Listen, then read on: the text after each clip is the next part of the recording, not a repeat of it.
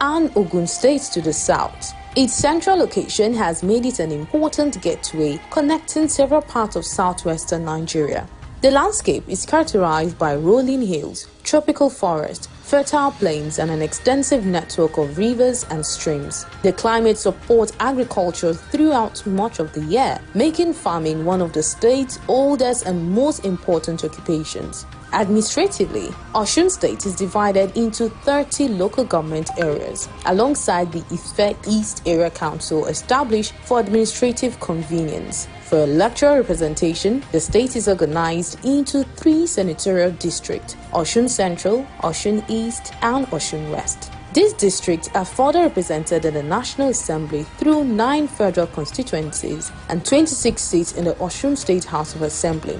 With a population running into several millions, Osun is home predominantly to the Yoruba people, whose shared language and customs provide a strong sense of cultural identity while allowing for the distinct traditions of different communities to flourish. Yoruba remains the principal language spoken across the state, while English serves as the official language of government, education, and commerce. Religion also reflects the state's diversity. Islam and Christianity are widely practiced, while traditional religious beliefs continue to play an important role in many cultural festivals and customary institutions. Across the state, these faiths have largely coexisted peacefully, contributing to Osun's reputation as a place where diversity is embraced rather than divided. History gives Osun its roots. Geography provides its foundation, but it is the people, their values, traditions, and daily lives that truly define the character of the state. For centuries, culture has remained the heartbeat of Osun, shaping everything from its festival and fashion to its food, family life, and enduring sense of community. The giant sculpture is called Iyamokpo. Iyamokpo served as a guide to the entire group in the olden days. She alerts the community when there is any impending danger.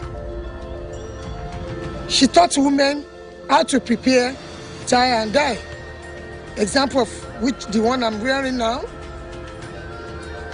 She has wings. She has a very long leg. She can walk. She can also fly.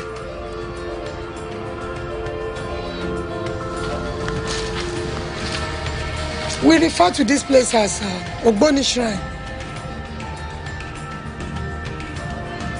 The mighty sculpture depicted an elephant. And you can see one of the deities riding on an elephant, appeasing. It raises up its hand like this to appreciate the work of nature created by God Almighty.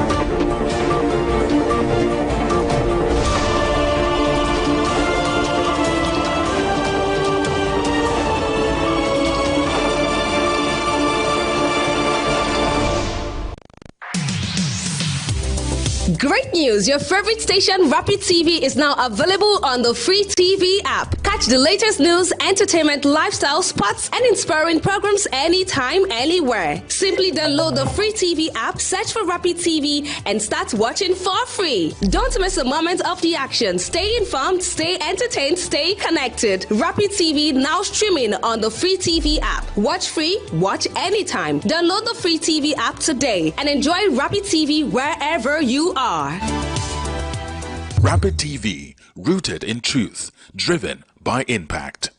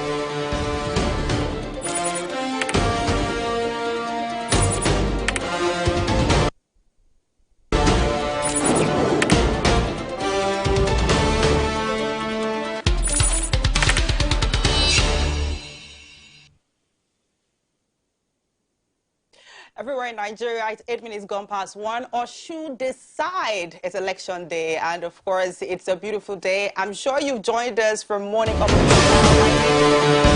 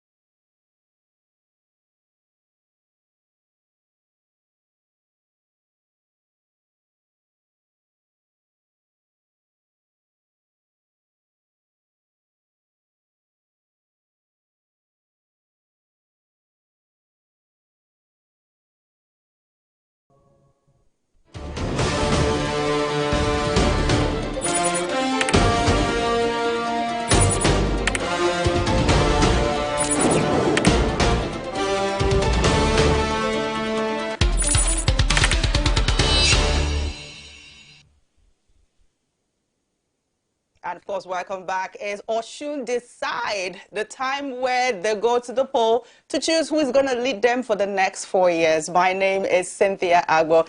Glad to know you've joined us from 7 up until now. Well, I'm still here with Martha. Well, I think the constant thing on the show, I mean, from the morning till now will be myself. Well, don't promise what you cannot do. Don't promise this. No, I said from the morning till now, which okay. means the future is still uncertain. So it's a lot happening in Osun State.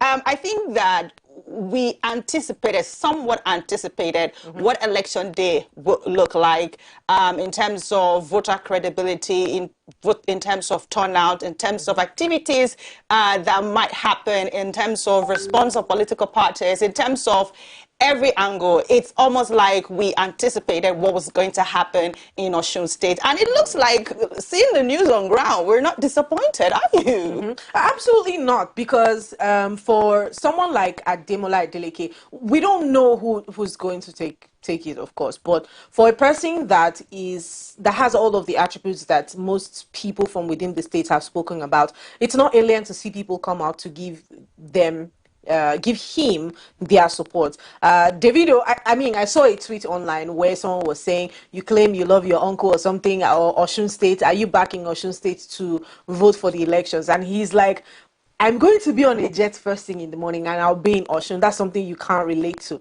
you know. Oh my God. They really dragged him for that online, you know. But it was funny to see. He's in Osun this morning and he's saying, you know, they're not allowing him to cast his vote or get into the premises or whatever. But yes, his uncle has been someone that has quite a large display of affection for family, you know, so much more than being a politician. You can tell he's just a jolly good fellow, someone who just wants to go about his business. So it's not alien to see people, you know, come out to support him, come out to support whoever they want to support. But it's beautiful to see that we're getting to the point where the sensitization that we've done about people coming out to vote is now yielding results, as we see with the people coming out in their number in Osun State. It's quite interesting because an interview he had over, you know, within the week, he did talk about the fact that he loves to dance dance because it makes him happy. It's a way that's his hobby. It's a way he, loves him, and so he loves to dance. It doesn't stop him from, performing his administrative duties. But that is by the side. A lot is going on right now in Osun State, and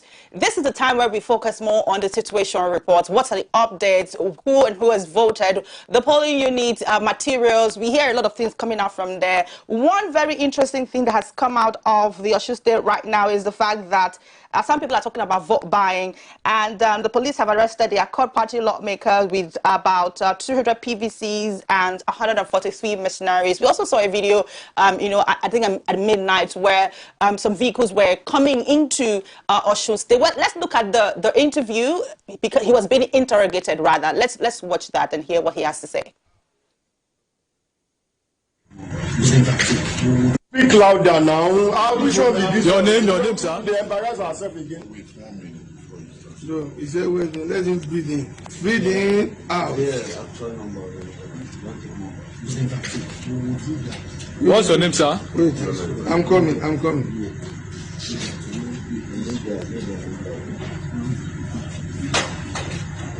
What's your name?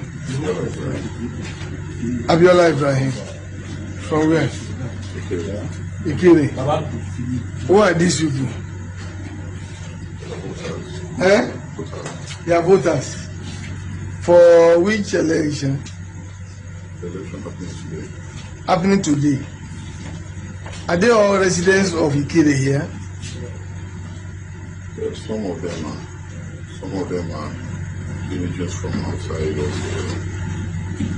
They were hired. I do not hear anybody. You don't hire them. You have to come and vote. I do not hear anybody. So they don't have houses. We are going to interview them. Yes, ma'am. Okay.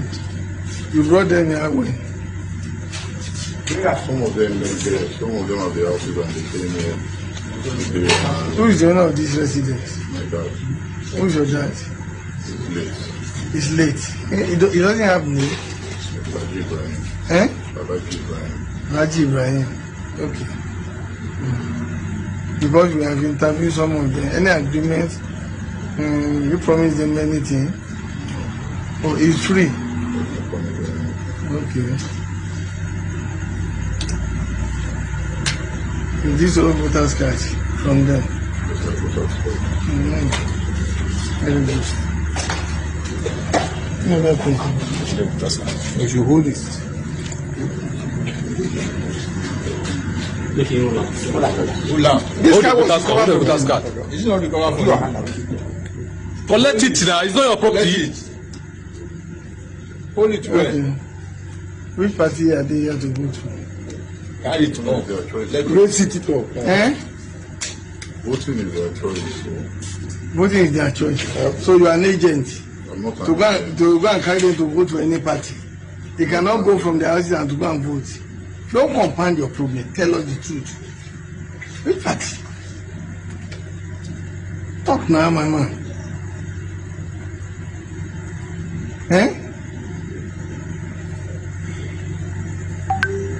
What are these? Wasting my time. But I'm a member of Accord. You are a member of Accord. Okay. Thank you. Which card are you holding? Let me see it. Which card are you holding? Belongs to the voters. Belongs to the voters. Let's talk now. Let's see the cards.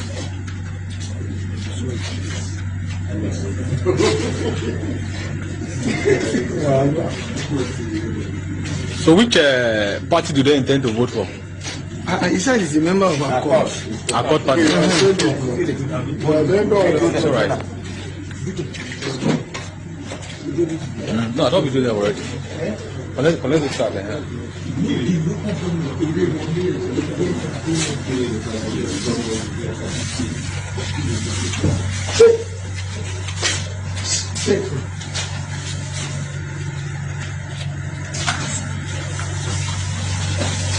My head don't blow. Yeah, very, very sensitive. What's wrong with it?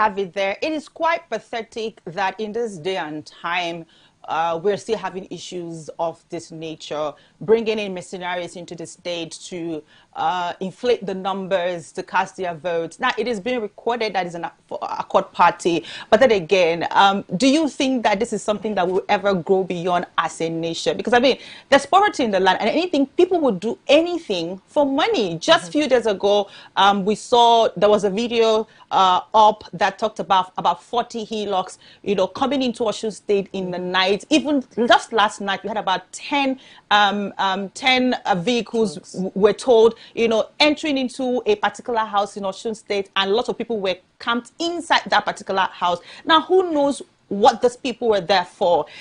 Is there ever a time where we're going to grow beyond this and say, okay, we're going to have a free and credible election where there is no vote buying at any point? Well, with the guests that we've had in the studio today, it's almost as though it's an impossible factor. First, because of the economic state of the country. I know it's easy to throw around blames, you know, saying this people is responsible, the government is responsible, the people are responsible. But I think that for such a thing to thrive to the extent with which it has in Nigeria, it's a collaborative effort. So it is from the government and the people to the government. So it's a symbiotic relationship, which means that if the people are not willing to be tools in the hands of these leaders, would have nothing like vote buying. And if these people do not have so much money being thrown around, and you know that when conversations around state policing and the federal allocations you know, is brought up in the social space, this is one reason that people are very skeptical about it. First, because of what the governors will do with it. And when you have so much funds at your disposal, it is easy for you to call shots that you normally would not be able to. And with the federal allocation increasing 3 times what it used to be in this current administration, it's easy to throw people around. It's easy to call people around or call the shots around, because it's not going to be any small amount of money you will pay to bring people from wherever they are camped here. Now, let's talk about the masses, the people. We are a very greedy people. Okay. Yeah, we are greedy people. It's easy, you know, when you want to know the attributes of a weak person or a greedy person, it's easy to throw around blames to say, this is why I'm doing this, that's why I'm doing that. Martha, But is it about greed, or poverty has eaten deep greed, into us? greed is part of it. Because people are hungry, as you can see in the video. People are collecting even if it's a packet of gari rice. These people, do they look hungry? Have you seen what a hungry person looks like? They are not hungry. They are greedy. They are greedy. Even the people that were seen camped at that residence and sitting on the ground, do they look like hungry people? If you are hungry, you will not have that kind of beard, you know, sitting there. You are not hungry. See, some of us, some are lazy, and I'm not completely trying to exonerate the government here. I'm trying to tell you the part that we play. Yeah. If from your end, you have made an absolute resolve to say that, as long as it depends on me, nothing, no foul play will be allowed here. This is my future we are talking about. It will not work. But the people that are being used are still amongst us. They're still amongst us. They're not alien to us. So they are part of your family. They will bring money home. They will do whatever it is they need to do. You don't ask any questions. And how many people, in all fairness, will have the audacity to report such a person to the authorities to say, oh, this is my sibling? And I think that there's a foul play going on here. Are you going to report your sibling, Martha? The truth is, any sibling of mine that already knows where my standing is will not make me aware of such a thing. That's so absolutely if my correct. sibling is part of it, I don't know about it. And if I know about it, it will not get to the point where they are being caught, because I will stop it. That's absolutely exactly. how So it's supposed change to be. It starts That's with a must. you and I. We can't continue blaming the government for everything. Mr. Festus Fein said something. You don't deal with the problem from the top alone. You deal with it from the root. All of these people are part of the family. And the family is the smallest unit of the society, which means Absolutely that true. change first starts from there. That's true. Honestly, change starts for me and you. And of course, talking about change and the Accord party and everything happening, you know, it was a pretty dramatic week, because on Thursday, I don't know if we have that video already, but on Thursday, we were supposed to have the Accord man, you know, to be a guest on the program, talking about it to 2027. But unfortunately, we couldn't have him. Only for Friday, we saw a very dramatic turn of event where he was showing support to the candidate of the APC. And many people were wondering, what is Accord Party chairman doing, drumming support for the APC? And a lot of people felt like, oh, power has changed hand, or money has changed hand, or are we looking at an internal rift? Because many political parties right now are having internal rift, as we are all aware. And so what could be the problem? But then he released a video. I think it's interesting to hear what he had to say in that particular video. It just shows that there have been some internal discord, and if the party where the governor is representing is having internal discord, then I really don't know. Let's look at this particular video, and then we can also check out the other video where he spoke directly to the camera, talking about his reasons and the role that the governor played, you know, in truncating their effort as Accord Party. Let's look at that. Of Accord Party today, and my working community, they are all here.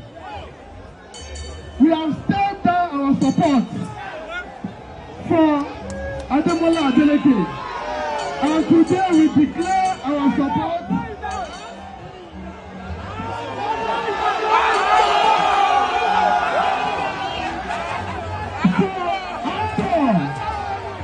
on Saturday. All Accord members in Osun State should go to the polling unit and vote for Accord.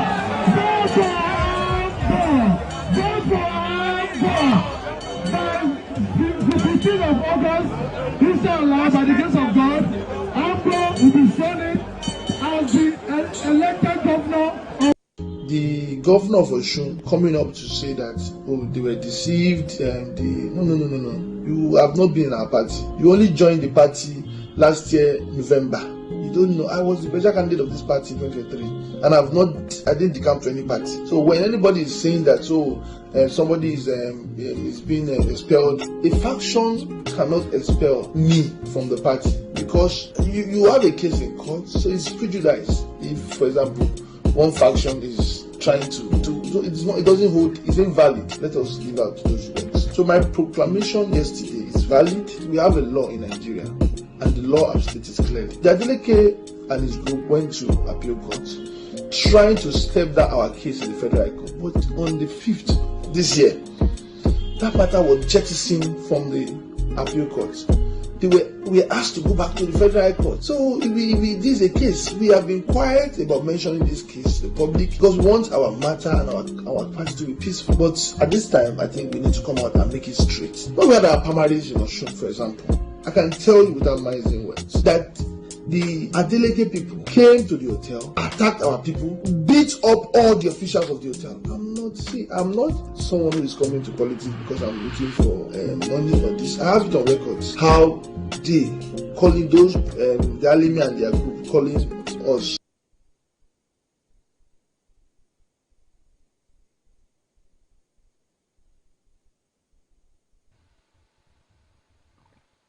All right, that's the voice and the chairman of the Accord Party speaking of the many unfavorable actions of Adeleke towards Accord Party, and which some of these things necessitated what people saw on Friday, right? Rather, I think Thursday, yeah, rather, in Osun State. It's quite sad, and then it leaves people wondering and asking themselves, if the party he belongs to does not openly support him, then what are the odds that he's going to have a soft landing? The truth is, he has a ticket, Yes. Which is a direct communication of the support of the party to him. If they don't support him, he wouldn't have had the ticket. He wouldn't have become the flag bearer of the party. Remember, he contested and won under the People's Democratic Party. Yes. He is coming to the Accord Party now to contest elections. If for anything at all, he made the party popular by being a member of the party. That's one. Now, if you have an internal dispute with a member of your political party. And this is something I'm going to give the APC credit for. You hardly see these draggings outside about themselves. And in fact, the last time, I think about 17 governors in Anambra State tried to do the exact same thing. You know, they resolved it. The matter just naturally died down, just like that. But for a person that holds the position that you hold within the party, it was quite embarrassing to see the kind of display that you had. They were asking you, throw the hat away. You took out the hat of your party and threw it to the crowd and put on the APC. The man that speaks from two sides of his mouth can never be trusted. I'm a bit worried because, I mean, we see that action mostly when a person is decamping, right? Not when a person is trying to drum support for another candidate. You see, the interesting thing is this is what a lot of people fight Wiki about, the minister of the FCT. They say, oh, you belong to the PDP. You want to monopolize and take charge of the PDP, but you are still drumming support for the APC. This is similar to what Professor Chris is doing right now. Not just Professor Chris, the entire Accord party is conflicted because they, as a party, should be able to field candidates for 2027 general elections. Exactly. But they have all come together to support the APC, the presidential candidate of the APC, President Bola Ahmed Tinubu, who is for Osun State. No, I'm trying to tell you that the party in itself is already conflicted. They, as a party, have said, we are not fielding any candidates, we are supporting President Bola Ahmed Tinubu, which is a member of another political party. You see? So, and that person, if we said this on the show on Friday, if you say I support a person, it means the ideology of the person is what you represent or what you support. So there would have been no need at all for you to field a candidate from your party when you know that the person that you support was also going to field a candidate, which is Ambo. It's for the APC. So you say you follow the president. Why do you also want to field a candidate for the Osun elections right now when you know that the person that you have pledged your support to for 2027 elections and beyond and whatever is also fielding a candidate? Because the president publicly endorsed Ambo as the gubernatorial candidate for APC for the Osun State elections. So a lot of persons are quite worried because Professor Chris is one man that has built his reputation on integrity, stability, and not being money hungry, not being power hungry. Where was it tested? Not being where was it tested? He has built quite a reputation for himself, and so people seeing this happen right now, I can assure you that a lot of people were actually disappointed. And I would come back. I personally was very disappointed because it was the list of things that I expected that Professor Chris was going to do. And the first that came to my mind was that, oh, so no wonder he refused to grant me an interview because he had plans of going out in public, to do this particular thing. And I mean, these are things that it leaves you wondering, how many credible men do we have in the country left? It's a bit worrisome. But then again, people are going to decide who is going to rule them. If you think that Adeleke has done enough and he's supposed to, come back and consolidate on what he has started, that's left for the people to decide. If you think that you want to play to the powers that be, that's up to you. But we're quite concerned as to the role of INEC right now because we're getting some reports that there is vote buying. Some of our people over there are talking about how there's vote buying 10K, 12K. Highest bidder. It's more like highest bidder. Who will give me the highest bidder? I know that people who are going to collect like 10 from different places. And they'll tell you, my months don't settle. But the thing is, beyond getting money for the month, what happens after August? What happens in September? You're going to go back to your normal life. It all depends on you at the end of the day. It depends on the people of Osun State. But it just tells us that probably INEC was not exactly prepared up, because I remember when I had a conversation with the REC representative on Thursday, he did say that, there are security people on ground to curb vote buying and everything is going to be, he was assuring the people of 100% integrity in the system. Everything was going to be free and fair. But what the report we are seeing today is a total contrast from what INEC promised. The truth is, INEC in itself cannot and we will not be able to totally determine the success of an election because it is an ongoing process. It's not a concluded process. It is after the elections they can now start to give you absolute statements like, oh, I think that the election was 100% successful, and it will be based on parameters that they have set for themselves. Remember that I think the first week of August, they all traveled down to Osun State. They wanted to put checks and balances in place to make sure that the election goes free and fair. And I think that INEC was heavy on the technology that would be deployed for the elections. Of course, we also had an interview with Wilfred Ifoga here, and we asked him the question about vote buying, because it's as though the people who engage in this activity have now become more creative than INEC in itself. So before INEC tries to catch up with what they are currently doing, they have also devised newer strategies as how to engage in that activity. If you see for Osun State, it was very clear. Before the elections, we saw a woman put money on the tables and she was calling people, distributing that amount of money. We saw Adeleke of the Accord Party. We saw him increase the salaries by 20,000 of civil servants within the state. We saw people distributing 1,000. But will you call that vote buying? Increasing salaries of Cynthia, you call that? You had vote buying. 4 years. Yeah. Adeleke has been in office for 4 years. You had 4 years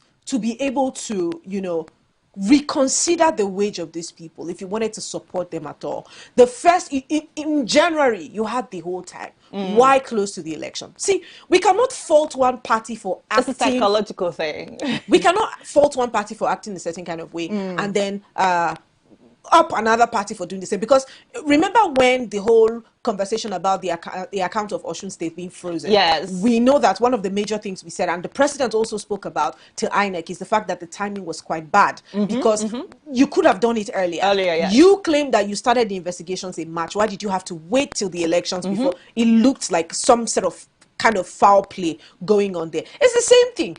You know the sensitivity around Nigerian elections, and so you know that this is most likely to be misinterpreted as vote buying. That's if it's a misinterpretation at all.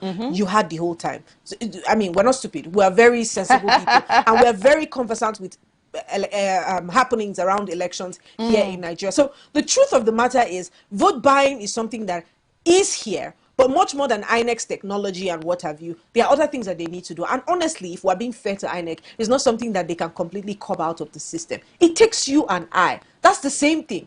INEC cannot tell you, cannot be everywhere with everybody. What they can do is try to sensitize the masses and let them know that your vote counts. Do not sell it. It is your future. That's the most they can do. But the decision lies in the hands of the electorate, you and I. Are we ready to give up our votes for money? Are we going to collect the money and still vote who deserves to be in? And, you know, Cynthia, not just to sound very long about it, Nigerians are very emotional people. And to be honest, I don't think that we take the time to critically analyze these candidates and, you know, assess them based on what we think that they can contribute to the state. So most times when you see people support a candidate, it is an emotional decision because of their personal affiliation with them or what they can most likely get through personal contact or third party. Highest bidder. So this is what happens most times, because if you are saying, I want an Adeleke here, what have you seen him do for the people of Osun State in the 4 years that he's been in office that makes you think that if he has an extra 8 years, he will do better? If you say you want an Ambo, you have not tested his kind of leadership before. So what do you think he can contribute to the people of Osun State? If you're talking about the last candidate Najim Salam, what can he do? Do we take the time to assess these candidates based on what we think they can contribute to the people of Osun State? Well, the assessment is meant to be done by the people of Osun State. And this is the place where I always talk about our campaigns in this part of the world is, I call it a lazy kind of campaign. That's what we really do in this. Even from governorship elections to presidential elections, we practice a very lazy kind of campaign because what I see happening most times that our campaign do not give people the it doesn't give the opportunity for the candidate to say, okay, this is me here. I'm a sheep to be slaughtered. What do you think about me? Feel free to access what I have done for you, whether I'm in power or not in power. Feel free to assess my work. Feel free to check my antecedent. Feel free to, you know, do all of these things and judge me by it. We most times don't do issue-based Why do you campaign. think we don't? We do mostly. No, is it campaign? Are you talking about the people campaigning now, or the people that are supposed to question them? The people that are supposed to question them, they don't look at it from that perspective. Say, okay, this person, this is where most times it's all about, I can give you this. So once you come, they just hail themselves, then they begin to share rice and beans. That's our problem. That's our problem. See, I was at a retreat sometime last week where they said it was like a Rise Up Niger movement, where they had Alhaji Atiku Abubakar present at that retreat, and they were fielding questions from youths from the congregation and asking him questions based on, you know, what they are supposed to ask him questions. Tell me they were interesting questions, right? Like, I was so appalled because I was seated and thinking, you have the opportunity to interact with someone who says that he can lead you in the capacity of a president. And these are the questions that you want to ask such a candidate. So we also do not do our due diligence. If they come and lie to you and tell you, this is what we do, this is what we can do, it is your responsibility to ask them questions based on their antecedents. So because we don't do our due diligence, we do not even know what to ask them when we see them. And then they go ahead to call us dumb because we don't ask them the questions that we are supposed to ask them for whatever reason, you know, I might not be able to put my hands on right now. All right, so we're getting a lot of updates, you know, from what is happening in Osun. Some of our reporters are saying, from the way the turnout is looking, it might spill over some areas where the voting had not started. They said, okay, the crowd and the voter turnout is really massive, but the beavers are quite slow, very slow. Let me use the word, very slow. And we're trying to see how we can probably connect with our reporters on ground to see how we can have these conversations and get situation reports in some of the places where it is being said that voting material haven't, you know, gotten there, which is quite sad because the conversation we had with the INEC man, he did say that we should not worry. By Friday, materials are all set, and by Saturday morning, in fact, in his words, he said the materials will be there waiting for the people to come vote. But what we're seeing on ground is not exactly what he said.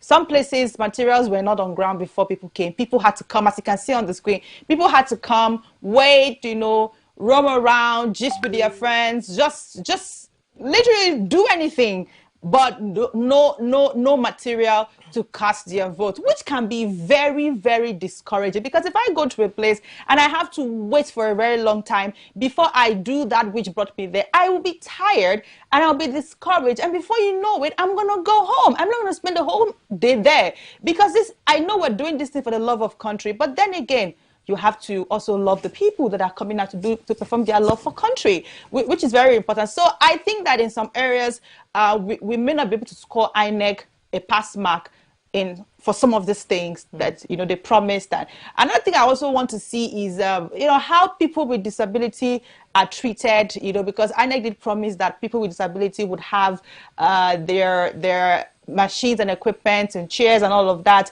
to aid their movement and their voting. We've not really gotten much update regarding the treatment of people living with disabilities in terms of being able to cast their vote and all of that. But I'm hoping that we can, I think we have a video on the screen. Let's look at that video once again and see what the treatment is like. I want to be very fast. Election started. What have been the reports you have gotten so far? I'm going to be very brief. So far, so good. Contrary to some of our opinions, we are concerned about voter apathy. We're not seeing much of that. Again, I want to be very factual. Based on the polling unit that I have gone round, based on the place that I have been to, we have 150 observers. We are getting reports. It looks like we're going to have a large voter turnout, which is good for democracy. We've seen that INEC have deployed relatively on time. I want to commend the communication the line of communication that INEC have opened. As the sign language interpreter, so I want to really commend that a person, the chairman personally called me, the National Commissioner in charge of the election reached out to me. We were with the commissioner in charge of the election. And so communication, security, deployment, ensuring that there is voter turnout. Impressive so far, but it's too early to start rejoicing. We want to see what happens during midday.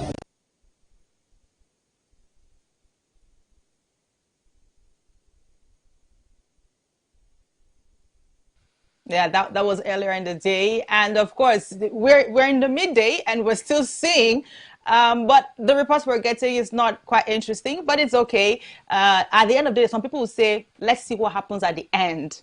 So we'll now be able to now give our final judgment on the entire process.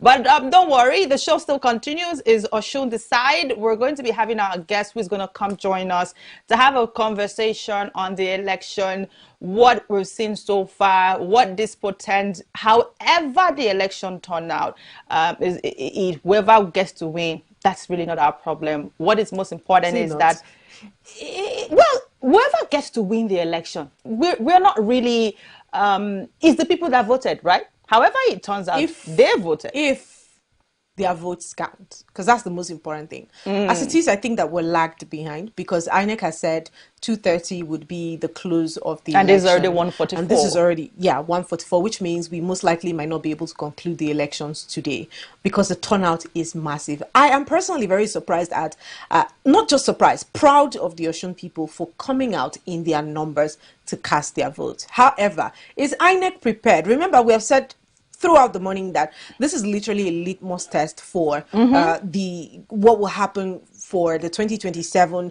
general elections. If INEC is able to wield the storm in Osun State right now, then we might have a successful outing. But as it is, we don't know yet what to grade INEC, because the beavers are malfunctioning already, and about over 4,000 of them were deployed to Osun State. And INEC was very certain before the elections that, they have enough beavers. Even if one malfunctions, they'll be able to pull out another and continue with the process. But so far, we hear that in places like Ede particularly, because Godwin Sunday was there, he brought the report and he said after the governor casted his vote, the beavers stopped working and it started malfunctioning almost immediately. So it's definitely going to cause a lag in the process. But well, but the thing is, for me, I wasn't exactly, I won't use the word was that I'm not exactly surprised at the voter turnout or at how the election, I'm not exactly surprised by the impressive nature of the people coming out, because Osun election has always been highly contested.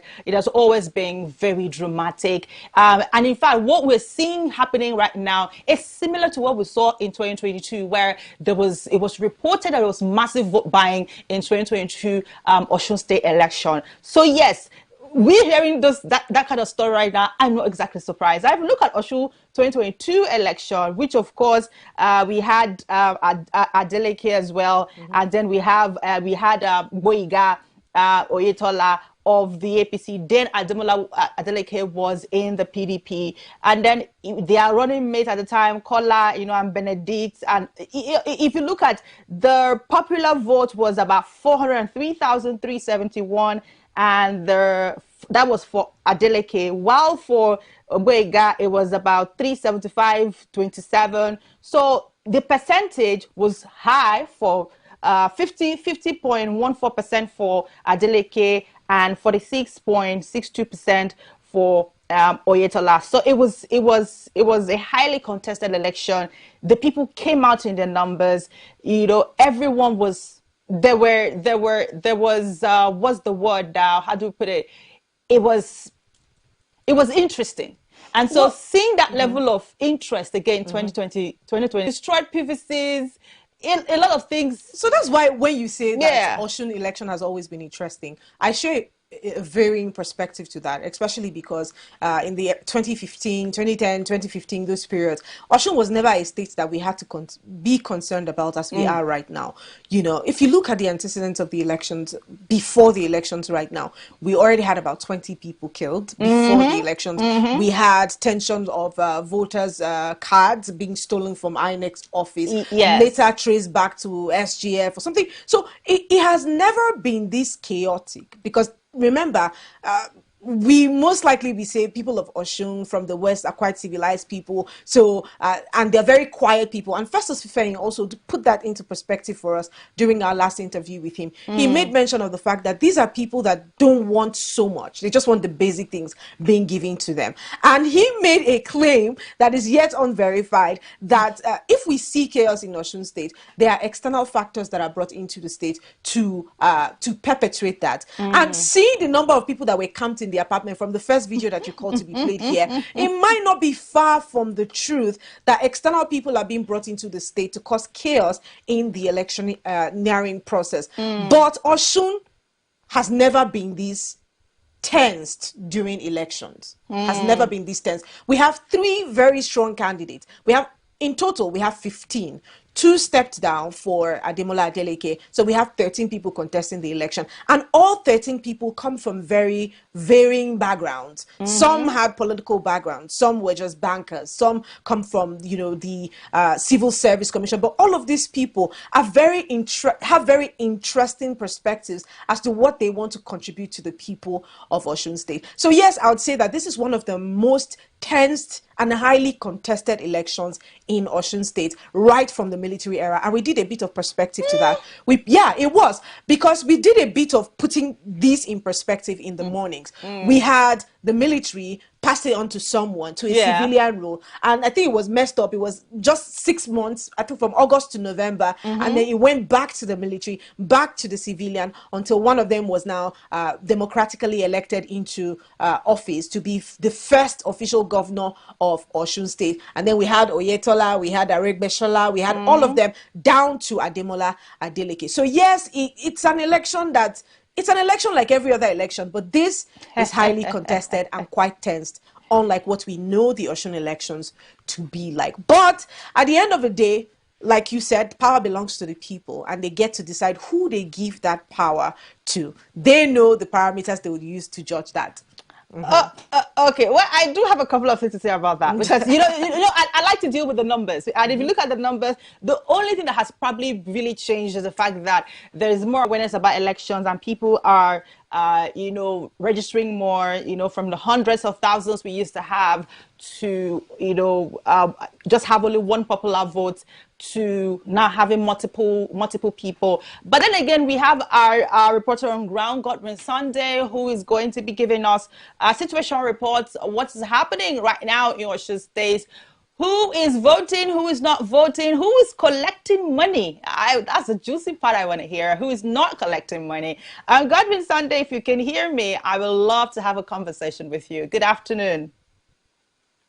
Good afternoon, Cynthia. Good afternoon, Martha. Good afternoon. Well, It's good to have you nobody's again. collecting any money here, so don't worry, Cynthia. All right, Well, so I tell had that part us. of the conversation. All right, so tell us, what is happening right now where you are? What local government, which polling unit are you right now? I can see some persons got out to cast their vote.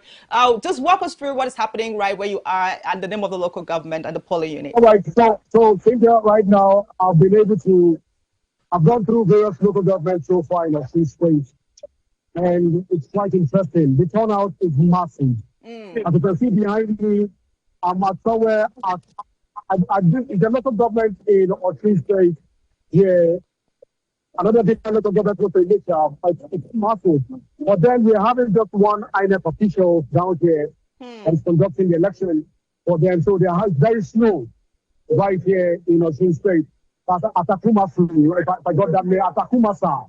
That's the local government here where Atakumasa West area of Osun State, that's where I am right now. It's very close to Elisha West also. Now, it's very slow here. Now, we've been able to go to Elisha also. It's the same thing. For people that are staying down here, they have to walk as far as 5-10 kilometers to get to this community to vote. Now, that's why the number is quite heavy, that as you can see. Now, for 500 houses to one polling unit, it's quite sad. So that's the reality of what it is right here. When you leave Osogbo, in Osogbo, we are literally seeing voting units across, for like every 5 houses in Osogbo, you get to see a polling unit. But here, you have to walk for approximately 10, 15 meters to be able to get to vote. Now, the number you're seeing here, these persons have not been accredited so far to even vote to start with. Now, if these numbers have not been accredited to vote, what time do you think that the voting exercise will even come to an end? Now, that is a question that is begging for an answer right now. Even I don't have an answer for that. Okay, Godwin, I know Bata has some questions, but let me ask you, do you by chance happen to know the faith of the people that are predominantly in that location where you are? Is it predominantly occupied by Christians or Muslims? Because I seem to see a lot of scarf from the women and all of that. Because you know, there are complaints that some people were shipped into Osun State. So we want to be sure if these people are not there. Well, that allegation of people shipped into Osun State, I don't want to go into that conversation, but then we recall just sometime yesterday, we saw, when we were doing a tour around the state, we saw buses coming into the state with personnel, luxurious buses coming into the state as that yesterday, and they were parked at the certain location. Now, when you say people coming to the state, I will quite agree with you that people are coming to the state, but we don't know for what purpose they are coming to the state. Now, that's on one hand. Is there a concert happening in the state today? What we think, the state is largely dominated by both Muslims and Christians. So we cannot say predominantly that the local government is predominantly dominated by Muslims or Christians. But everybody are coming out to vote. So Osun State does not discriminate. That's to start with. If you're in Osun State, be you a Christian, be you a Muslim, you're treated as an individual, you're treated as a family. So they don't look at Christians or Muslims. So when we get to Eden North,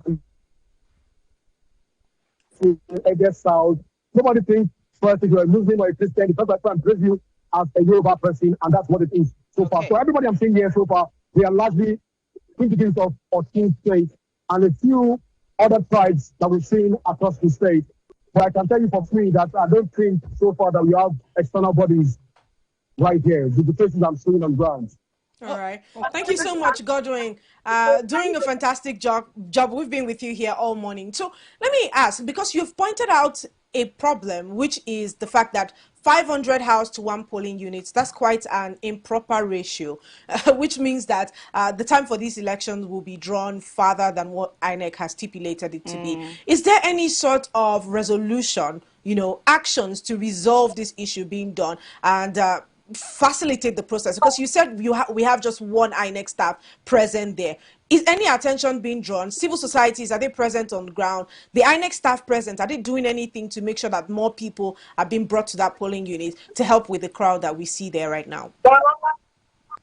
All right, but so we have just one INEC official down there, just one INEC official and several police officers. Now, this is the only polling unit I've got into that I've not seen civil society organizations. I've not seen observers. This is one polling unit that you get to. So I don't know who will call the attention of INEC. I don't know who will call the attention of government that this polling unit need attention and they need more people, they need more materials to be able to facilitate and speed up the voting system here. I don't know who will do that. But so far so good.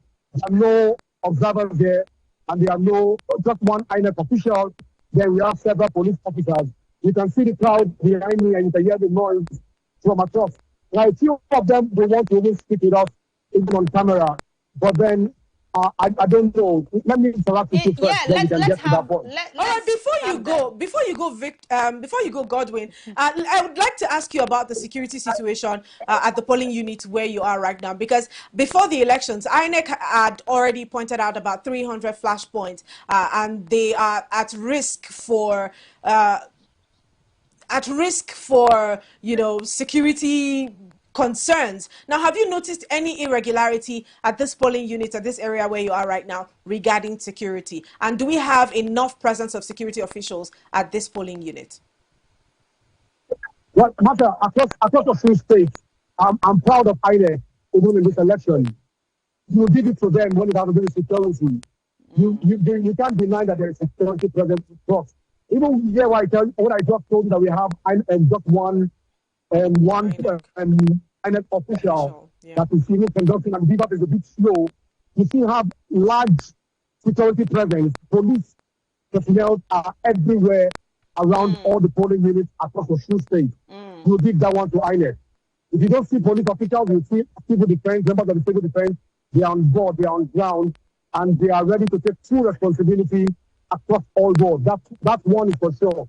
And we have, so you want to speak with us here. So, all right, so if you have a resident that wants to speak with us, and please, sir, please. All right. Good afternoon, sir. You're welcome. All right, sir. So, quickly, we want to just get your feedback about the situation of things here, even at the polling unit. Initially, when these two want to inform, we don't have compassion, we take with two parties, but you don't do to them.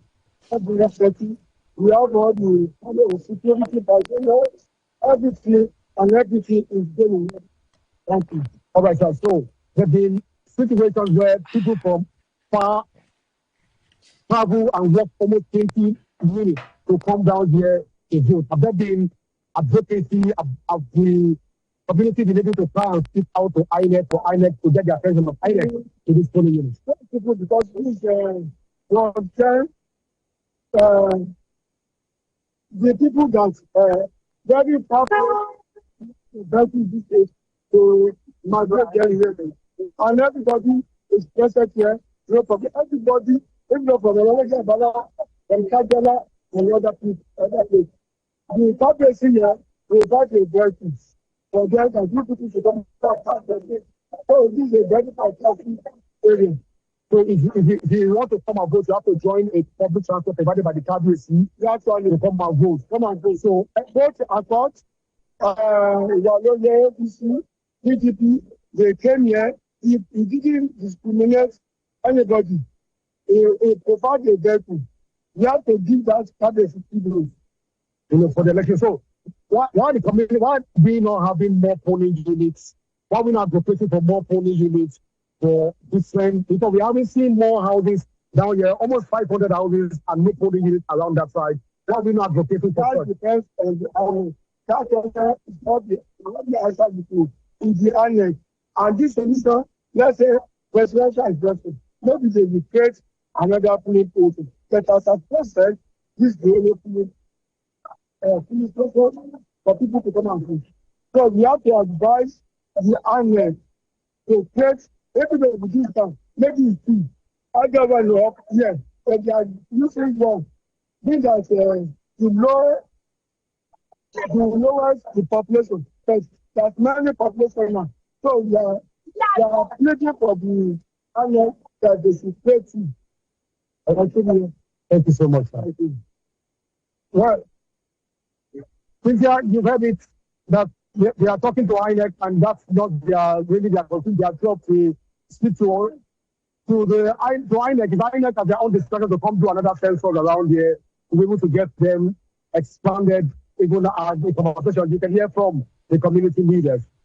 It's quite sad, Godwin, because from what I see happening there, there's a slight possibility that the elections might even be over and these people might be deprived of casting their votes. Because since there's no platform for them to express and share the information that, okay, we're here right now, there are no observers.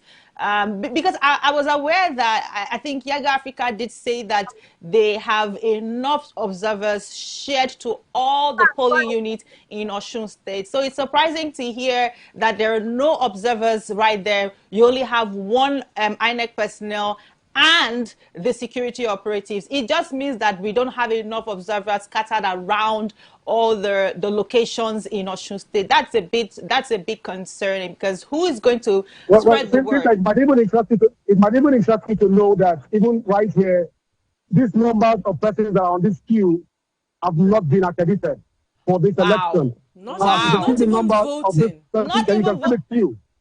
Wow. So you can see the queue. So you can imagine how long it would take INEC to get this number, to accredit this number that's still sitting right here.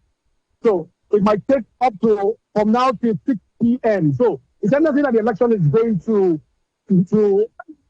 so, and I have only one BVAS machine for this number of persons. That this is like 4 communities merged together. Now we have also a community person that wants to also speak to us. Since, okay, let's have, wants to speak to us here, right let's here. have him. Let's have him. All right. Good afternoon.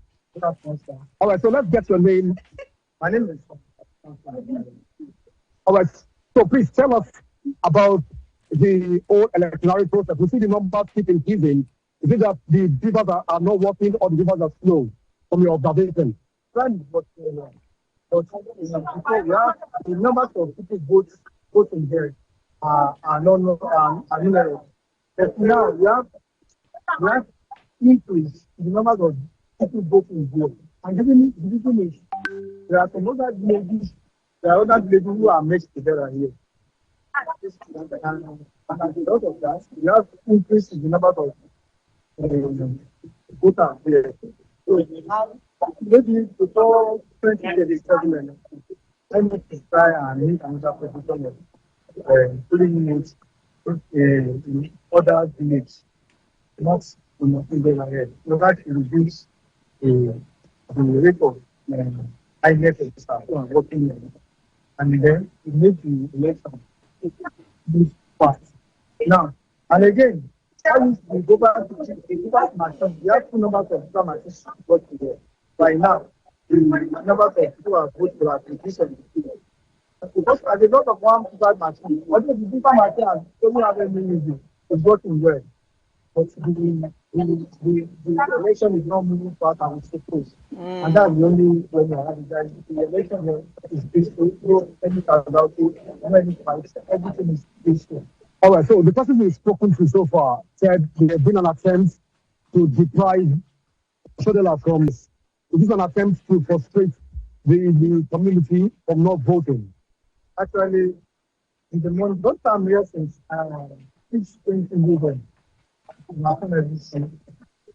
This who wanted to create a kind of skill to the mind of people. And then some people are even saying they don't really.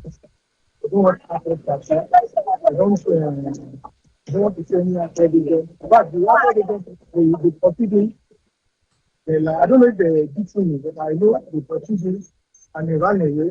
That's why the election wanted to happen. They told the party agent is not there. But later came by and said what happened to him. Thank God, nothing has happened to him. After the computer was the immigration people, is a failure. But because the failure, everything at the body face.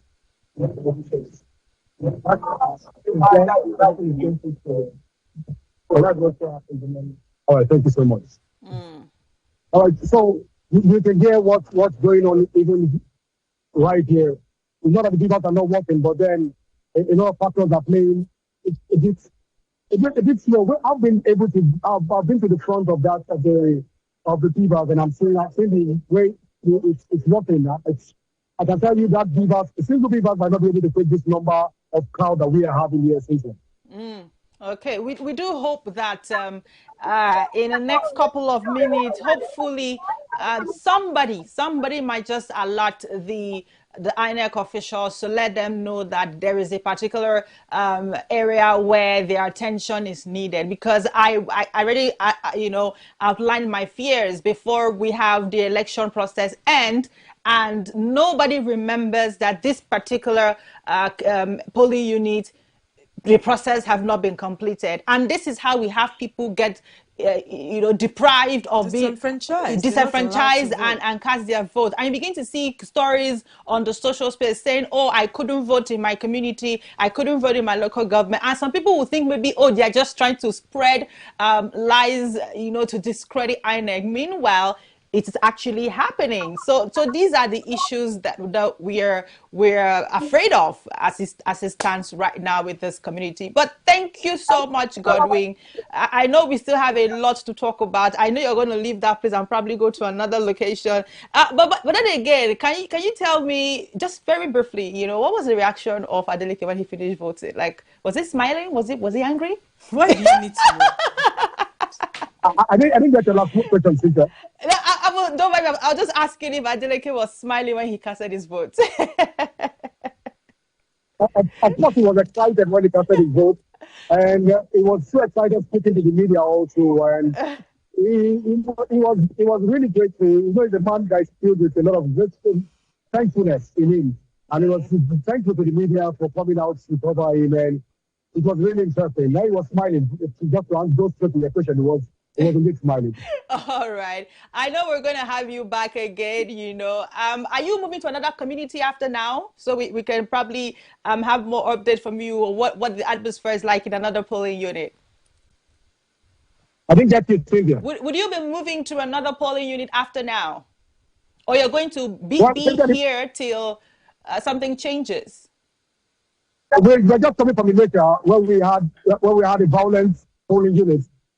There was violence in the polling unit, and there was almost a clash in the polling unit in Malaysia. And of course, we're moving right now to different other parts of the state to see what's going on across. Of course, we will keep you updated what's going on across the state. We're moving from here to another polling unit. I will keep you up to speed.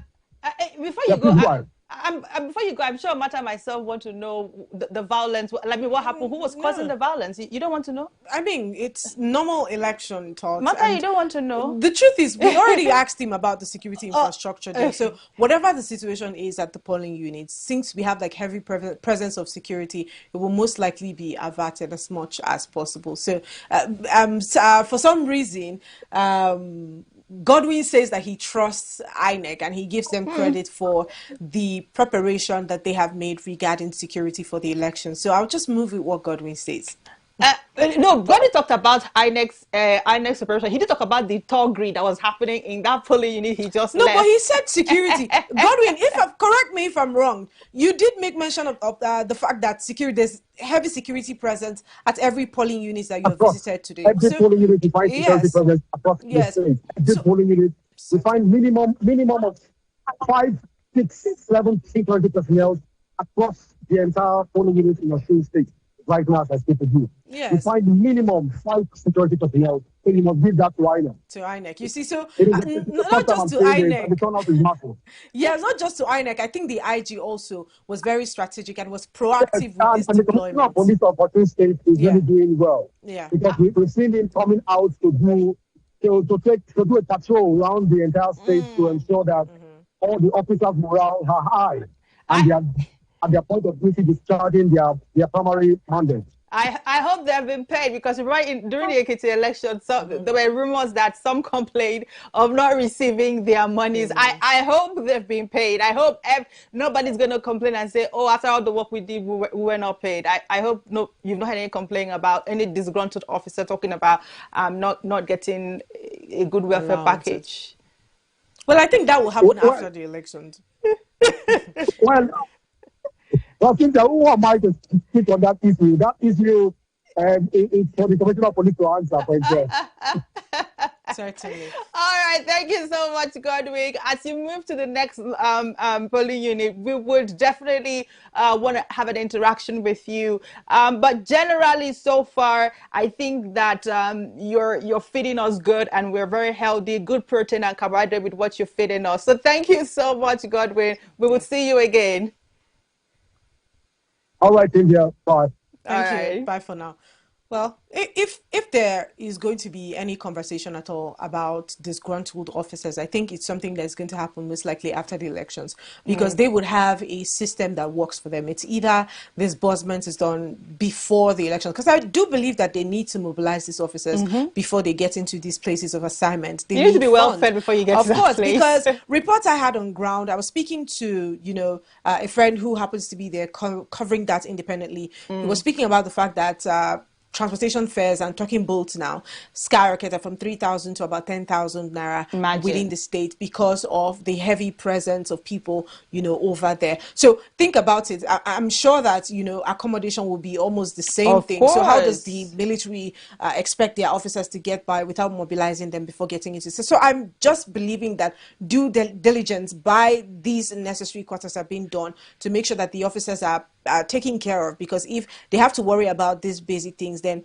it would kind of affect their flow and the carrying out of their responsibilities at the polling unit there. But yes, I'd give it to the IG of police for that timely and very strategic deployment that he did. He deployed about 3,000 CPs before the elections, and I think that also contributed to building the confidence of the electorate to come out to vote. Apathy was one thing that we were very scared of, for the elections, because violence had already begun before the election even commenced. So most people would have been set aback coming out of their houses to vote. And I think that deployment kind of sent a message to the electorate telling them you can come out to vote. INEC and the security personnel or the security infrastructure of Nigeria has it covered already. So yeah, that deployment was quite timely and very necessary as well. Absolutely. Unfortunately, I know some persons who couldn't go to Osun State because they felt like, things are already beginning to happen. So I don't want to travel, go there. So they just stayed back in, their various locations. But I understand that is it. We're just going to go on a short break right now, quite a break right now.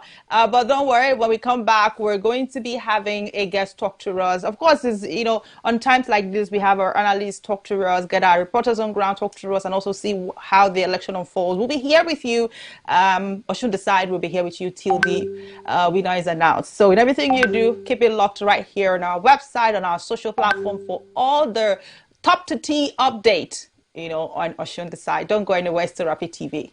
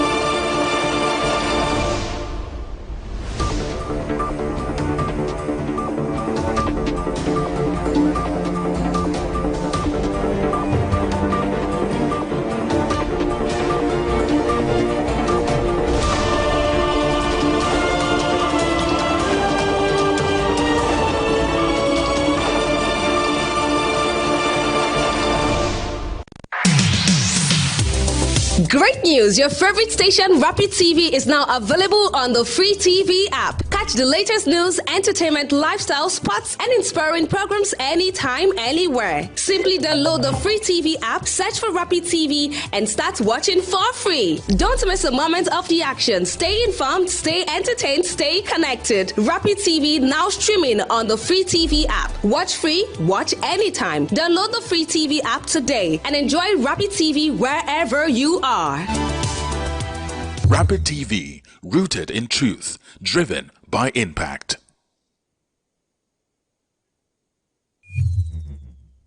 My name is Akio Sakiodo. Hey guys, this is Anto Lecky. My name is Leo Bliss. My name is Akava. I go by the name Baba D. And you're tuned into Rapid TV. And I love Rapid TV. Shout out Rapid TV. Thank you, Rapid TV. Please keep watching Rapid TV. This is Rapid TV. Rapid TV. Keep watching. Keep it down. Leave it like that.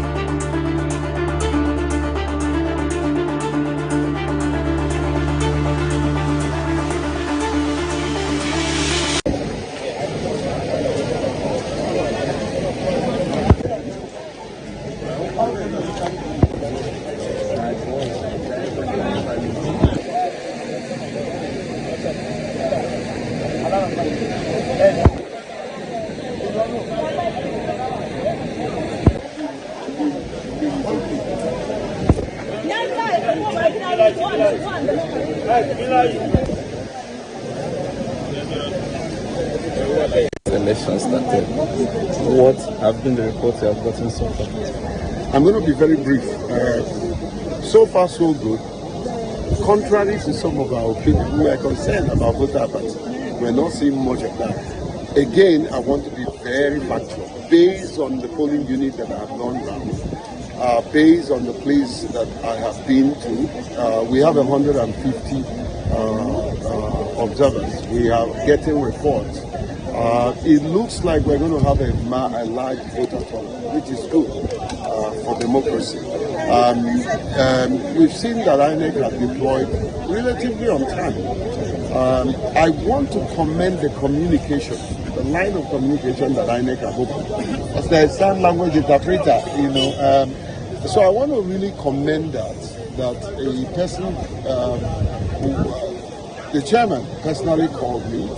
The National Commissioner in charge of the election reached out to me. We were with the Commissioner in charge of election. And so communication, security, deployment, ensuring that there is voter turnout impressive so far. But it's too early to start rejoicing. We want to see what happens during midday.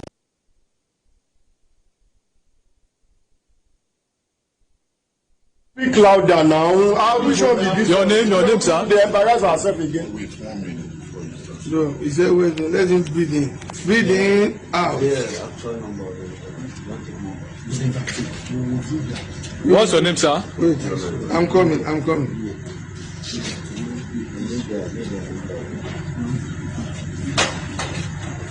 What's your name? Abiola Ibrahim. From where? Ikere. Who are these people? They are voters. For which election? The election happening today. Happening today. Are they all residents of Ikere here? Some of them are villagers from outside also. They were hired. I do not hear anybody. You don't hire them. They have to come and vote. I do not hear anybody. So they don't have houses. We are going to interview them. Yes, ma'am. Okay. You brought them here when? Some of them have the houses and they came here. Who is the owner of these residents? My dad. Who is your dad? He's late. He's late. He doesn't have name. Raji Ibrahim. Raji Ibrahim. Raji Ibrahim. Okay. Because we have interviewed some of them. Any agreement? You promise them anything? Oh, it's free. Okay. This all voters card from them. Very good. No, that's okay. You should hold it. This guy was the voters card. It's not the cover for you. Collect it now. It's not your property. Hold it well. Okay. Which party are they here to vote for? Carry it up. Let's sit it up. Voting is their choice. Voting is their choice. So you are an agent. I'm not to go and carry them to vote for any party. They cannot go from their houses and to go and vote. Don't compound your problem. Tell us the truth. Which party? Talk now, my man.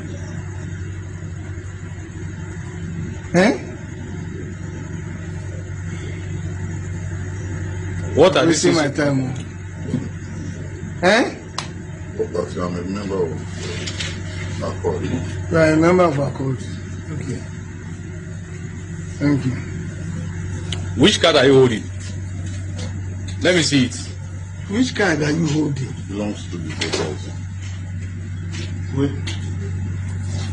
Belongs to the voters. Let's see talk now. Let's see the cards.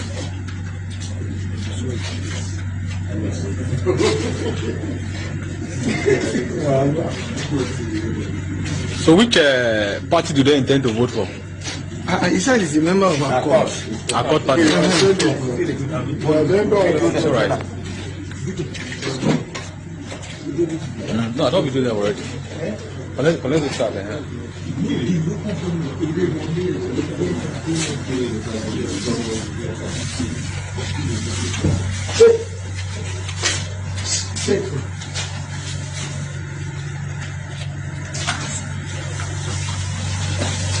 My head don't blow.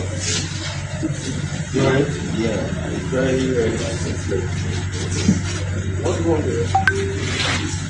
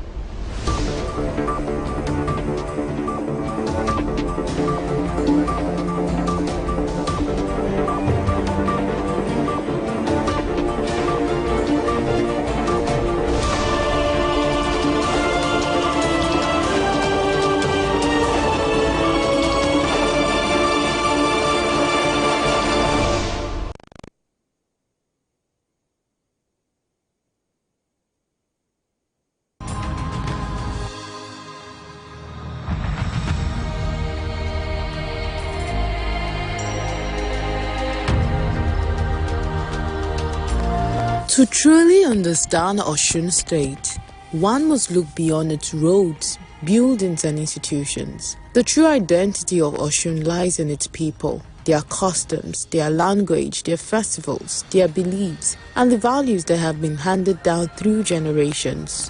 Osun is predominantly inhabited by the Yoruba people, one of Africa's largest and oldest ethnic groups, renowned for a civilization that has influenced art, governance, religion and commerce across West Africa and beyond. Within Osun itself are several Yoruba subgroups, including the Ife, Ijesha, Ibolo, Oyo, Igbomina and others. While each community has its own dialectal variations and distinctive customs, they are united by a shared cultural heritage. Respect remains one of the defining values of Yoruba society. From childhood, greetings are more than polite expressions. They are symbols of honor and social responsibility. Younger people traditionally prostrate or kneel when greeting elders, while elders respond with prayers and blessings, reflecting the importance placed on family, community, and mutual respect. These values continue to shape everyday life across Osun, even as urbanization and technology transform how younger generations interact with the world.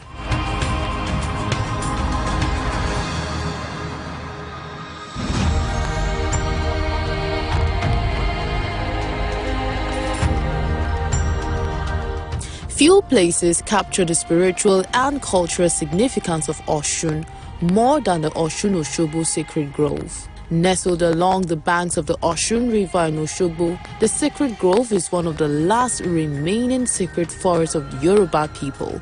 For centuries, it has served as a place of worship, dedicated to Osun, the Yoruba deity associated with fertility, healing, and abundance.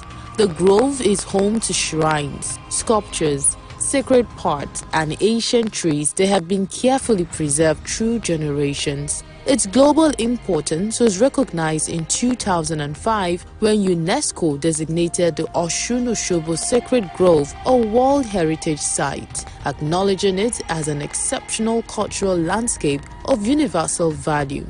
Each year, usually in August, the Osun-Osogbo Festival draws thousands of worshippers, tourists, scholars, and members of the African diaspora from around the world. At the heart of the celebration is the Arugba, a young virgin chosen to carry sacrificial offerings to the river, symbolizing the hopes and prayers of the community. The festival is not merely a religious event. It is a celebration of identity, continuity, and the enduring connection between culture and community.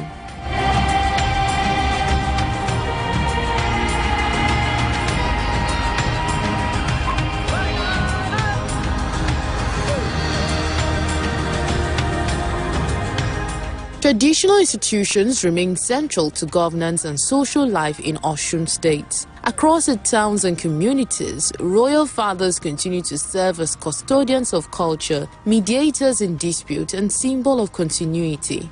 Among the most prominent is the Oni of Ife, whose stool is regarded as one of the oldest and most revered traditional institutions in Yoruba history. The Ataoja of Oshogbo, the Owa Obokun of Ijesha land, the Timi of Ede, the Oluwa of Iwo, the Arabiji of Iragbiji, and many other monarchs each play important roles in preserving the customs and identities of their respective communities. Although Nigeria operates a constitutional democracy, these traditional institutions continue to command deep respect and often collaborate with government on matters of peace building, conflict resolution, and community development.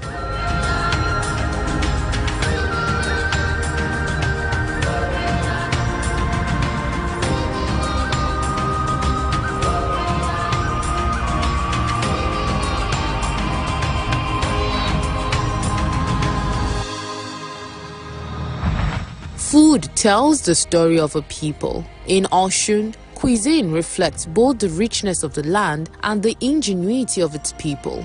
Across homes and local restaurants, meals such as pounded yam, amala, eba, and rice are commonly enjoyed with soups including ewedu, gbegiri, eforiro, and okra. In many communities, beans, yam, cassava, and maize remain staples of everyday life, while local delicacies prepared during festivals and family celebrations continue to preserve centuries-old culinary traditions. The state's fertile soil has also made it one of Nigeria's important producers of cocoa, cassava, plantain, maize, yam, and vegetables, supporting both household consumption and commercial agriculture. Markets such as those in Oshogbo, Ilesha, Ikire, and Ede remain vibrant centers of commerce where agricultural produce, textiles, and handcraft goods are traded daily.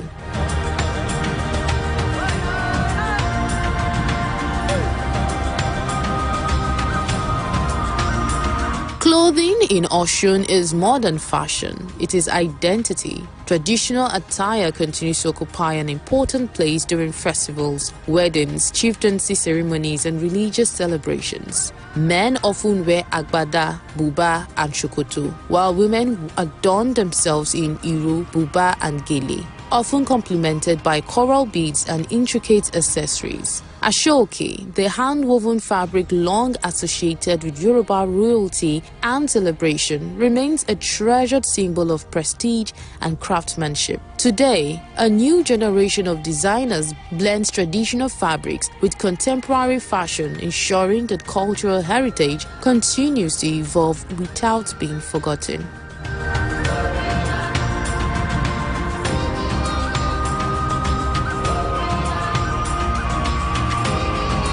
Beyond its rich culture, Osun State is also a land of enterprise. Agriculture remains the backbone of the state's economy, providing livelihood for thousands of families. Cocoa has long been one of Osun's most important cash crops, contributing significantly to both state and national agricultural products. Farmers across the state also cultivate cassava, yam, maize, plantain, vegetables, cashew, and oil palm. In addition to agriculture, Osun possesses valuable mineral resources, including deposits of gold, granite, talc, and other solid minerals. Over the years, reasonable exploration of these resources has attracted both local and international interest, while also raising important conversations about environmental sustainability and community development. Trade and commerce continue to flourish through thousands of small and medium-sized enterprises operating across the state, urban and rural communities.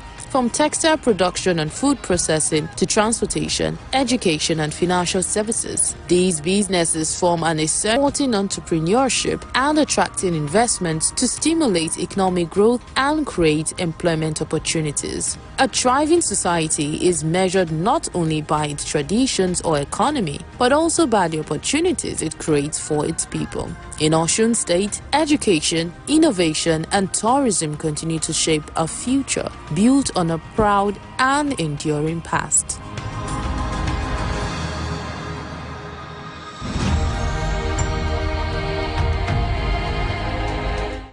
Your assessment about the election, you just cast your ballot a few minutes ago. The assessment about the process so far. Yes, I've done my civic duty, I've voted, and as of now, things are going on in our own states that way. But I have it on authority information that there is one police officer that they brought to come and do an attack job, the APC Osun, from Port Harcourt. They call his nickname London. He's here in Ede hiding. His own job is to come and destroy Ede and then avoid so that he can scare people, shooting so that they will not vote. So I'm calling the Inspector General of Police to take note. I'm calling all the security agencies to take note. They should redeploy him. We don't want him in Osun. We don't want violence in Osun. All we want is free and fair election so that people can perform their civic duty. That's one. And two, the pattern of voting should be from unit to ward and to local government. Not that they will take local government connection straight to state capital. That is not acceptable. That's a form of rigging. And I heard it on the authority that the APC have, trying to rig have some fake ballot papers. I want Osun people to watch out for that. And then we don't accept. Well, I will not accept that in Osun. Right now, as I'm voting right now, I just received a call in Modakeke and Obagu that police is aiding them to tear gas them so that people can run away. And people are resolute. They just want to perform their civic duty. Let the security agency please be neutral and watch it. But I can assure you, at the end of the day, I have God on my side and I have my people on my side. Your Excellency, sir, you have just voted. The process has just begun. Yeah. What's your assessment of what you've seen? I've already told you, so far so good. It's been peaceful. In my area here, I hope things like that cut across. But it's not peaceful in Modakeke and of course in Obagu. The police are aiding the APC, tear gas people, so that they will not vote. The thugs took the ballot box and ran away. So we have already reported this to the security agencies. I hope they do something so that they will not turn Osun State into war zone. Thank you so much. Good morning, sir. Good morning. So for the purpose of the camera, let's get to know your name. My name is Asam Shakiru Okoyemi, one of the key stakeholders of this Unit 7 Ojisun, Sagbabo Gude Ward 2. All right, sir. So tell us what has been the process so far. What have you observed? Well, so far so good. The process has been okay, despite the fact that we have a little challenges of a network issue at the commencement of the program. But we give thanks to God. Our presiding officers and other team that are working have been able to resolve it on time, and since then we have been enjoying a relatively peaceful atmosphere. All right, so tell us about the security situation around this area so far. We give kudos to our security operatives. They are so far so good. They have been trying to play a neutral game. There is no threat to opposition, despite the fact that the word we had, the unit we had is a peculiar one. They have been trying to play a word, give everybody a level ground to carry out their exercise. We have been enjoying a seamless exercise since the morning. We give kudos to our security operatives. Thank you, sir.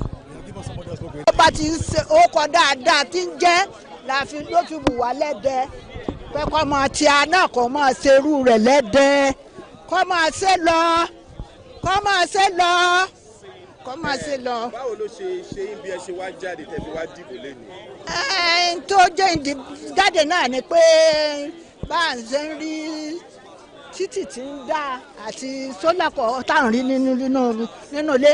Kódà ó tó ya tó là mí sínú chọ́ọ̀chì mi, sínú ọgbà chọ́ọ̀chì mi. ó yà sójú mọ́sáàsì sólà ó yà síbi tí àwọn ìyàwó kọ̀ọ̀kan ti ń tajà tí à ń tẹ̀kọ́ inú wa ń dùn o inú wa ń dùn kọ́lọ́run ó jẹ́ inú wa ìhòòdò kalẹ̀ o.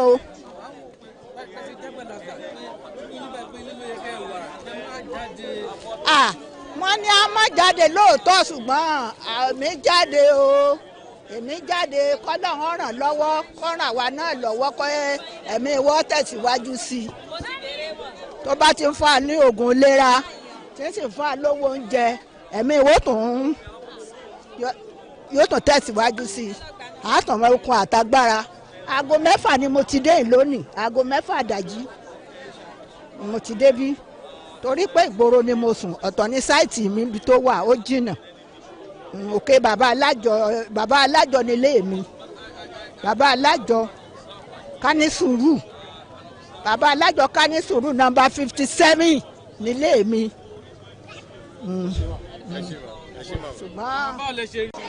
All right, so what can you tell us about the election so far? We thank there's no problem. Everything goes smoothly. We thank God. So the beavers, the agents from the polling unit, the security officers, they are doing fine. All of them? Yes, they are doing fine. There's no problem. So compared to last election and this one, which one is better? This was far better than last year, than 4 years ago. Thank you so much. Yeah, no problem. Okay.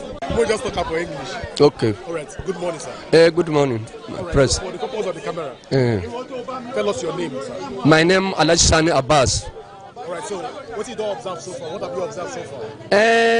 Everything now is going normally, is going better. But my prayer, let us everything go like that. If you go like that, it's not any problem again. Now that's my prayer. So, for the people that are old, are they giving them preferential treatment, or what do you think? I will give them, but the problem I will get in this engine, the engine it can give us probably can delay people to capture pace and the capture hinder. Where I will get the problem with that. Okay, so that's the only problem. That's only problem, but not any problem now. But now, no problem. Thank you very much. So, let me rest my good case. morning. Good morning. So just focus on it. For the rest of the camera, let's get to know your name. Your name. Okay, I'm Ambassador Oluseyi Deborah Moemeke, all the way from Osun State, and from Civil Society Organization for Community Advancement, a local accredited observer for this election process in Osun State.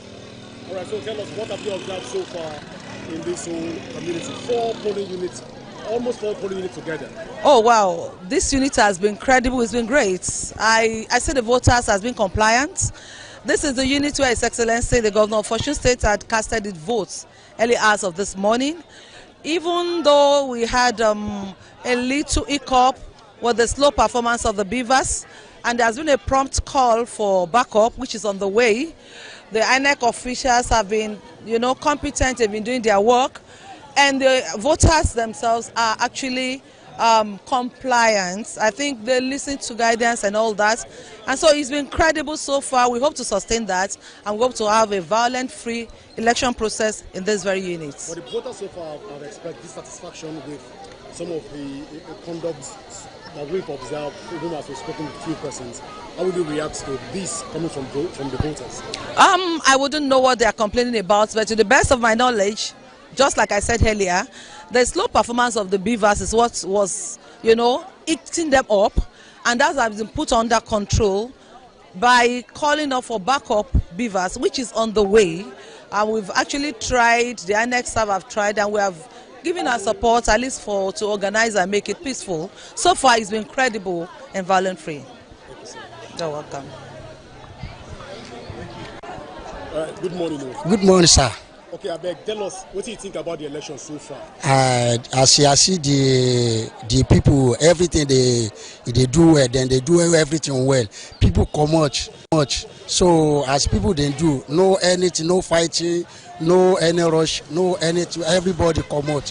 So people they do anything, and the people they do as they're supposed to do. Then they do no fighting, no anything, no error, no. The thing they people they come on time. Then come on time. Then they do their work their time. security people, they arrest anybody? No, they no arrest anybody. They no arrest anybody. All right, so which message we want to tell Nigerians? As also people, thank God, say people come out, people they do a lesson as it's supposed to they do. So no fight anybody, no fight to anybody. So the thing they do as it's supposed to, they do well. Yes. Thank you. All right, guys. So we are live here in Akatumosan, local government area of Osun State, and while election is going on across the state, I can tell you for free that this community do not have any polling unit. As you can see, from the right to the left, more than 500 houses around this place, no polling unit. The only polling unit you have to find around this place, you have to walk about 5 minutes walk down there to get a polling unit to cast your vote. Now, this doesn't tell well for the whole system. Now, this place is somewhere around Akpara village, Ilesha, Oshogbo Road, but largely they call it Akatumasa West local government area of Osun State, and this is what it is right now. Well, we're still monitoring the situation of things and following the elections in Osun State. I will be keeping you updated as we get more information.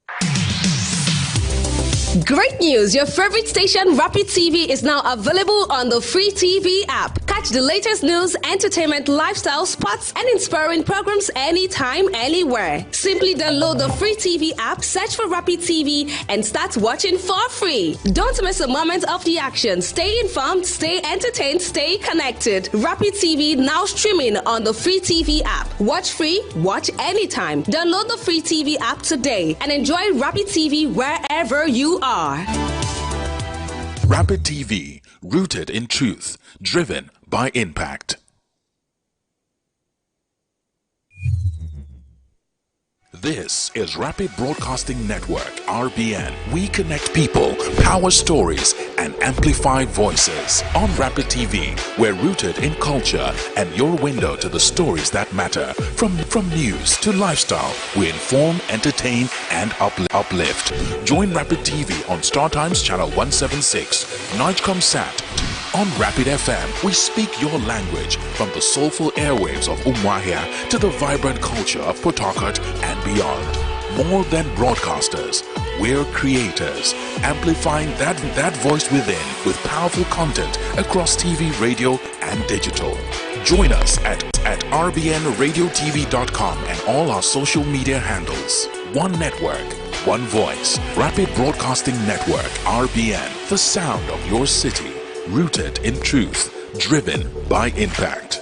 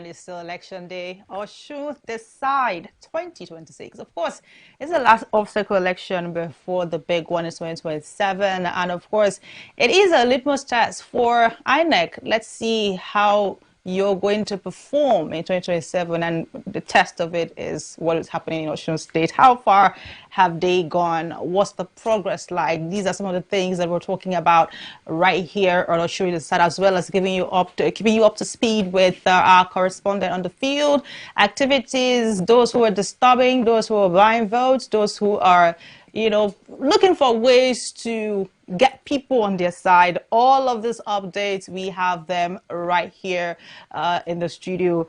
Of course, we're going to be joining our correspondent, but before then, I have two gentlemen in the studio with me. I did promise you that we're having a guest, and of course, they will be sharing their thoughts on what they think, looking at the situation from morning up till now, and the build-up. How will they grade INEC? How will you, classify the level of preparedness? I do have with me Mr. Lanre Oluyede. He's a journalist and public commentator. It's so great to have you join us this afternoon right here on Osun Side. I also have Comrade Destiny. He's a political affairs analyst. It's so great to have you, sir, join us this afternoon. Thank you. All right. I know that you do have a lot to say. You're very eager and excited to share your thoughts about the elections. Election matters is one that I love it because people have the opportunity to decide who is going to lead them for another period of time. But then it all boils down to the process. That's up to the ideal situation. That's what you are narrating now, the ideal situation. All right. The ideal situation. But in Nigeria, it seems we're very peculiar people. And so the ideal situation doesn't always work. So I would start with, let me start with the most excited one. I'll start with Comrade. So, Comrade, tell me, in the ideal situation, people are just meant to come out, cast their vote, go back to their houses, continue their life, and expect that their vote is going to count. How would you describe the level of preparedness when it comes to INEC in this particular Osun election, bearing in mind not just about today, but from the entire process from the beginning up until today? My lovely sister, I must first of all appreciate your platform. Thank you. For providing the opportunity for some of us that are political watchers to be able to x-ray and interrogate the process as it leads to Osun 2026. To be very frank, it is an abysmal failure. And it is very sad what my dad brother will refer to as regrettably lugubrious. That is the situation. You see, this is just a single state. And we have how many DIGs on ground? How many commissioners on ground? Commissioners of police, Air Force, Navy. Just name them. As if we are in the battlefront. That's why I started by saying that it is an abysmal. With every fiber in my bone, it is an abysmal feeling. In the last United Kingdom local government election, I was in UK. My in-law drove me past where they were conducting. You didn't even know that the election was going on. Yeah. Seamlessly. School's children, they were doing their things. School, you're doing your thing. That's why I said, when you in the course of your intro, that's why I said something just now. That is ought to have been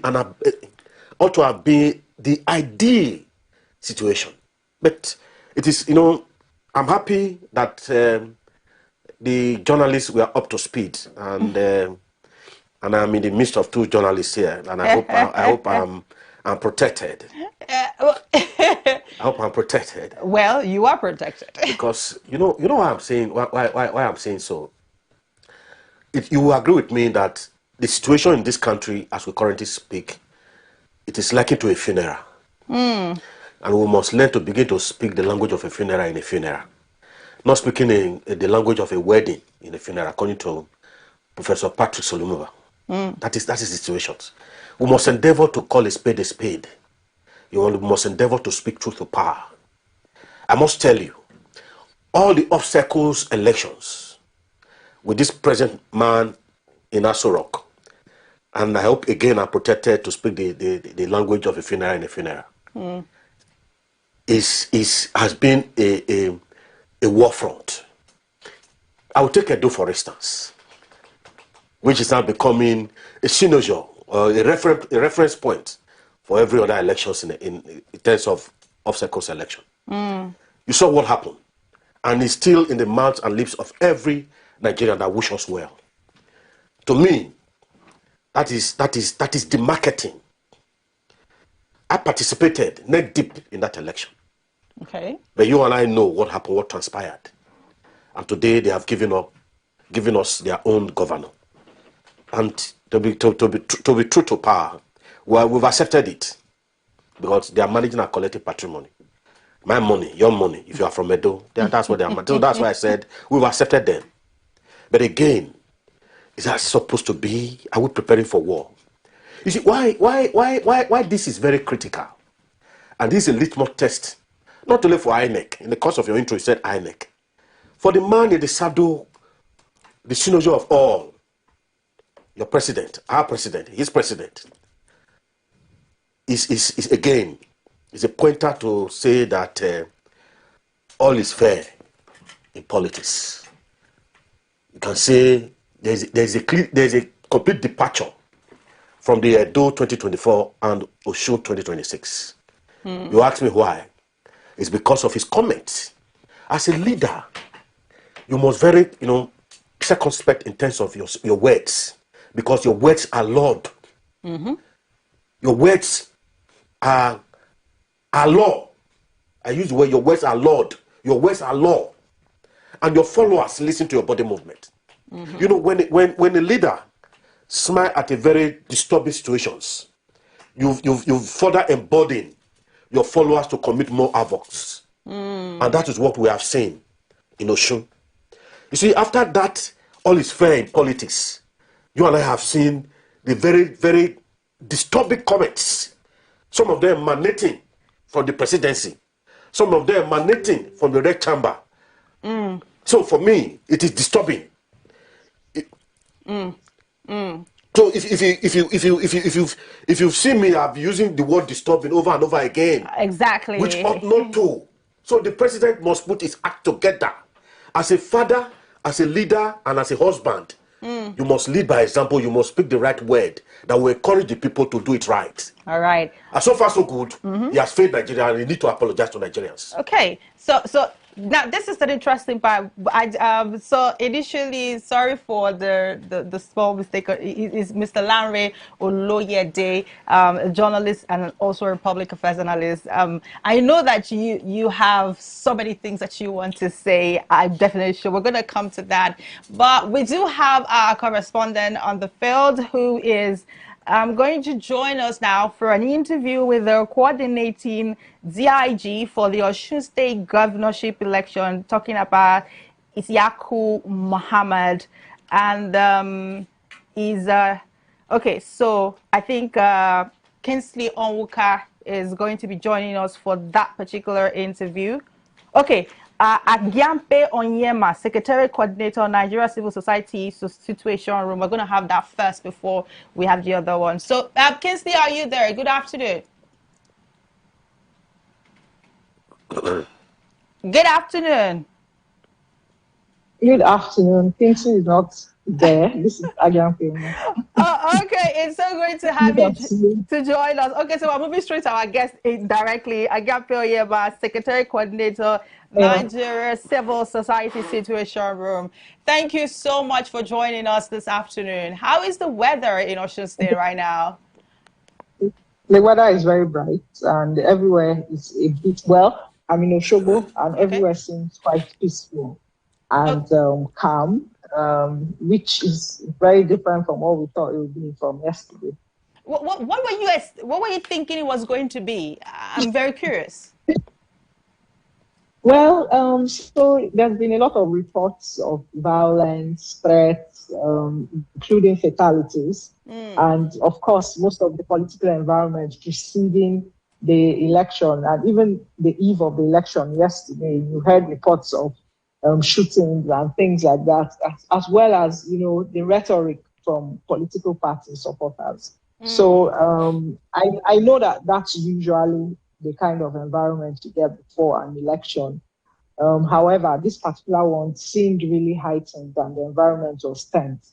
So even coming here, I mean, family members are like, are you sure you really want to go to this election and things like that? But having done this for some years, I know that many times this sort of thing precedes election day. And when that day comes, everywhere is usually calm, which is what has happened in Osogbo today. Okay, so you're seeing a relatively amount of peace and tranquility. I would like to use that word, but we do have. If you compare it to the reports, yes. Okay, so now I'm very much aware that in some places there are some pockets of violence. We do have some videos whereas some places we have some thuggery activities, and in fact we've also had some situations whereby the lawmaker for their core party was, you know, caught by the police and interrogated. He was with some mercenaries and of course with some voter cards that came into the state. We had that very interview. We played it right here earlier, some few hours ago. Have you heard any situation like that where you are? And also, I'm a bit concerned as an observer of this particular election. Have you observed that there are some places in the state where the INEC materials have not reached and there's no much officials? But there was a particular polling unit where there's only one official and the machine is working very slow, thereby making numerous people stranded. They can't cast their vote because accreditation have not even taken place. How would you want to respond to that kind of situation? So there's been a few places like that because of congestion. That a lot of voters, I mean, in this particular one, I think it was 1,100 plus voters with just one BVAS machine. We've seen those reports and we've observed that. So usually for those type of polling units where 2:30, where voting closes at 2:30 and they haven't even been accredited, there's usually an extension for those sort of places. However, by and large, in many places outside Osogbo, voting started relatively early. People actually really came out early, and I think at the end of the day, I'll congratulate the people of Osun State for actually taking the bold step to come out in spite of all the fear that was peddled. Yes, there's been some of these skirmishes. We even had a few places where resources were not adequate, maybe one ink pad and things like that. And I know that in that particular polling unit, we escalated it to INEC and it was resolved. And there's been a few issues of the beavers. In terms of political thuggery, yes, there have been some of those reports. In fact, a few minutes before I got in, there was an attempted ballot snatching in Boripe local government. My colleague just mentioned it to me, but I didn't get details. So we've had one or two of those kind of reports, a lot of thuggery around the polling units in many places. In some places, they were sharing food and drinks, you know, it was just a big disorderly. You know, those are some of the things that usually come with the election environment in Nigeria. And I can't say it's widespread. I can't say it's widespread. Even vote buying is not as blatant as it was in Ekiti. Okay, it's a bit discreet. You know. No, we're talking about Osun now. Are you saying that as compared to 2022, because there were reports that in 2022 there was widespread vote buying. The election was marred by vote buying in 2022. That's the Osun State election. So are you saying that in 2026, particular election, there's no outrageous level of vote buying as compared to 2022? Is that what you're saying, or it's just discreet? That's what I'm saying. It's not widespread. It's discreet. That's what I mean. And I'm even comparing it to recent Ekiti elections that we just went to a month and a half ago. That was widespread. We saw people exchanging hands everywhere. But here, it seems more, you know, what's the word? You like to say digitalized or something. You know, coded way of doing it. And I'm not saying it's not there. I'm just saying it's not as blatant and widespread as it was in the past. So generally, those are the things. All right, so I would like to get your thoughts very briefly before we let you go. How would you generally rate the coordination of INEC when it comes to this particular election? Because, of course, like many say, it's a litmus test to what is going to happen in 2027. So from your general assessment, from what you've seen, you know, how would you overall rate the affairs of the INEC? Would you say that they've done enough? They have built the trust and confidence of Nigerians. I know the election is not over yet, but what would you like to grade it to be? I can't give any grading right now. And the way the election started, first of all, materials didn't come into Osun State until on Thursday night or early hours of Friday morning. For us, that was a flag already, as it could lead to potential late deployment of materials. Okay. So they started deploying to further LGAs as late as 1 a.m. in the morning, and that's continued most of Friday, which, if you look at it, in most states, you have to have started 2 days before to make sure that they reach the local government and the racks and all that. So I was expecting a worse situation, but I think that was managed carefully, and it's not as bad. But yes, some polling units do not start on time. And for me, I think what I'll say at the end of this election is that the courts need to take decisions faster, because this can affect the electoral process, which has already kick-started. In terms of the BVAS machines, those will definitely need to be worked on ahead of 2027, because in a few off-cycle elections, we've noticed that they have not been so effective. In some places, they work optimally, accredit in about a minute or so. But, you know, when you have large crowds, and that's what has happened in Osun State, because there's been large crowds of people, you've seen that many of them have been working slowly. And some old elderly people don't get captured very well. Their fingerprints don't authenticate. I was about asking you that. Those are some of the things. I was about asking. That has happened. So I think, I don't know what it is with the machines, but they either need to be upgraded or something to work a lot better in 2027. Okay, because before you even mentioned our elderly, you know, I was about asking you that question. When we spoke to our correspondent, we talked about what the provision has been for persons living with disability and the elderly. I was about asking you that question as well, because some of the issues you've raised, we saw similar situation in Ekiti, where some of the elderly people, the machine wasn't capturing them. We had similar issues, and then knowing that we're having this very issue happening again in Osun State, it just tells me that it's either our INEC is not paying attention to reports by observers, or they just blatantly don't want to do the right thing. Which of them do you think it is? I'm not sure for 2027 in terms of how much INEC has gotten, like the funds to prepare for those elections. But my recommendation would be that if they have received sufficient amount of money, then they should look into the issues of the BVAS. We've mentioned it, and I will say from FCT area council elections that happened early this year, there's been, you know, those issues, and then into Ekiti, and now. I don't think it happened so much in Anambra 2025. I don't think the BVAS was much of an issue, but this has happened a lot this year. And my own recommendation will be that it needs to be looked into when we get to 2027, because like you said, we're still trying to rebuild trust and confidence in the electoral process, and any form of mismanagement of the process will ensure, citizens will ensure that they flag that as being some sort of partisan affair.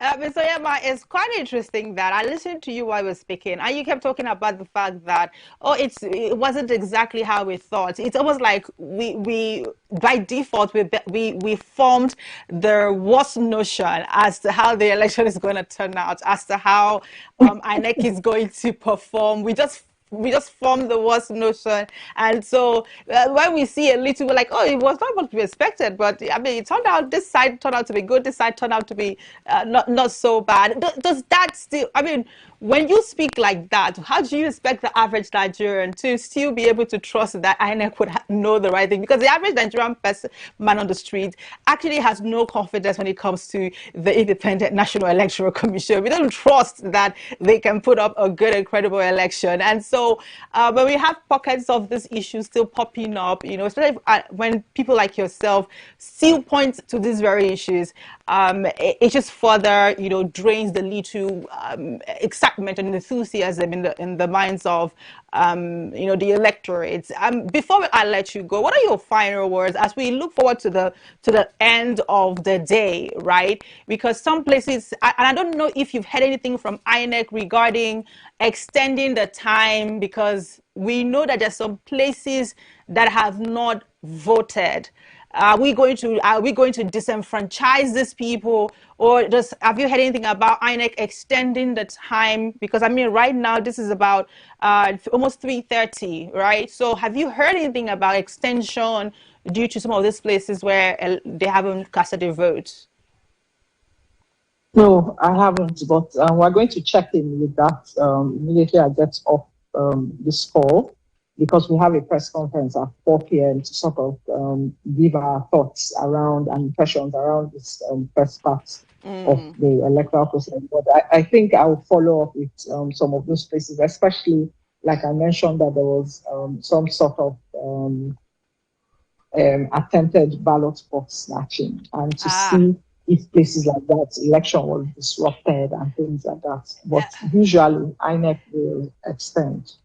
You know, when you said attempted ballot snatching, my guests in the studio, they were smiling, because the average Nigerian just expects that there will be ballot snatching in every election. But you know, it doesn't mean anything again these days. It doesn't mean anything? Physically taking those materials doesn't really mean much, because the Beavers actually has most of the information. So when people try to do things like that, we've gone a little past that, and the information is already saved on the Beavers machine.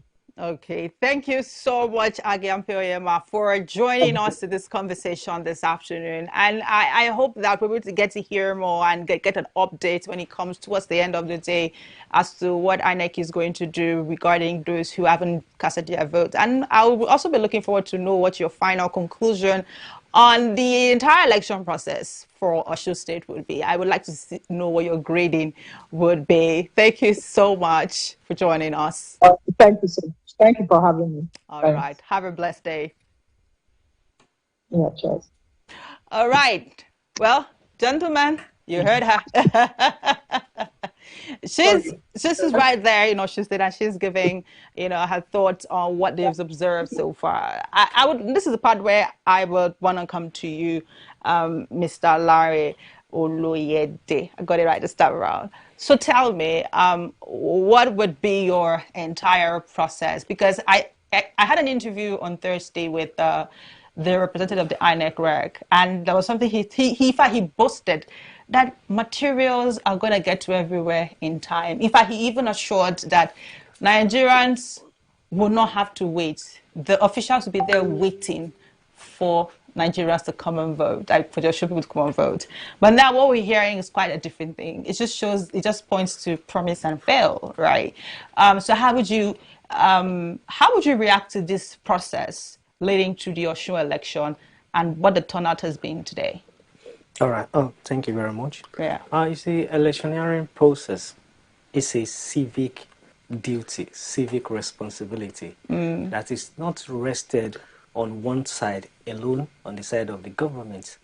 It's rested on the side of citizen participation, and there are responsibilities that are bestowed on each side. Now, if one side tries to do its bit and the other side didn't do his bit, there will be imbalance. And so when you are assessing the performance of INEC or government in conducting this election, you have to take that into perspective. So it is important I establish that premise going into my assessments of this entire process. Now, in elementary physics, we were taught about measuring instruments. There are instruments that are graduated to, measure the finest and minutest, details. While there are some that are, graduated to just take general measurement. So when you are measuring the performance of INEC or government in this election with the measuring instruments that measure on a general scale, to some extent, I would say we've seen a bit of improvement. So we could say kudos to INEC. But if you are using the instruments that is graduated to measure the minutest, the finest of the details, you might say we still have a long gap to fill. Okay. Because look at it, this election is very, very critical for so many reasons. And one of the reasons is the fact that this is the last off-cycle election before the general election in January. And it serves as a preparatory ground to test the strength, the might, the preparedness and readiness of INEC going into that election. And unfortunately, INEC is not going to have the luxury of concentration of resources that it has or that has been deployed to Osun election. The resources, the personnel are all going to be spread across the country. States. Now, if we have deployed this much resources, this much personnel, and what we are getting is not nearing 80–90%, then I think on that scale, we can say, okay, INEC has not done more, because we expect that at this level, with the level of preparation, with the availability, the luxury of resources of personnel, you expect to be getting close in the neighborhood of 80–90% in terms of performance. But if we are not getting that, then it leaves a lot much to be desired going into the 2027 election. But like I said at the outset, election outcome or performance is not sole responsibility of INEC. INEC could do everything. The security personnel could do everything necessary. If the citizen whose responsibility is to perform their citizen duty do not do their bits, there is nothing that you can do. So for me, it's two-way. All right, we'll go on a very short break right now. We still have more questions, more talking to do as to situation reports. We also have a video where Senator Fidausi again, in some activities. We'll play that video, but we'll go on a very short break. We'll be right back.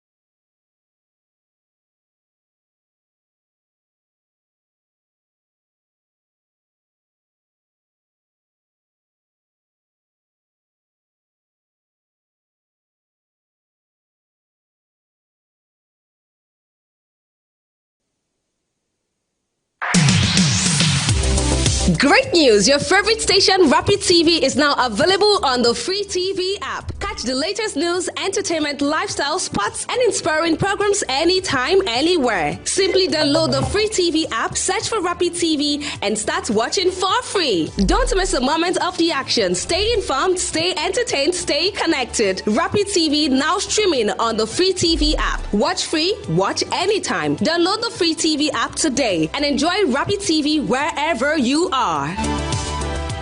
Rapid TV, rooted in truth, driven by impact.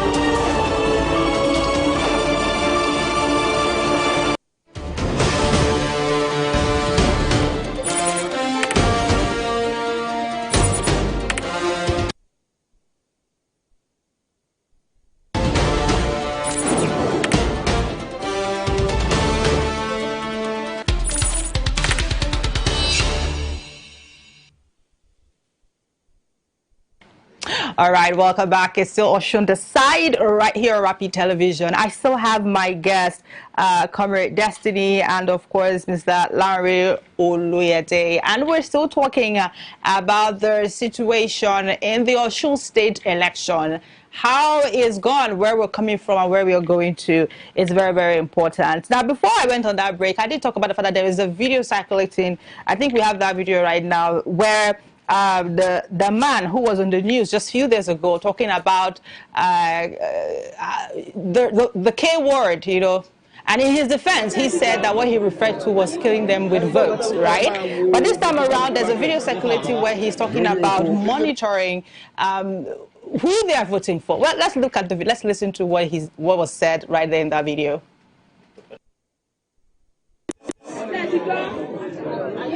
ẹ máa wo ibi tí kálukú bá tẹ̀ lórí oko níṣẹ́ bóyá nìkan sọ pé ẹ wo ìṣẹ́ tí kálukú bá tẹ̀ ẹ tó bá ti tẹ nǹkan tí ó yẹ kó tẹ̀ nǹkan ṣe kì í sọ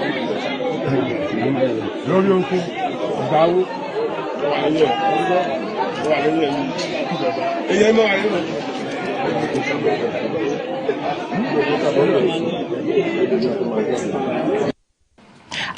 I'm very, very marveled as to why every time I have to see this man on the news is for something that is not exactly very pleasant. But then again, people talk about protecting their votes, but this particular one is you want to check, you want people to find out who they're voting for. You want your people to monitor who other people are voting for. Where then is the place of choice, safety of my vote? My decision, my choice, who I want to vote for. Why do we have to have somebody monitor who my choice is? These are the issues, comrade. Why would you want to speak to that? You're right. You see, I said something at the intro. We try to be very careful with the choice of words. Okay. I learned that he's a senator, Francis Father, or something like that.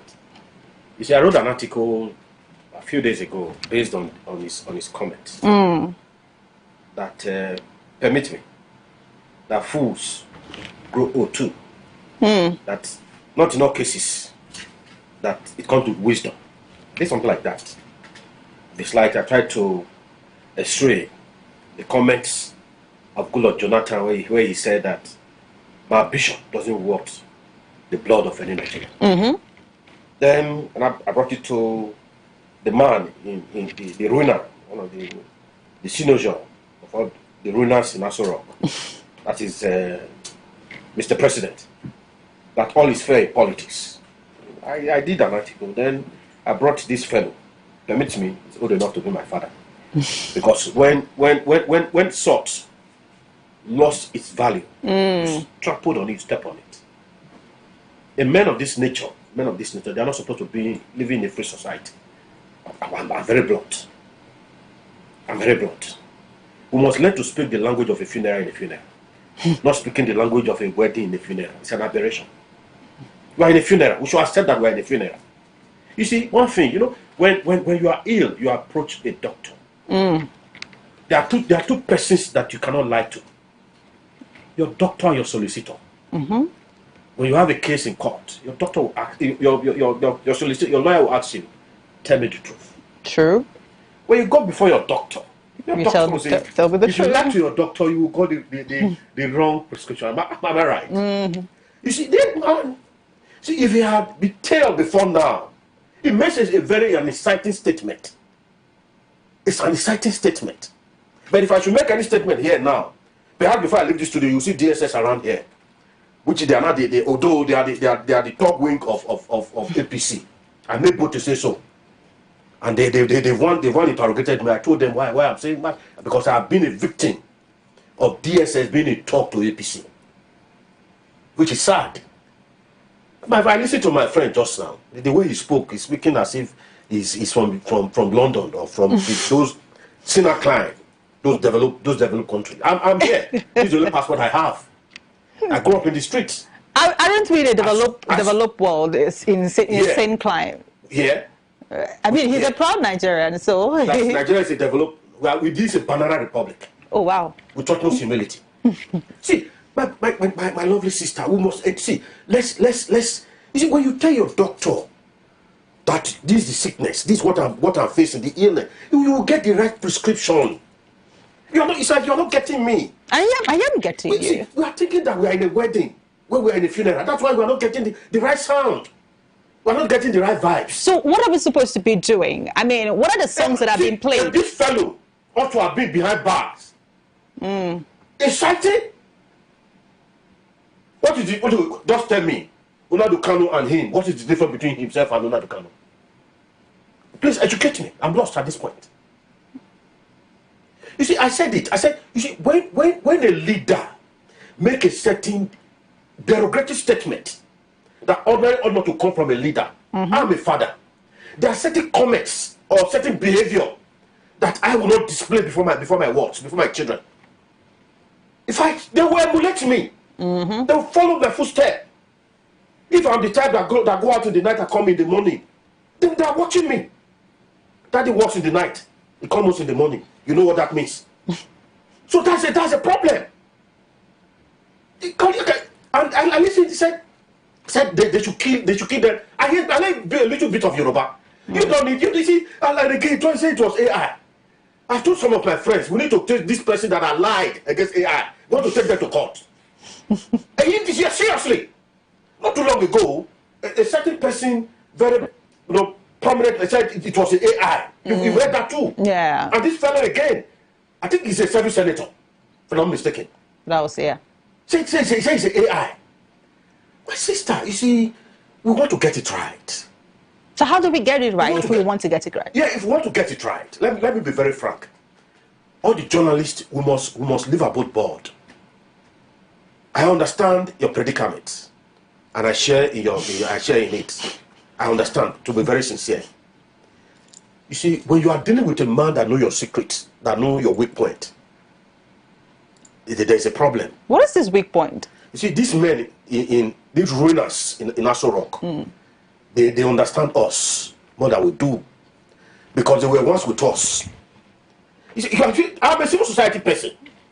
I have been the publicity secretary of an NGO in Edo State. I have been a secretary. I have been president. So when the issue of fuel subsidy, we slept at, if you are used to Benin, Ring Road, I slept at Ring Road for 2 nights. Coordinating. We had a strategist, which is the man that is presently in Aso Rock. See, that's why I said, you understand us. So you know our weakness. So it's difficult for us to ask him. It's a Capone. It's been a while I heard that name, Capone. Seriously. So it's difficult. That's why you see all Nigerians. With utmost humility, all Nigerians, we are all defunded. It's like we are captured. Seriously. You saw what happened to very revered our bishops of the Catholic. These are men that have sacrificed themselves for the well-being of humanity. Let us be very sincere. Do you know what it means? A man, I look at this, my beautiful sister can't do anything. A man, then they are luxury of life. I don't have a car, I have money of my own. What sacrifice do you want from them? Humbly, they seek an audience with you to tell you what is happening in the country. As an ideal, from a ordinarily sane society, permit me, you listen to them, you note it, and you begin to see how you will be able to. They are not there to say they need oil wells or they need contracts. And what did they get in return? They got bad books from every Tom, Dick, and Harry in Aso Rock, calling them names. It's insanity. It's unheard of. That's my problem. That's why I said we need to speak the language of a funeral in a funeral. So if we are getting you correctly, you're saying that the foundation of whatever it is that is happening in our election and in the Osun election and might likely happen in the general election is rooted towards one direction, and that is because that direction has power over the system. You've said it. Let me take you back. If you recall, when our very respected Goodluck Ebele Jonathan said that my bishop doesn't want the blood, you saw what happened.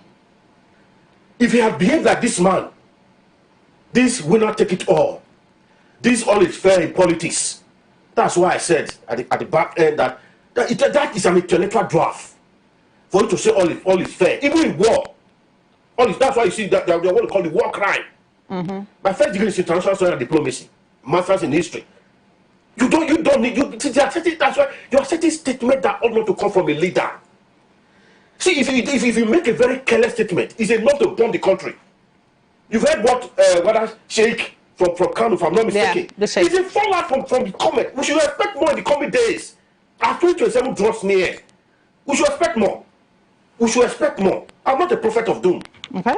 But I'm a realist. I'm a realist. We should expect more. If such comment can come from a president, a father, a husband of a nation, then what do you want me to do? He who is that fears no fall. I'm already here. Okay. Like I will do and I'll do. Okay. I would want to come back to, just calm a bit. Let me now move to you. But you said something very important. Your history, and it's quite interesting because mine is the opposite. History before international relations. Yours is just before history. And so it's quite interesting. We seem to have the same something in common. So our able journalist, he said something very interesting. He said, probably journalists are not able to express themselves and express the situation of things, maybe due to one or two things. Do you agree with that? Do you think our journalists are doing enough to tell the story, to talk about the ill, to talk about this mishappenings? Do you think that they're not talking enough?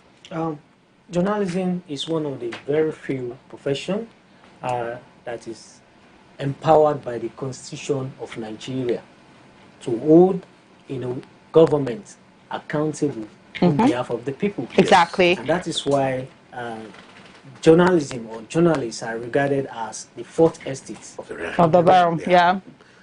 Creating a platform like this, where we can criticize issues without fear, without any harassment, is one of the fundamental role of media in terms of, holding the government or leadership accountable. Now, the man in question, there is a general saying, an age-long cliche, that you can cover your body, but you can't cover character. Because character is like the scent of a perfume. If you wear a perfume on your body and you enter this studio, no matter the number of garments you wear on, the scents will go everywhere in this studio. So the man in question has evidently proven the kind of character that he is made of. We have seen what he said, or heard what he said in the first video, and we have seen the second video. But the fact that he is not being interrogated presently does not mean he cannot still be interrogated thereafter. Okay. You understand? Because there is no timeline to when he can be interrogated. Ordinarily or ideally, this kind of a statement shouldn't be coming out from somebody who is perceived as a leader, because leadership position is a very, very delicate position that, calls for sense of responsibility, because anything you do, your followers are watching. So it is unfortunate that we are getting that kind of vibes.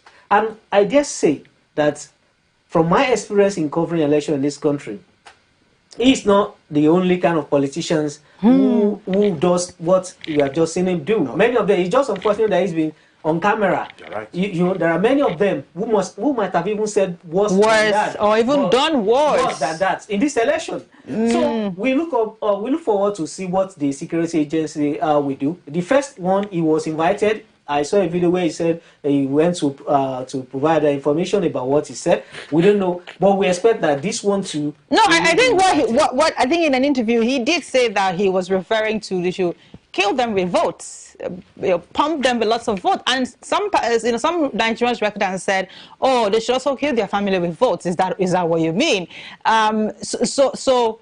Are you really, when you say you're looking forward to see what is going to happen afterwards, because he has said this, do you really believe that statement you just made? Like, do you really think that he's going to be called upon? Because it's quite interesting, because the Accord lawmaker who we saw earlier that was caught with some voter cards and some mercenaries, he has been picked up already and he has been interrogated by the police, and I'm sure they would, do what they're supposed to do with him. But then when we have somebody here on the other hand who is, doing things that are also contrary to election process, and he has not been interrogated, are we seeing fairness? You see, one aspect of our electioneering that we still need to get right, just like he alluded to, that he said he traveled to, was it UK? To the UK, yeah. You don't even need to go as far as UK. Was it Zambia? Was it Zambia or Malawi just had the election about 2 or 3 days ago, presidential election, and you need to see the setting. One thing, one scenery I don't like about Nigerian election is you see a crowded, polling units when an individual like a political elite or a VIP want to vote. They announce, just like we saw when the incumbent governor and also the leading opponent, Oyebanji, wanted to vote. You saw the crowd. I was like, when the incumbent president of Zambia wanted to vote about 2-3 days ago, there were no crowd, nobody. He was just the only person in the room and a few electoral officials. When are we going to get to that level where you don't have, a crowd? Because if you are not the one voting, you are not supposed to be seen around that kubiku at that particular moment. Because that's true. You are not giving freedom to the person who wants to vote to make his choice. Because when he's being crowded, then there is tendency of him being monitored to know which party or who the person voted for. And that was what we saw in that video, where the man was moving very close to the kubiku where the tampering was being done, and he was asking people to monitor, people to know exactly where they put their tampering. So I believe INEC officials are watching. I believe the relevant authorities are watching. If there's any other improvement that we want to see going forward in the election, that is one area they need to clean up. We don't want to see people crowding around the cubicle, the voting cubicle. Only the person that wants to thumbprint should be the one around that. Let the person have the freedom of his choice. Thumbprint, then drop in the ballot box.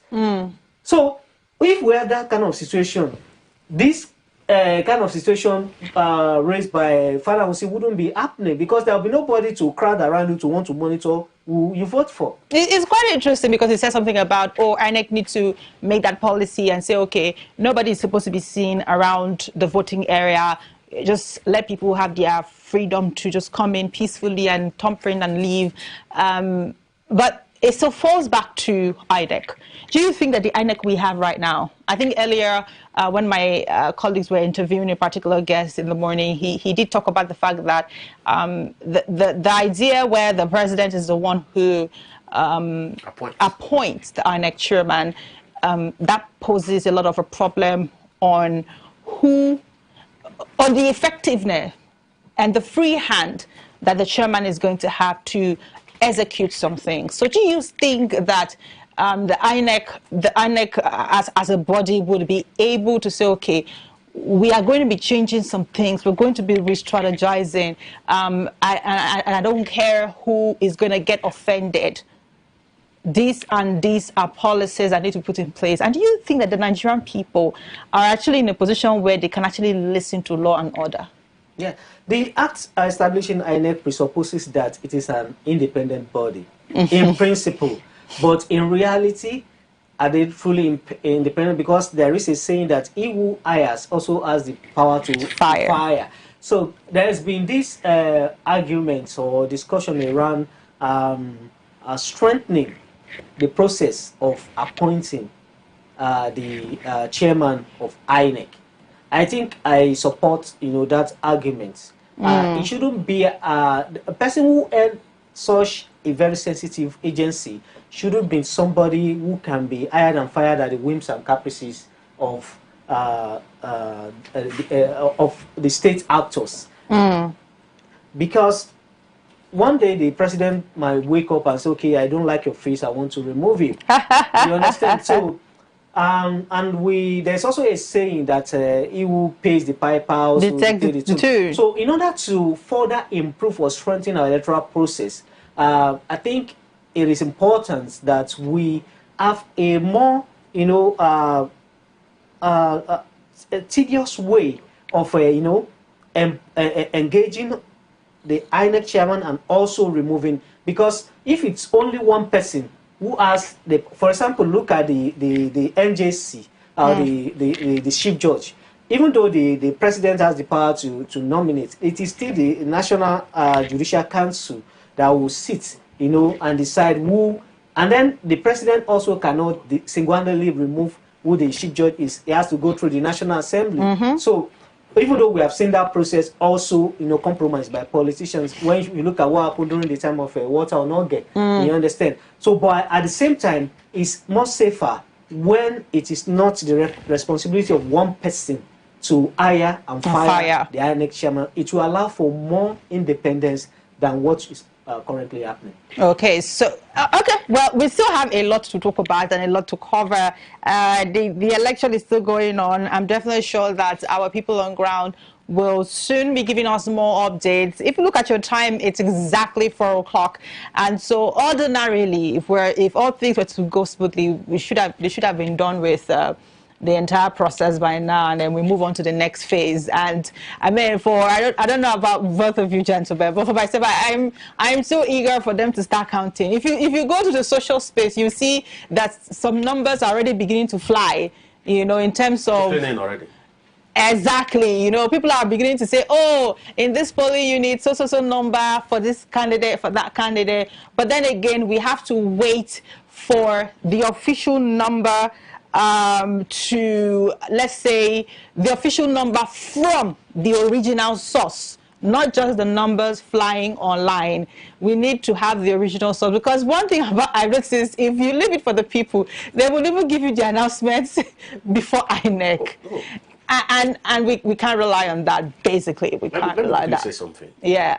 I've been an election observer from I think my year 2. Okay. Yeah, from the university, all observer. You see, now I think we have stepped up in terms of performance. Let us be vague. You can't compare to now. There's what we call on the spot, by way of getting the result from the various units. There are unit results which you will snap. From there you can get, but there is a caveat. Maybe. See, our beavers. See, I said something just like that. I followed the dual election to the Supreme Court. I followed it from the nursery, the kindergarten, to the PhD level. To the PhD level. To the PhD level. I know exactly what I'm saying. The certain is this. You see, when the president said all is fair, it's not as if he was drunk of high substance. No. The man chose that word carefully. And he meant it. You see, I'm a little bit disturbed about the level of oppositions that we have in terms of the leadership. That statement alone, by now, opposition ought to have been in the streets day after day. Do we have opposition? That's another thing. That's why I said I'm a little bit disturbed. Oh, okay. That's why I said I'm a little bit disturbed. Okay. Because the crop of oppositions we have now, they are more saddled, or perhaps they have allowed their how will I put it, their quest to be president becloud a sense of cognitive reasoning. That is the gospel truth. I have had the cause to have interface with some of them. You see, oftentimes I try to reference this present man in Aso Rock when he was in opposition. You and I knew the role he played in the emergence of that formidable opposition, if you can still recall, the role he played, even when he had the chance of putting himself forward to be the president. So he perhaps studied the streets vibes to say, okay, look, it's not yet right for me. Let me bring the man that had the street credibility, which was Buhari, to bulldoze the way for him. And he did. The man bulldozed the way for him. And he then later said, okay, it's not time for me to come. And the man said, Emiloko, my Nigerians, it's my turn. And he did. He grabbed it. And he ran with it. And here we are, here in a precarious situation. But the man already told you that it's his turn. Yes. And when somebody tells you it's my turn, Yes. Two things. It's either positive turn or negative turn. However Nigerians want to play, because if you ask him, he will tell you that he's doing a good job. Who? I mean, the man at the helm of affairs, he would tell you that he's doing a good job. If you ask any of his people, they will tell you they're doing a good job. But then again, if you ask the average Nigerian, they're torn between him doing a good job versus him not doing a good job. Sister, let me quickly say this. There is a very rich saying in my very rich language. When my father died, I lived with my grandmother for about 6-9 years. From there, I went to the university, I graduated. There's a saying, no bewugo. Okay. What that means, okay, when translated, a man that is dancing, it is not your duty to say whether you are dancing well or not. It's those that are watching you that know that whether you are dancing well. It's not the right or the duty of those in Aso Rock to say whether they are performing or they are not performing. It is we Nigerians that they are managing the collective patrimony that should decide, that should tell them whether they are doing well. Like what the Catholic bishop went there to intimate them. And look, this is the cry out there. So there's a problem. You see, when my friend said something just now, that despite that now he has been interrogated, he has released, that's the man, the senator Fadause. You see, there's a saying in law, justice delay. It's not justice denied. Let us be very frank. You see, for me, I don't know how to paint. That's the issue I have with my wife. I tell you the way it is. When it comes to love, I will do the love. But when it comes to being objective, I will tell you. The House of Assembly member that was arrested is in detention as we speak. Yeah.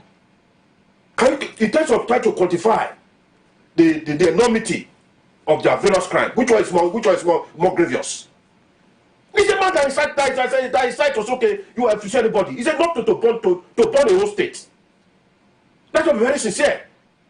That's a state crime. What he did is an electoral crime. Senator Fadause crime is both state and electoral crime. That is the gospel truth. But you let that one because the father in Aso Rock said all is fair. Go and do it.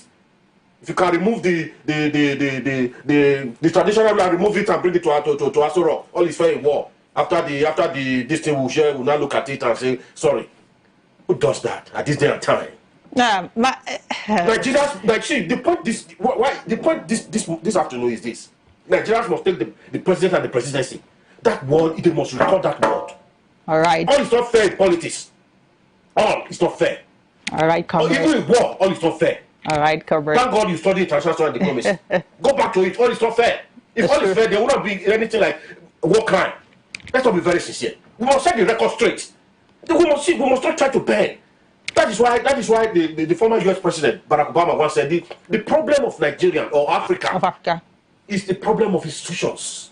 We have weak institutions, porous institutions, and we have very potent individuals who can say, let the day crash. And fortunately, they don't have such power. The power resides with Almighty God. That's why you see the president will tell you, remove the governor of a state, elected governor of a state, and overnight. That's why they will say remove the chief judge of the federation. At the point was removed in this country, and heaven is not for. So there's a fundamental problem. That's why I'm saying Nigerians, the problem is in our palm. A closed mouth is a closed destiny. You can't just allow a certain crop up that is not even up to 2%. To what my mother would say, dabaru your destiny. Turn your destiny upside down. Put it in a reverse jar. You're heading to Ore, but it's taking you back to Benin. You will not get to your destination. There's a fundamental problem. Exactly. Nigerians must rise up. They must stand in the gap. Not, permit me, not going to church. Yeah, church. There are times for church, but you must stand in the gap. Because there are certain things that you can do for yourself. God knows that you can do it for yourself. God knows that you will take water and go to the bathroom and have your very nice bath and all of that.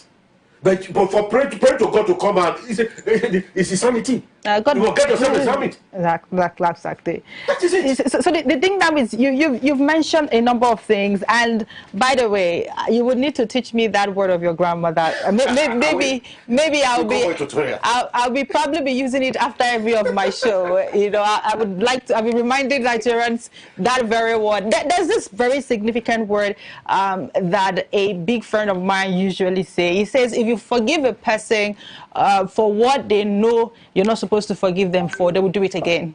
And this is something that we're saying, because I mean, he did the first one, nothing was done, and now you're doing something because you feel that, I mean, nothing is going to happen. And this is the attitude that to a large extent we've seen the political class, the ruling class exhibit. Nothing is going to happen. Like we say in our local palace, heaven will not go fall.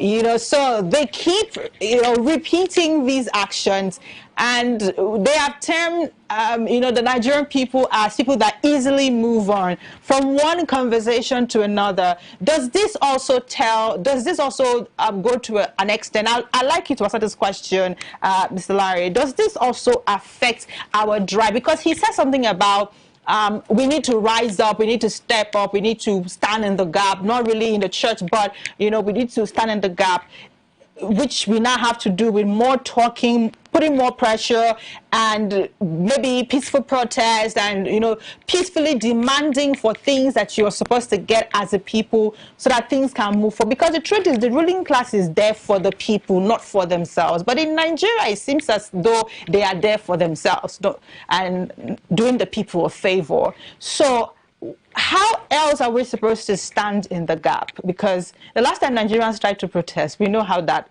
went. we all on this table know how that went, right? So the last time Nigerians tried to protest, and every time they bring, by having to march, we're having this. We already know how it happens. And so when you keep saying Nigerians should rise up, how are they going to rise up? What are the ways that Nigerians can rise up? And do you think that our lackadaisical attitude towards issues, our 3 business days moving on towards issue, do you think it's playing a huge role in keeping us disadvantaged with the kind of rulers, or rather leaders, that we have, Mr. Larry? All right, thank you very much. Again, there is an age-long saying that a Rome wasn't built in a day. It's not only Rome that wasn't built in a day. The best democracy in the world that we look up to, the likes of the America, the United Kingdom, or what have you, didn't get to where they are, in one day. It was a process of, citizens' engagement.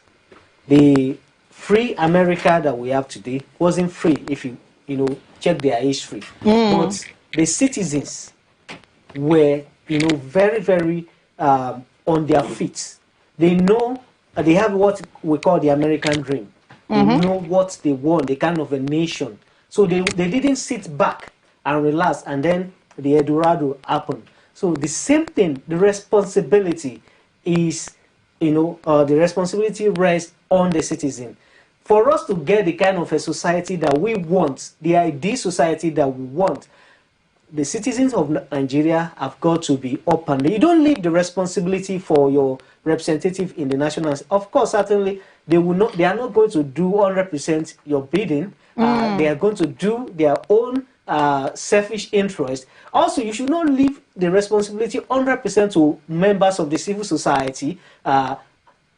Every Nigerian citizen must engage, and in engaging, we must ensure that our leaders at every level, beginning from the local government to the state and to the national level, we have a misplaced priority when it comes to demanding for our responsibility. All of us are focusing on the center, and that is also a tactic by the ruling class, to deny us of our common patrimony. They know that everybody will be looking at the center, and that is why I make one appeal to President Tinubu. Before he leaves power, he should. You mean what year are you talking about before he leaves power? I don't know. He's left. I just wanted to find out. I love that. For Nigeria. You understand? When it comes to what do you call it?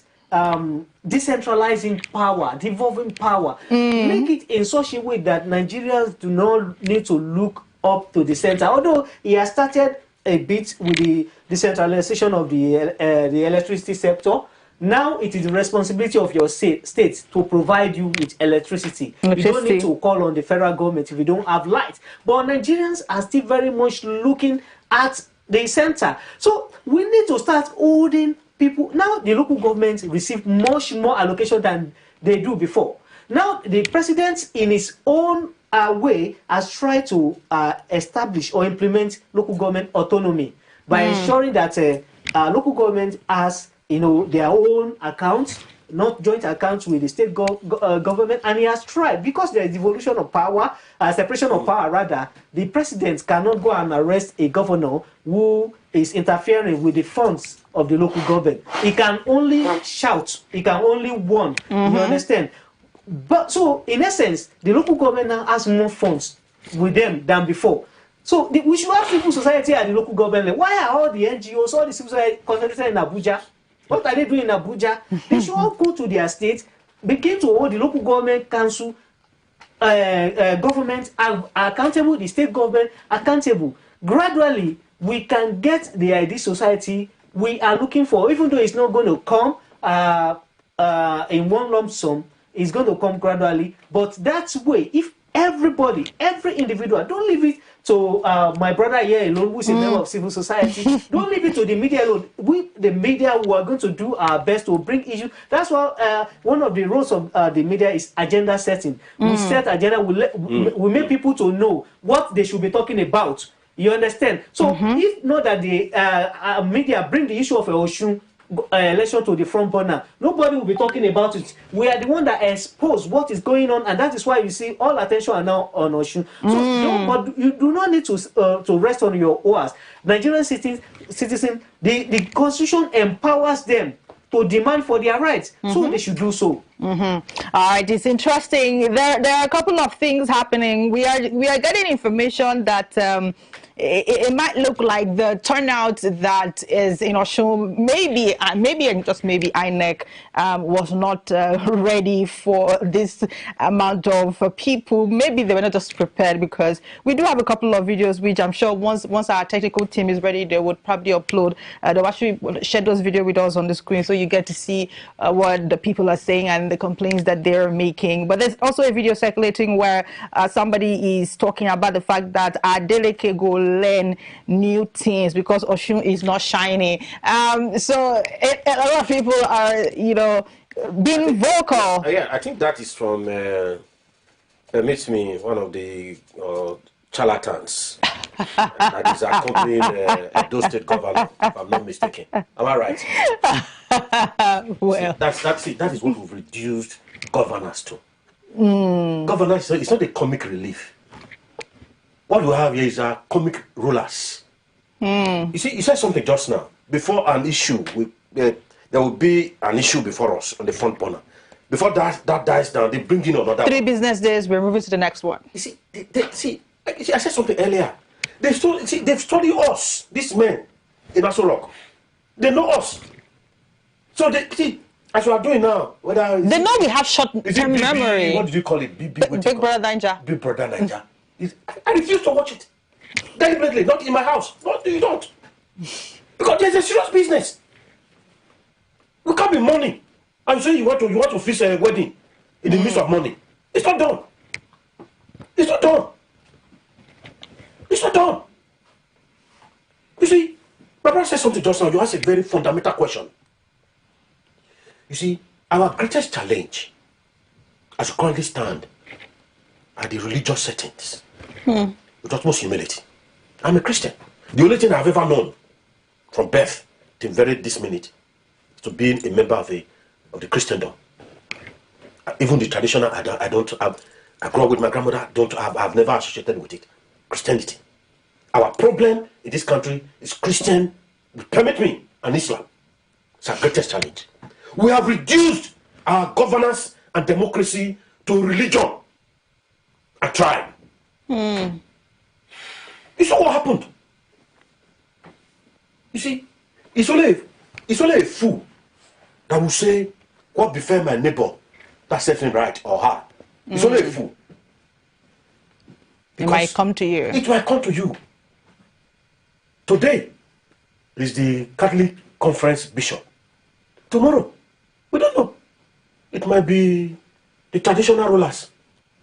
It might be the sheikhs. Permit me. We don't know.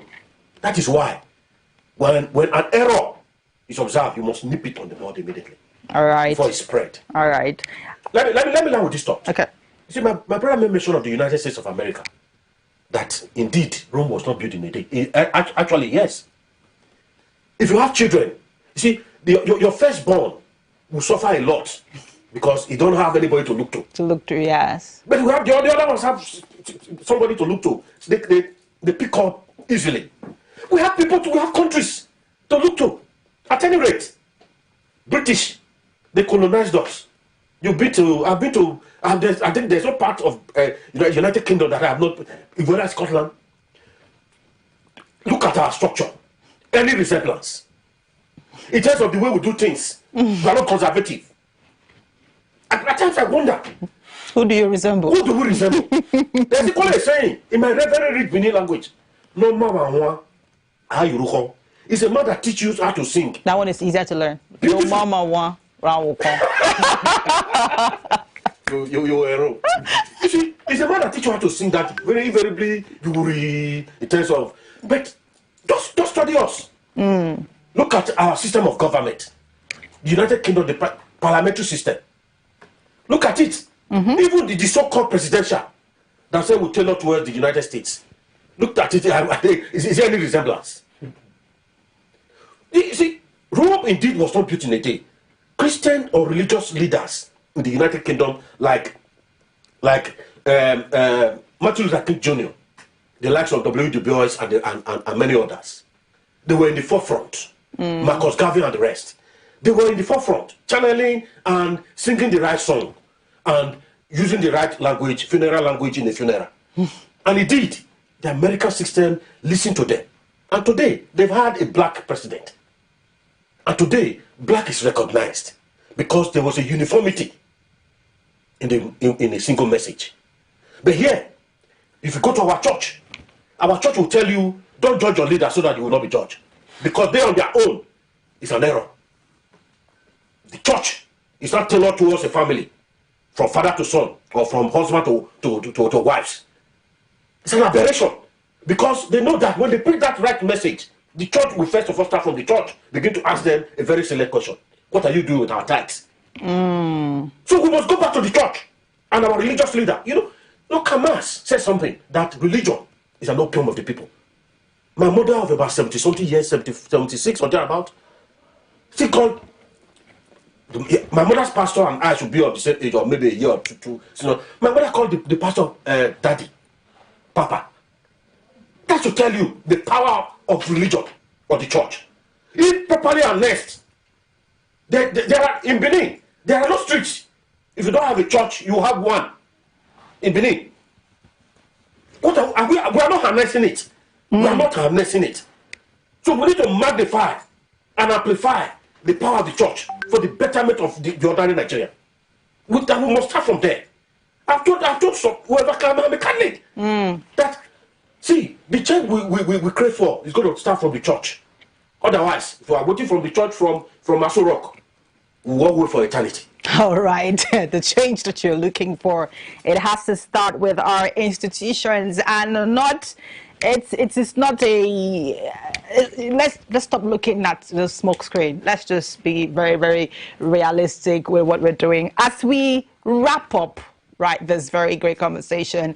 I'd like for our two gentlemen to give me their final words. I mean, let me start with you, Mr. Larry. What will be your final words as we anticipate election result? Because we want to, connect and see some of the videos that our correspondent have sent in, in terms of the complaints of the people, their knowing that till now some places have still not gotten materials and all of that. Comrade, it seems like Comrade is excited when it turned out what INEC is going through. It seems Comrade is excited. But just give me your final words.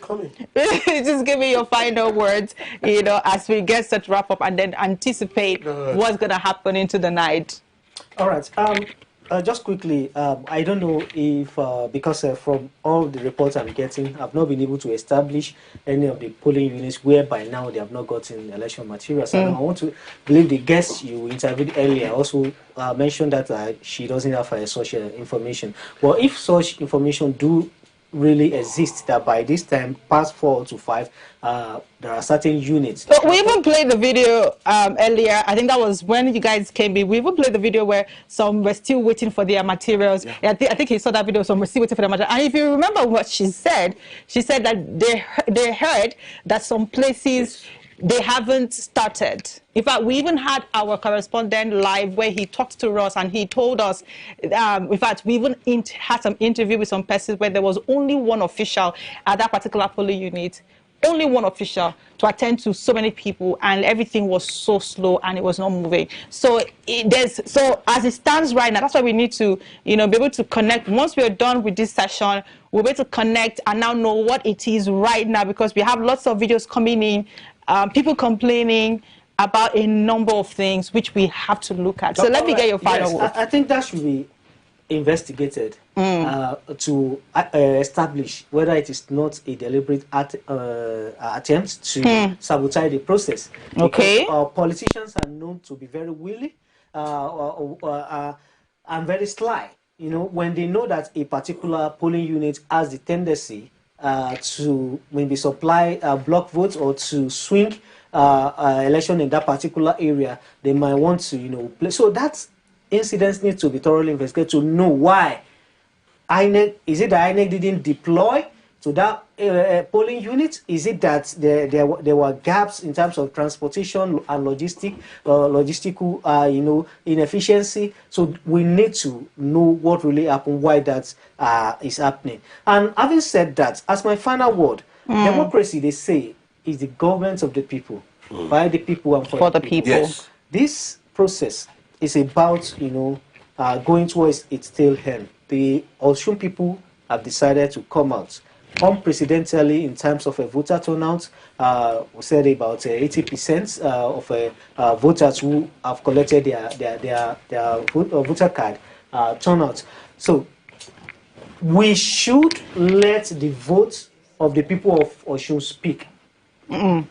If democracy, if we are going to have true democracy, which is a government of the people, for the people, and by the people should be made, should be allowed to form their own governments by allowing their votes to speak. I am speaking directly to INEC now. INEC, the ball is now in your court because the voting has been done.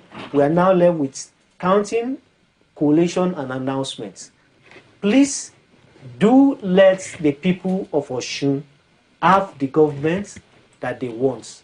Let their votes count.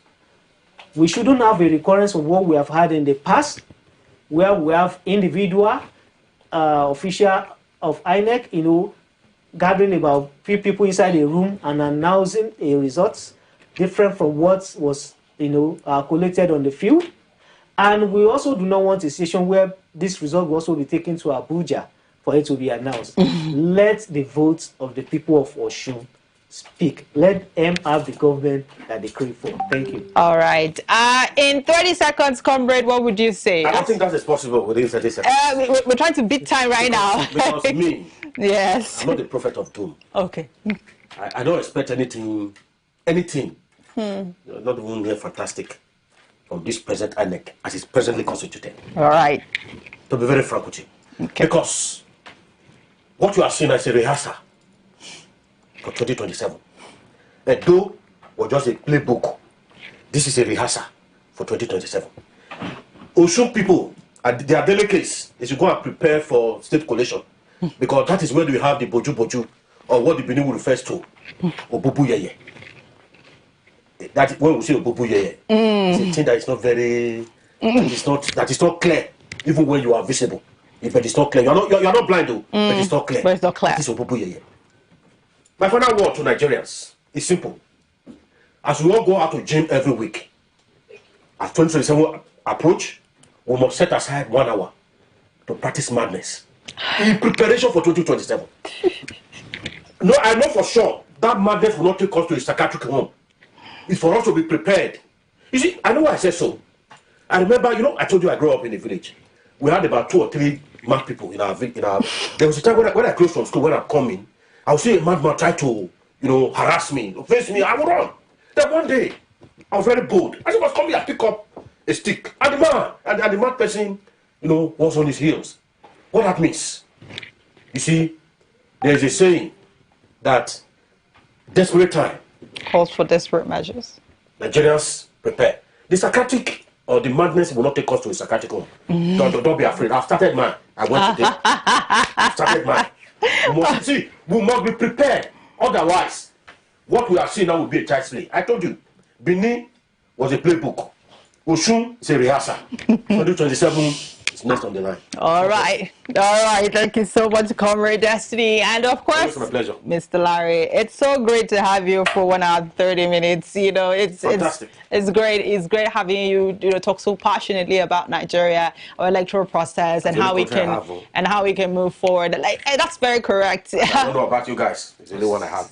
Okay, yes. Nigeria is the only country we have, and so we must do everything possible, legally to protect the country that we have. On that note, it's still Osun the side. After now, you're going to be seeing videos, the updates coming in from Osun State, what the people are saying, the complaints they're making, what is the next step. This is already past 4:30 right now. So what is going to happen after now?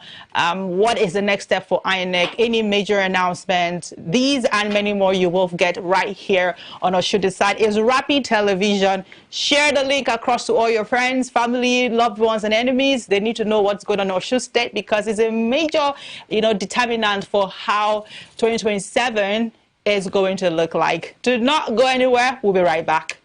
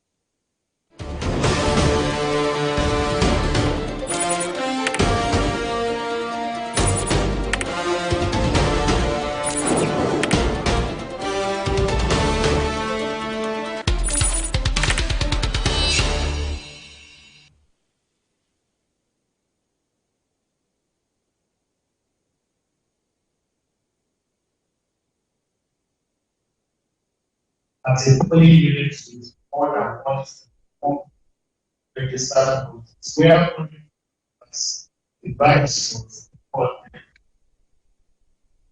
in many polling units, the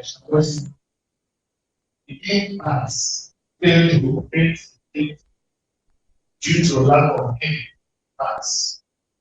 However, in this particular polling, if you want to over actually rights or by election West local government, the issue was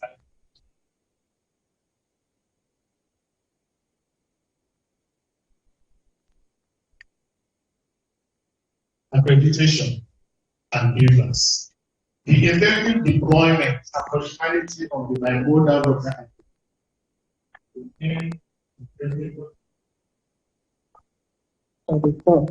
we dey do briefing now. You need to be here. You don't need to be here. You need to be here. You in our office. You are.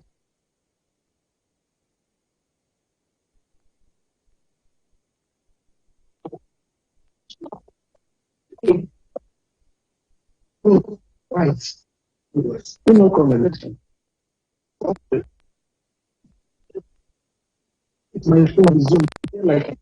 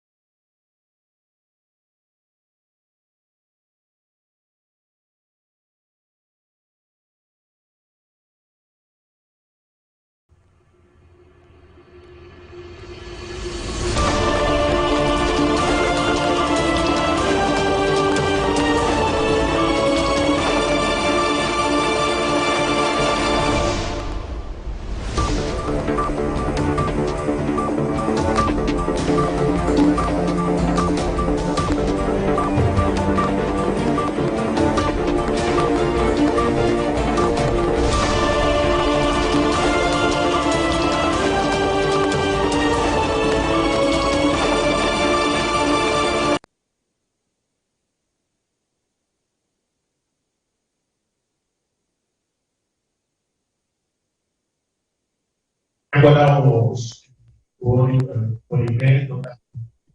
Our observer was specified and perhaps I can say in the 0 stories or 5 the world to receive reports of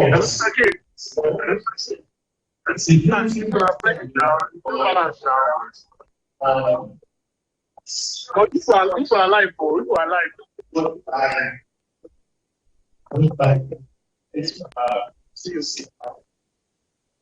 The presentation was put by all friends, including sharing of notes and race. The 0 was this disorder which all along disorder limits. The credibility of an election is fundamentally determined when on a pledge or induce exchange their votes, money, gifts, or other benefits. Political actors must the freedom of votes without pressure is participation of persons with votes. Situational concerns polling units were inaccessible to first place as a few places areas such as gutters and staircases. Situational votes, there were bold posters on the air polling units assisted device. But assisted device in B04.1 served 10 voters with disability because crisis were known. Polling units should be provided with critical capacity consistent with the law and decisions. Counting and result. Counting and the result. This is usually the most critical phase that happens. It should be conducted transparent and the polling units and gain the presence of related parties and other persons entitled to but none of them has been sorted, counted, and recorded. And the prescribed results forms mostly. Polling units results should be in accordance with the law students, with copies made available to groups like any disagreement concerning the same must be documented.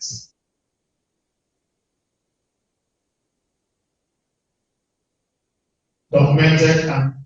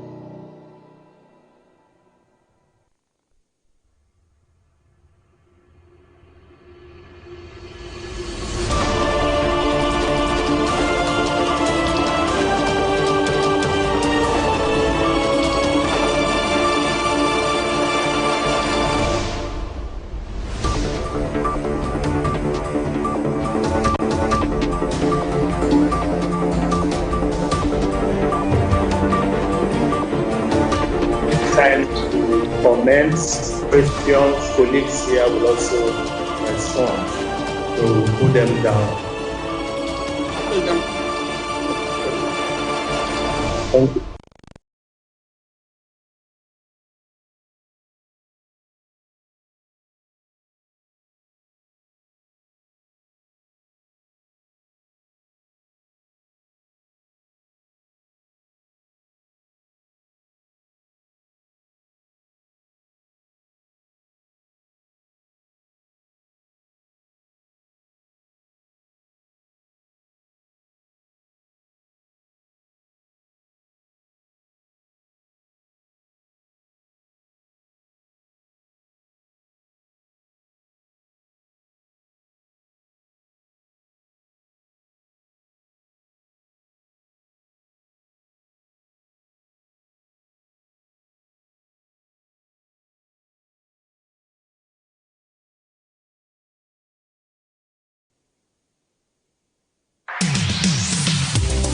Great news! Your favorite station, Rapid TV, is now available on the free TV app. Catch the latest news, entertainment, lifestyle, sports, and inspiring programs anytime, anywhere. Simply download the free TV app, search for Rapid TV, and start watching for free. Don't miss a moment of the action. Stay informed, stay entertained, stay connected. Rapid TV now streaming on the free TV app. Watch free, watch anytime. Download the free TV app today and enjoy Rapid TV wherever you are.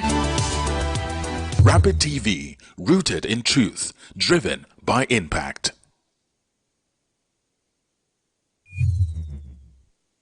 This is Rapid Broadcasting Network, RBN. We connect people, power stories, and amplify voices. On Rapid TV, we're rooted in culture and your window to the stories that matter. From news to lifestyle, we inform, entertain, and uplift. Join Rapid TV on Star Times Channel 176, Nightcomsat. On Rapid FM, we speak your language from the soulful airwaves of Umuahia to the vibrant culture of Port Harcourt and beyond.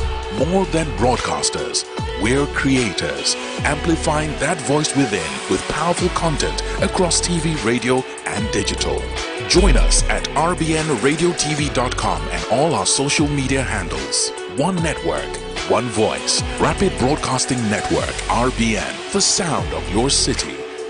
Rooted in truth, driven by impact.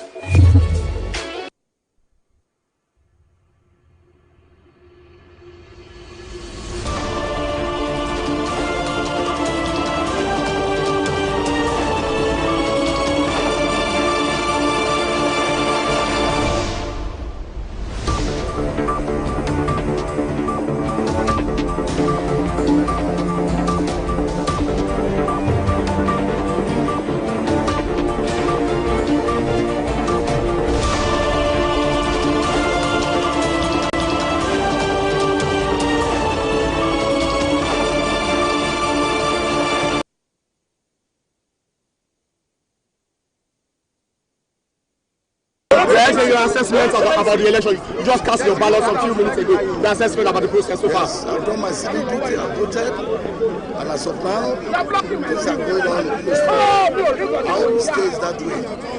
But I have it on authority information that there is one police officer that they brought to come and do an active job, the APC Osun, from Port Harcourt.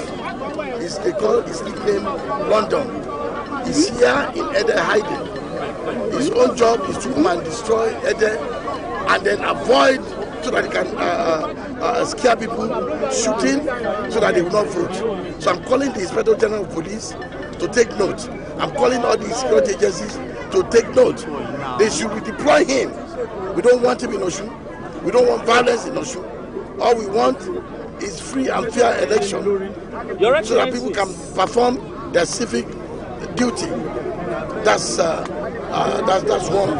And two, the pattern of voting should be from unit to ward and to local government. Not that they will take local government connection straight to state capital. That is not acceptable. That's a form of rigging. And I heard it on the authority that the APC have trying to rig and have some fake ballot papers.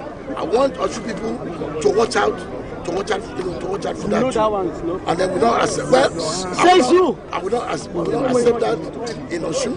Right now, as I'm voting right now, I just received a call in Modakeke and Obagu that police is aiding them to tear gas them so that people can run away. And people are resolute. They just want to perform their civic duty. Let the security agency please be neutral and watch it. But I can assure you, at the end of the day, I have God on my side and I have my people on my side. Your Excellency, sir, you have just voted. The process has just begun. Yeah. What's your assessment of what you've seen? I've already told you, so far so good. It's been peaceful. In my area here, I hope things like that got across. But it's not peaceful in Modakeke and of course in Obagu. The police are aiding the APC to tear gas people so that they will not vote. The thugs took the ballot box and ran away. So we have already reported this to the security agencies. I hope they do something so that they will not turn Osun State into war zone. Thank you so much. Good morning, sir.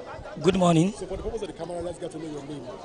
My name is Asam Shakiru Okoyemi, one of the key stakeholders of this Unit 7 Ojisun. Sagbabo Gude Ward 2. All right, sir. So tell us what has been the process so far. What have you observed? Well, so far so good. The process has been okay, despite the fact that we have a little challenges of a network issue at the commencement of the program. But we give thanks to God.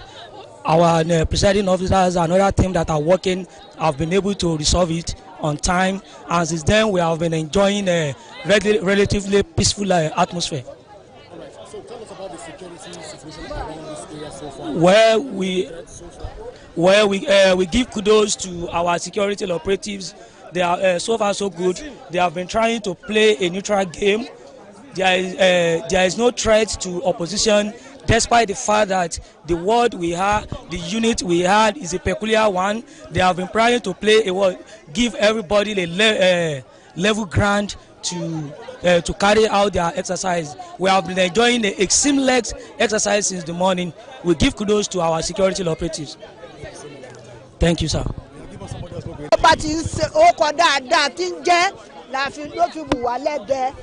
Kọ́ máa ti àná kọ́ máa ṣerú rẹ̀ lẹ́dẹ́ kọ́ máa ṣe lọ kọ́ máa ṣe lọ kọ́ máa ṣe lọ. Báwo ló ṣe yín bí ẹ ṣe wá jáde tẹ̀lé wá dìbò lẹ́nu? Tó jẹ́ jáde náà ni pé bá à ń ṣe ń rí títì tí ń dá àti sólà pọ̀ tá à ń rí nínú ilé kódà ó tó ya tó là mí sínú chọ́ọ̀chì mi sínú ọgbà chọ́ọ̀chì mi ó yà sójú mọ́sáàsì sólà. Ó yà síbi tí àwọn ìyàwó kọ̀ọ̀kan ti ń tajà tí à ń tẹ̀kọ́ inú wa ń dùn o inú wa ń dùn kọ́lọ́run ó jẹ́ náà wa ìhòòdò kalẹ̀ o.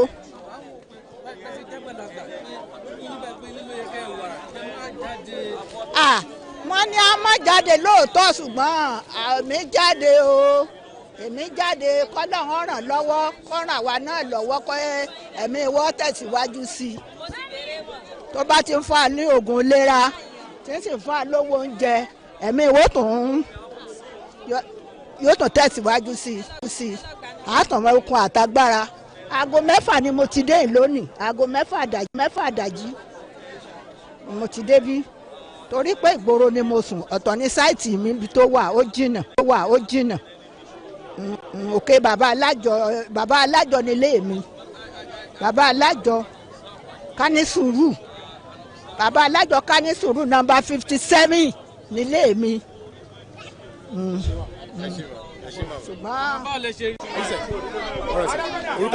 Alhaji Olawale Adekunle. All right, sir. So what can you tell us about the election so far? We thank there's no problem. Everything goes smoothly. We thank God.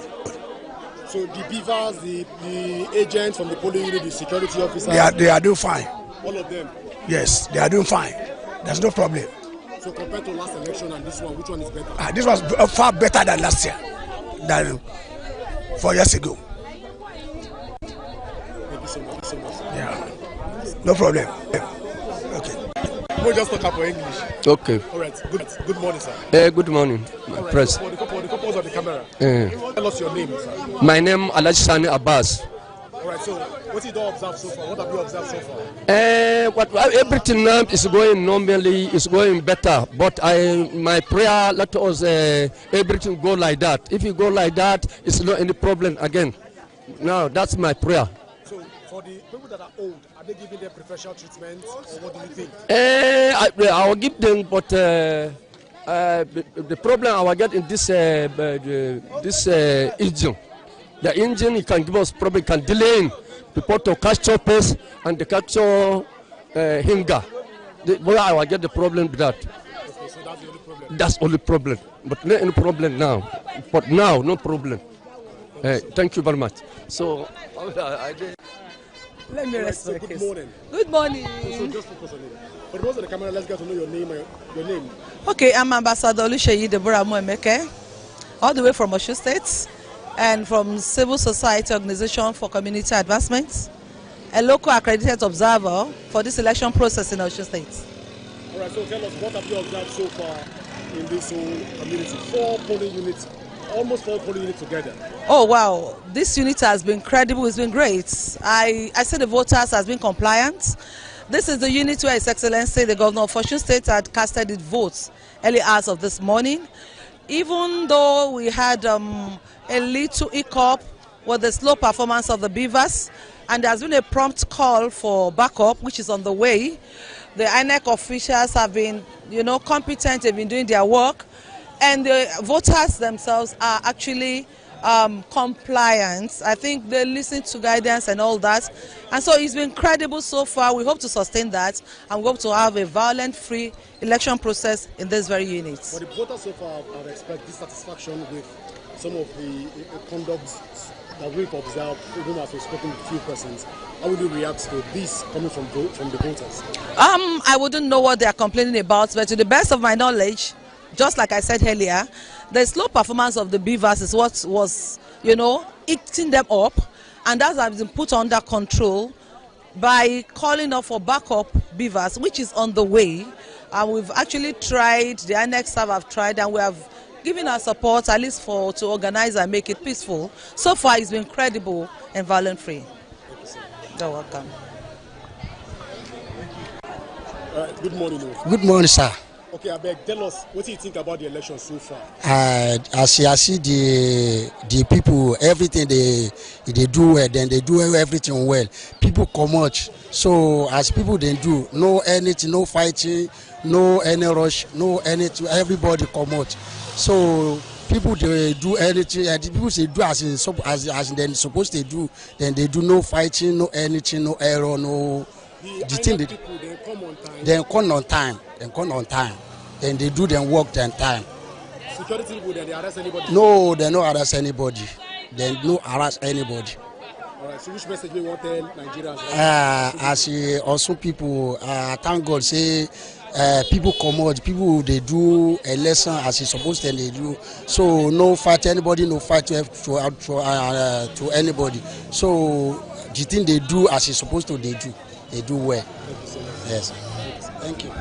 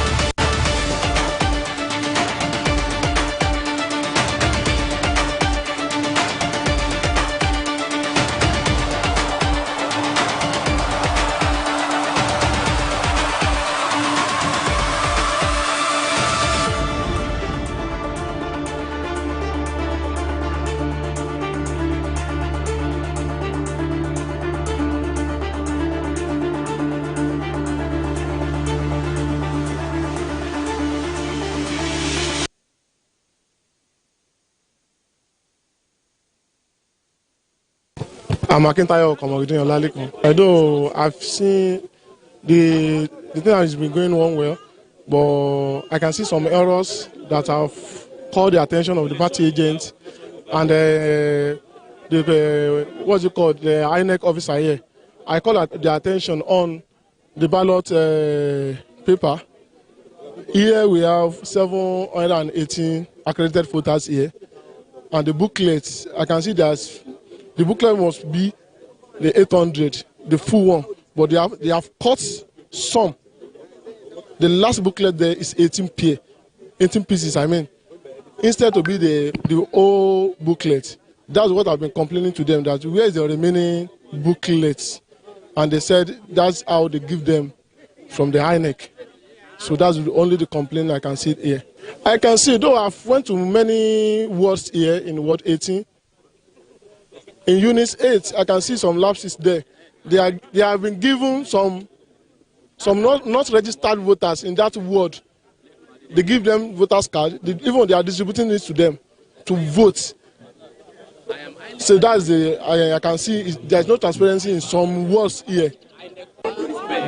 For now, everything is okay.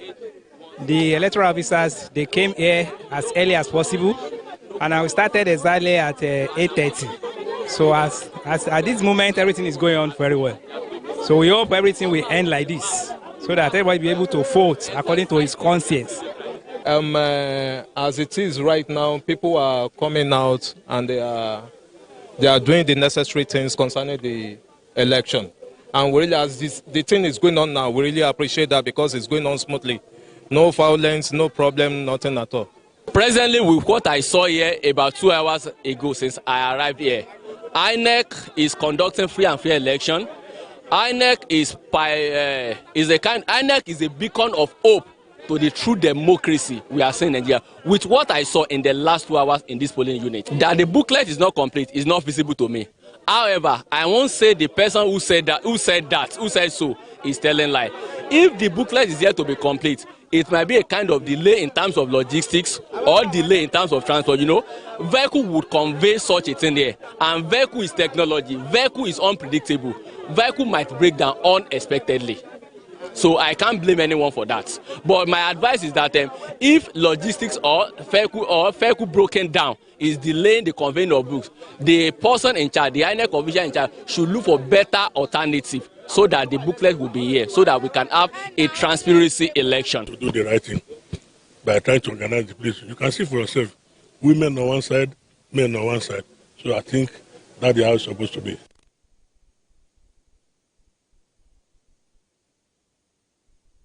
Yeah, thank you very much, Press. Thank you for having me. This is an update for this Osun election. As you all know, this exercise started as early as 6 o'clock in the morning. So far, so good. All sensitive materials have been on the ground. The INEC officials have been on the ground. The security agencies are all over the over 3,000 polling units. Voting has commenced as scheduled. So far, election is going on peacefully in all the 3,000 polling stations. We have, of course, yes, there are some pockets of reports, but of course, as we start, naturally we have security issues. But as voting goes by, everything normalized. All our men have been deployed. They are all around the 3,000 polling units. They have been monitoring people that have been voting. I went out, I went to some polling units. I met people casting their vote. I asked them questions. They said there are no problems. And my men also, my management team, they also went out, they interacted with voters, and everything is going on smoothly. I also went on aerial patrol. I went around Osogbo. We saw people making voting peacefully. There was not any threat or intimidation to voters, and things are going on peacefully without any problem. Of course, yes, there is some pockets of complaints in one place or the other. Most of the complaints will follow them through, and Some are true, some are not true, and by and large, I will say that we have 90 or 90 plus success on this election so far. Our drone units, the idea of doing surveillance and ensuring that everybody is going about his normal business. Last night, yes, we received an intelligence report. I will follow it up. I will succeed in arresting some people that were imported to cast their votes here. Most of them are not from this place, but we are able to run it up and we are able to solve that issue. Yeah, there are some pockets of issues, but we are treating them as they arises. But so far, so good. We thank the people of Osun State for their peaceful conduct, which we know them with. And we also urge them that if they see anything, if they see something, they should say something. Our men are on the ground. We have vehicular patrol, we have enough men on standby. Anywhere we hear any news of any threats to the election process, we send our men to follow that angle and ensure that that matter has been resolved. We have resolved a lot of reports, which most of the reports we are getting, some of them are false, of course. We have dispatched our hotline numbers. They have been very, very functional. People have been calling and we have been addressing it. Maybe after this interview, I'll take you to our ops room. We are the joint ops room under the offices of ISIS. The idea calling all the following units. Well, it's part of it, but I will give the credit to the cooperation we are receiving from the members of the public, from good people of Osun State. Their cooperation has been wonderful and has been excellent. The cooperation with the security agencies has been very, very wonderful, and we thank everybody for that. I want you to know that the majority of our workshop staffs are members of NYS, and yesterday we had a meeting with them. We assured them of their safety, and we are not joking about that. We make good deployment to ensure that those young men and women are safe. After the election, we are going to escort the materials and the AFROC staff to Osun or to the election center. And we are leaving no stone unturned to ensure that these young men are safe and they are delivered back to their respective offices. Thank you, sir. What the phone is the end? Yes, as I earlier introduced, my name is Isiaku Mohammed. I'm DIG in charge of training, deployed to take charge of the security of this election. You know, people, since the election has started, we have been receiving allegation and counter-allegation from both parties. Everybody is also using it as election strategy to distract the security agencies. They raise an issue, we follow it, it is false. At the other place, something is going on. Another place down, raise an issue in that place, we follow it up, another issue, something is going on in another place. So we are working on it, we have enough men to go around, we have commissioners of police taking charge of all the 30 local government, and they are on the ground, they are doing a very good job. Any line we send them that there's a problem social place, the media, they give us online, real-time information about what is going on. Most of these allegations are not true. Sometimes they raise an issue, well, you know, as I earlier told you that we have cooperation with our sister agencies who are doing some of this assignment. Well, if an issue, somebody said DSS arrested him, we're coming to police to verify. I think you should go to DSS and verify. Even though we are working in synergy, but if they don't tell us, if they don't brief us, I think we cannot tell you with all confidence that this is the situation. But so far, information at our disposal is what we are making available to the press. So far today, has there been any arrest anywhere in Osun State today for people who try to undermine the electoral process? Yes, there's a couple of arrests, but you know, as I earlier told you, what we are having on the ground is trying to manage situations.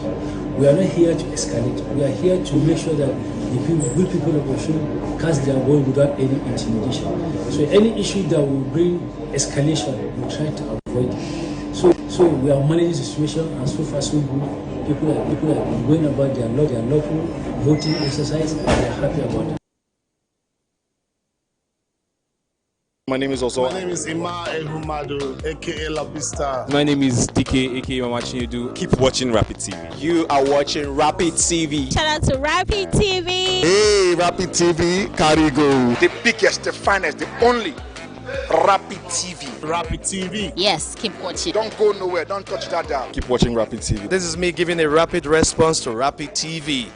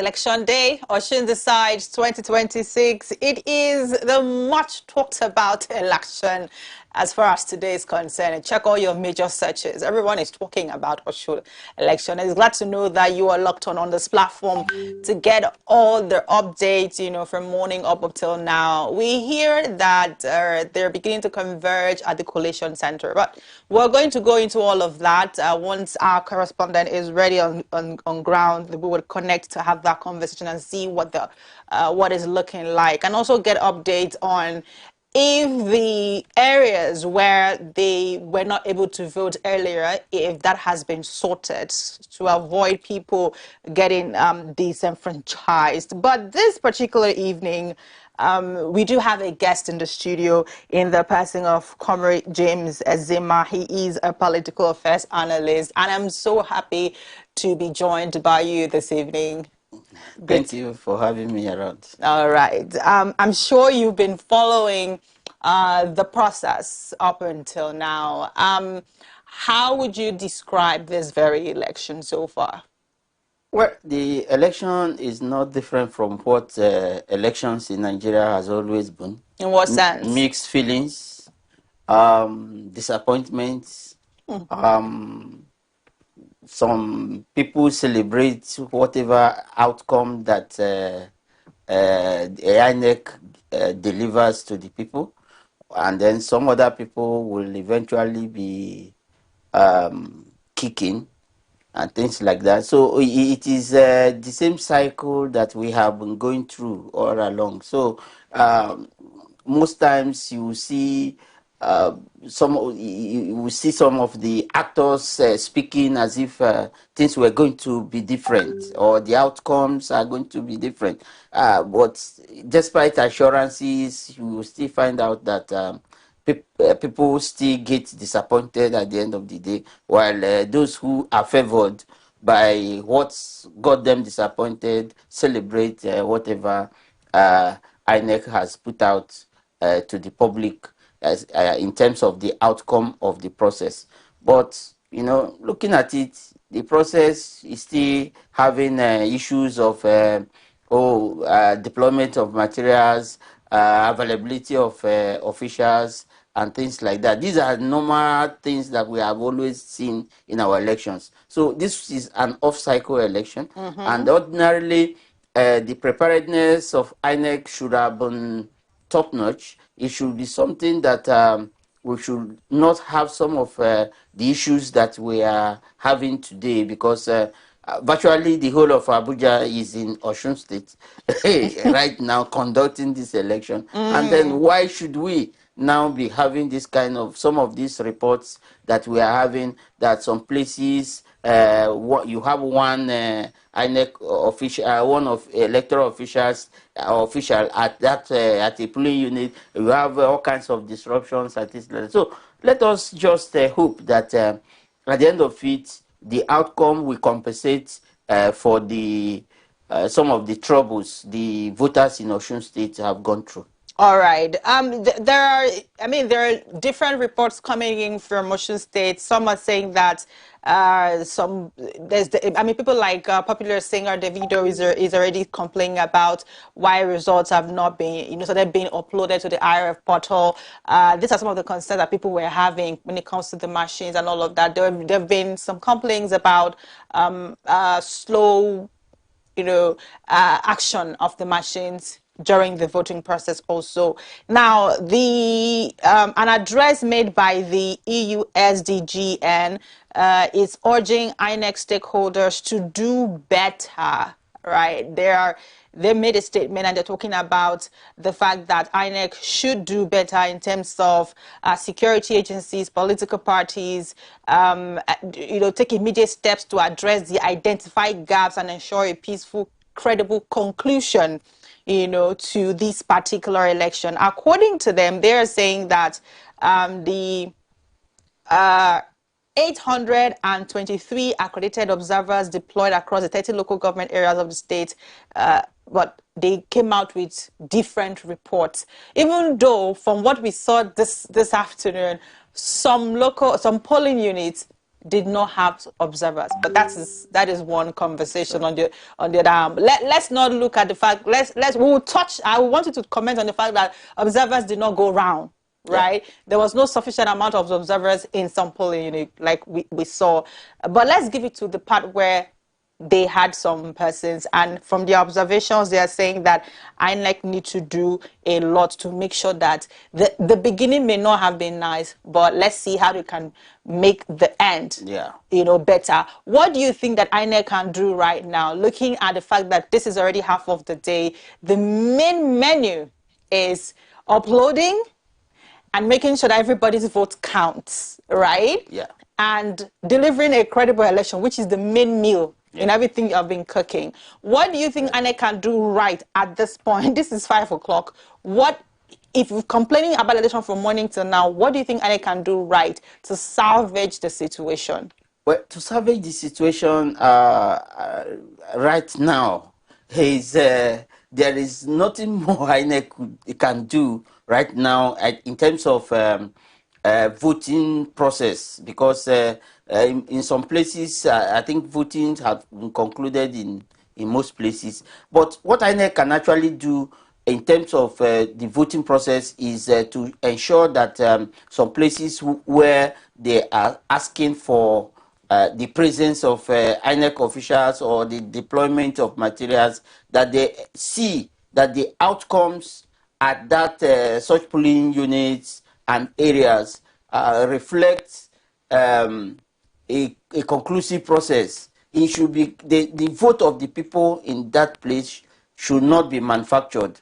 Rather, the elections should take place in some of those places, because rigging in elections is it starts with the deployment of materials. Sometimes in the area where your opponent is strong, you tend to manipulate the deployment of materials in that area, so that some people will either get discouraged and go home and not vote, or the material will arrive very late, and within a short period of time, the INEC officials will say, we have concluded, we have overshot time, and things like that, and the election will just shut down their system and they go away. So these are some of the things that we see.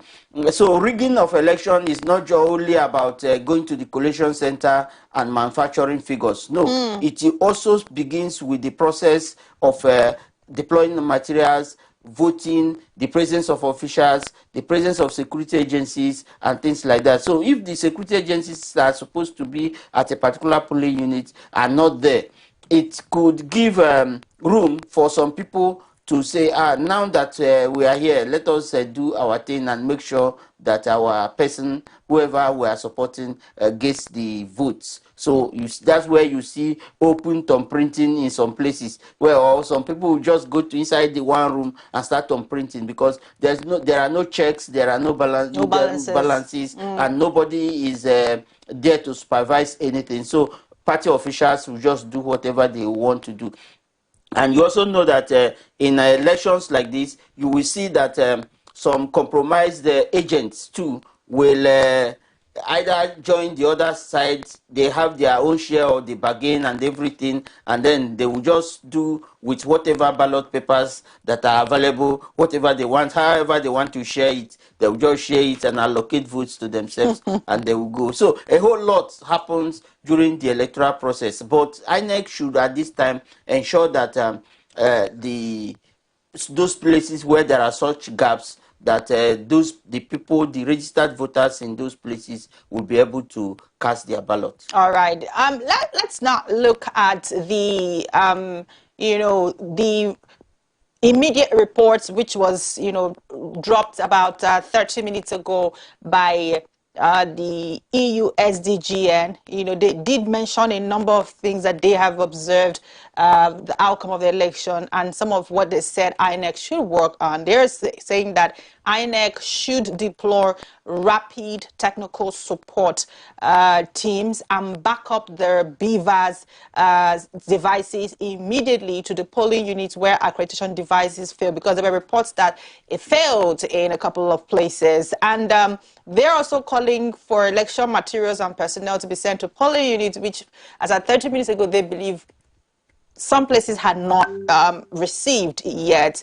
Now, they are also calling that, if possible, some voting process has to be rescheduled. And he said these people were affected because materials and personnel did not get there in time. So the elections to be rescheduled where voting had not commenced as at noon. That is what they're saying. So we don't know how INEC is going to respond to that. But from this, do you agree with what they're saying? Okay, fine. It did not comment early here, so this thing should be rescheduled so that everybody would have a chance. They did mention a number of things. They talked about the fact that persons living with disabilities were not properly taken care of. The elderly, some of the machines were not compliant to the elderly, and there was not availability of machines, to devices to support the elderly in terms of voting.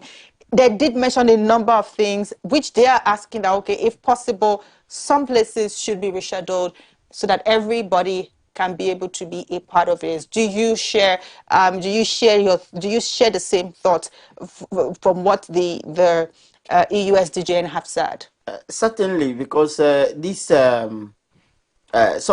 what we are seeing is not different from what we have been seeing in other elections. Because in other elections, we have seen a situation where BVAS will fail, accreditation process will be delayed because maybe one person will want to try to get accredited several times and then is not getting accredited. And that was why INEC, in its wisdom at a time, had to include facial accreditation instead of only thumb print that we used to do at the time. So to facilitate accreditation and make sure that where the thumb print fails, the facial accreditation would be used, to clear the voter so that the voter can now go and vote. But that is the challenge that we are having, because the challenge right now is that these things keep reoccurring. Every election, we will have people who complain about late deployment of materials. We will have people who complain about accreditation process, either that is slowed down by malfunctioning BVAS, or that they try to accredit one person and it's taking longer period than it should. So, some of the times that elections have held in Nigeria, most people have advocated for INEC to ensure that it's not just the election will be 2 hours. Those who are on who have come out to vote, they should find a way to make sure that they vote. That's why they were talking about backup accreditation machines. The beavers, they should deploy enough beavers in some of these places where there are none. And then, you know, these things are the things we will still see in 2027, because we will still come back to come and discuss how beavers failed, how some of these machines could not function in some places. Are you saying that you're not sure that INEC will be able to learn from this particular election and put in more, be more deliberate to ensure that this doesn't happen in 2027? These things are, there's no election that's why I'm saying that there's no election. We have not had the stories we are hearing today. So if there's no guarantee now that these things are not going to be the same story we are going to hear in 2027. And I think INEC should be more intentional in terms of dealing with some of these challenges. Let them find a way to deal with them once and for all. If there are other electronic means that they can introduce to ensure that people, once they get to the polling unit, they can easily get accredited, and then they will vote and they go. Even if it means devising a way, probably if your hand, your fingerprint or your facial, the device could not detect your face and get you accredited. They could use begin to think of using telephones, whereby they will send you an OTP. No, they will send you an OTP. Okay. So that with that OTP, they will just impute it in the machine, and then that will be the phone number that will be linked to your voter card. Okay, so while this may sound as a very technological advanced method, like you send an OTP like how you do in your mobile phones, your bank details and all of that. But the thing now is, they will tell you that election is not just won on the social space for people that have the phones and are tech savvy. How about the elderly? How about those who are in the rural areas who don't exactly know how to go around the OTP input and all of that? They will have a problem there. Yeah, no,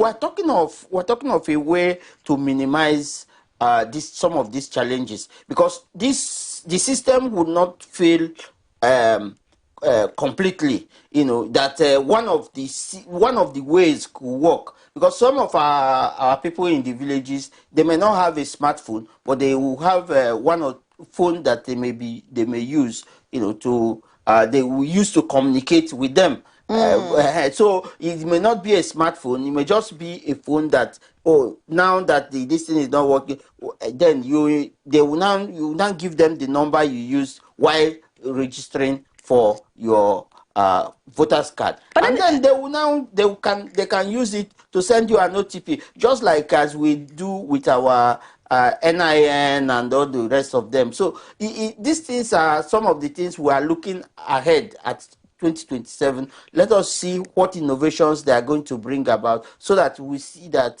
some of these bottlenecks don't reoccur. You know. But then again, comrade, don't you think that we are, you know, when people say, oh, you're cutting someone some slack? Because looking at how much we pump into our elections, we're looking at how much of a budget INEC releases, you know, for election proceedings, compared to other countries of the world. I mean, let's not even go to Western countries. Compared to other African countries, some of these African countries don't even have the kind of budget that we have when it comes to election. So we're not even supposed to cut them some slack. We're not supposed to even start looking for other simpler measures. We're supposed to hold them by the jugular and tell them, okay, this money you have, then you do the right thing. Because other countries are doing simple, peaceful elections. You know, the irony, with lesser budget. The irony is that people, some African countries, they will come to Nigeria, they will say that they have come to learn how to deliver free and fair, credible election. But Nigeria also traveled. I mean, the other day, we saw some of our officials traveling for ourselves to Republic of Benin to go and learn how to. I mean, isn't it embarrassing? You see, I think that Nigeria's situation is actually man-made. It is self-imposed. It's human elements. The issues that border on human elements. Because if it is not human factor, I don't think we should be talking about some of these things we are talking about. You can see that even before the election, you see utterances of people and the way people were overheating the polity and people were trying to intimidate and make other people not to feel safe, even at the polling units and things like that. So these are part of the human factors that militate against our elections. It's just like you know, in Nigeria, there's no kind of sanctions for electoral offenses. Once people commit electoral fraud, there are no sanctions. Are you sure there are no sanctions? No, there are none, because or it is not been implemented. No, there are no sanctions. You see, the essence of a law is for the law to be implemented, and if the law is not invoked when there's an infringement, then it means that the law in itself cannot come out and begin to prosecute people. It is the people who are concerned, the officials who are concerned, that are the ones that are supposed to go about ensuring that people who have committed electoral offenses are prosecuted. I am yet to find a successfully prosecuted electoral offenses, except the one that was done by the former INEC Commissioner Mike Igini, who took it upon himself, even against all odds, to ensure that a returning officer who manipulated the election was being prosecuted. So, these are like, we don't have any kind of system that actually sanctions people. And that is the reason why we continue to run around the same circle each election time. Once election comes, we go about seeing the same thing. Now, if somebody had intimidated someone else and made somebody not to feel safe at a polling unit, it is like somebody who is planning a coup. Because because election is actually what puts someone in power. And if someone somewhere is trying to manipulate that process, it is like coup plotting. So if we can punish people for plotting a coup against a government, then we should be able to punish people who try to disrupt the electoral process, because the electoral process is the only process that we have in a democracy that can enthrone the person that the people actually want to be their leader. So if we do it any other way, it's undemocratic and it is unlawful. And anybody who contributed to an unlawful enthronement of anybody should be punished, including the beneficiary. But what we see in Nigeria is that the court of law will nullify an election, but the beneficiary will just go home. No punishment, nothing.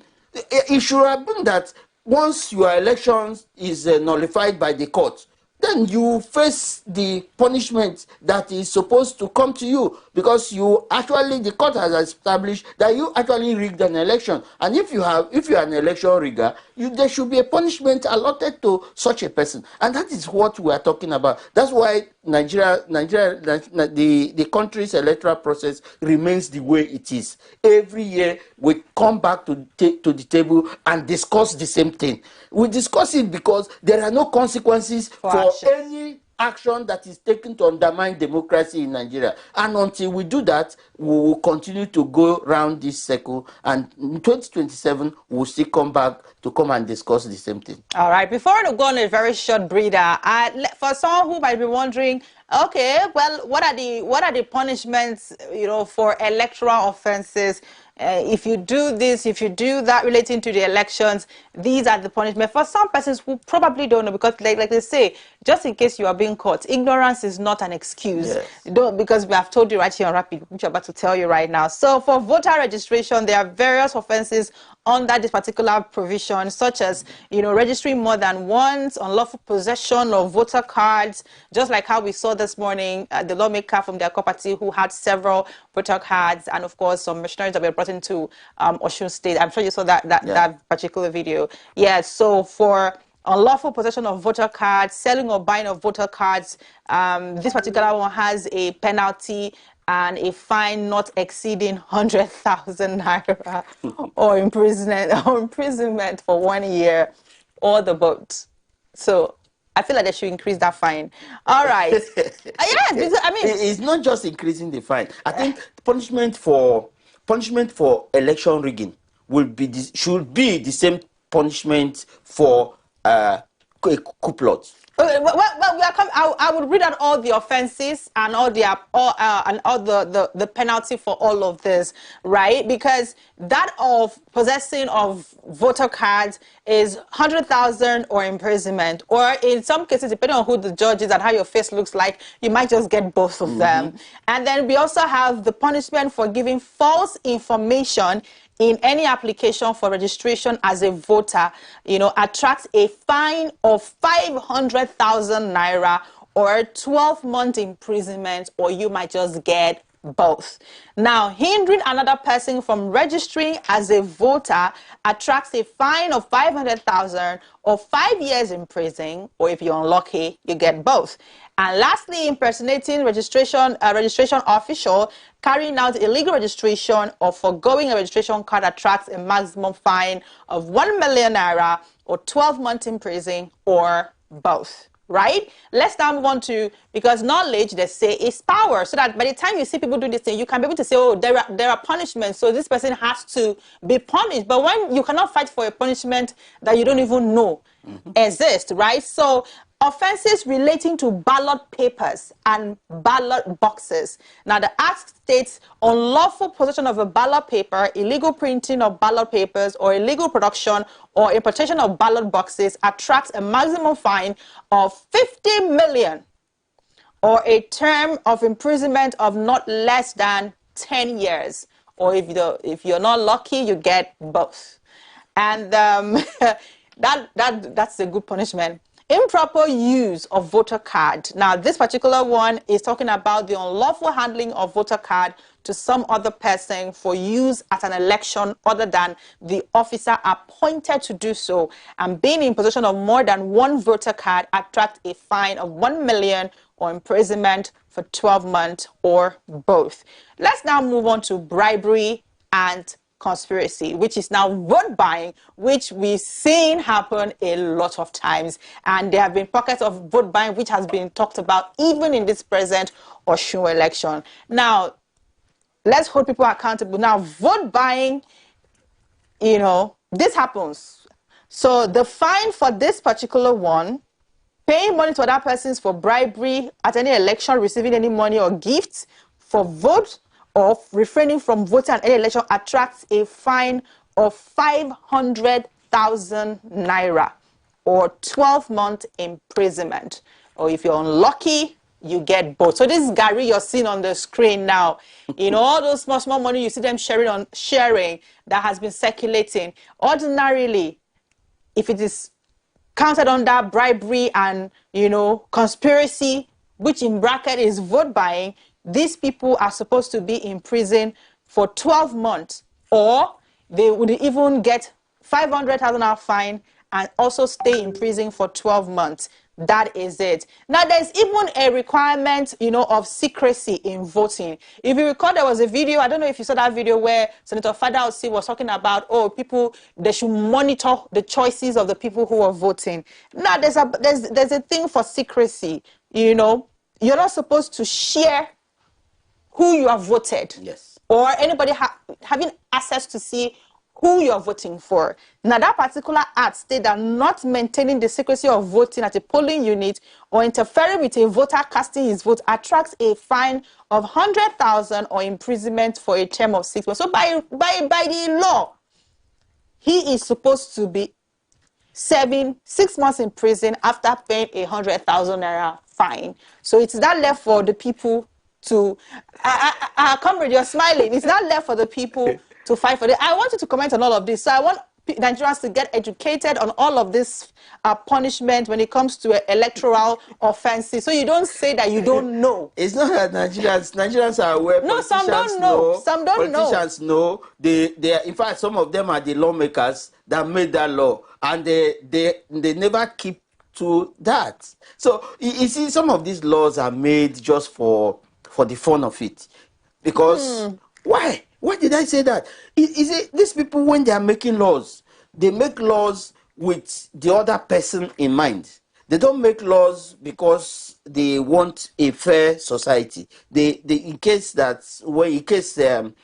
other party, goes contrary to the law, will have something to hold them. They use it as a tool for witch hunt and a tool for ensuring that they constrain the other persons. But a ruling party can do anything and get away with it. You can do anything and go scot-free. You can do anything and not be no sanction. And then you will see that once you are in the opposition, then they will invoke the law against you. And that is what we are talking about. So they do this with the other person in mind. They don't do it because they just want to have a fair society. Otherwise, the very first thing, if I were to be a president of Nigeria, the why I start implementing the law is my party men and women. Yes, because you cannot have a good society, you cannot have a prosperous society, no matter how we scheme, we try to work it out, no matter the kind of whether it is the British institutions that gave us the policy, or it is a homegrown policy. No policy can work except those policies are carried out within the ambit of law. And then if you manipulate the system, how will the international community have confidence in you to come and invest? It's only in Africa that's where you see our leaders going to someone to ask the person to come and invest. I have never seen that anywhere. In business, you don't do that. What people do is that, oh, this person is a credible businessman. I want to do business with him. I want to do business with her. So that is what people do when it comes to business. So you can, no matter how, if you have a system that stifles businesses, then you will have a Herculean tax, getting somebody to come and invest. Or you are running a country where the rule of law is a problem. You will find it difficult to have any investor coming to invest, except it's crooked investors who also want to bypass the law, because they also know that this place law does not work. So they can come, give their bribery and corruption and everything, and they get their thing done, and they take their money home. You remember some of the inconclusive investigations about international companies that came, the Siemens and all kinds of things that they came to give. Then they get to their country, they get convicted for bribery, they get convicted for all kinds of things. But in Nigeria, no, there's nothing like that. So that is where the problem lies. Until we get our electoral process right, have the right leadership in all spheres of our political life, then I don't think we are going to get anywhere. All right, we definitely know that INEC is still putting themselves together in terms of the counting. Counting is still, I heard that counting have started in some places, or those results are beginning to fly around. But at this point, we'll just go on a very short break. My guest is still here in the studio. It is still Osun the side. Don't go anywhere.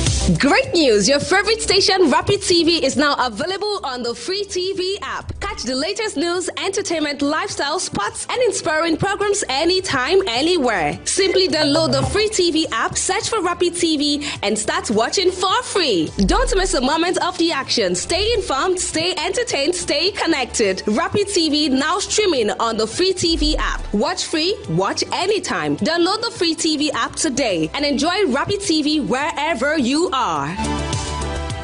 Rapid TV, rooted in truth, driven by impact.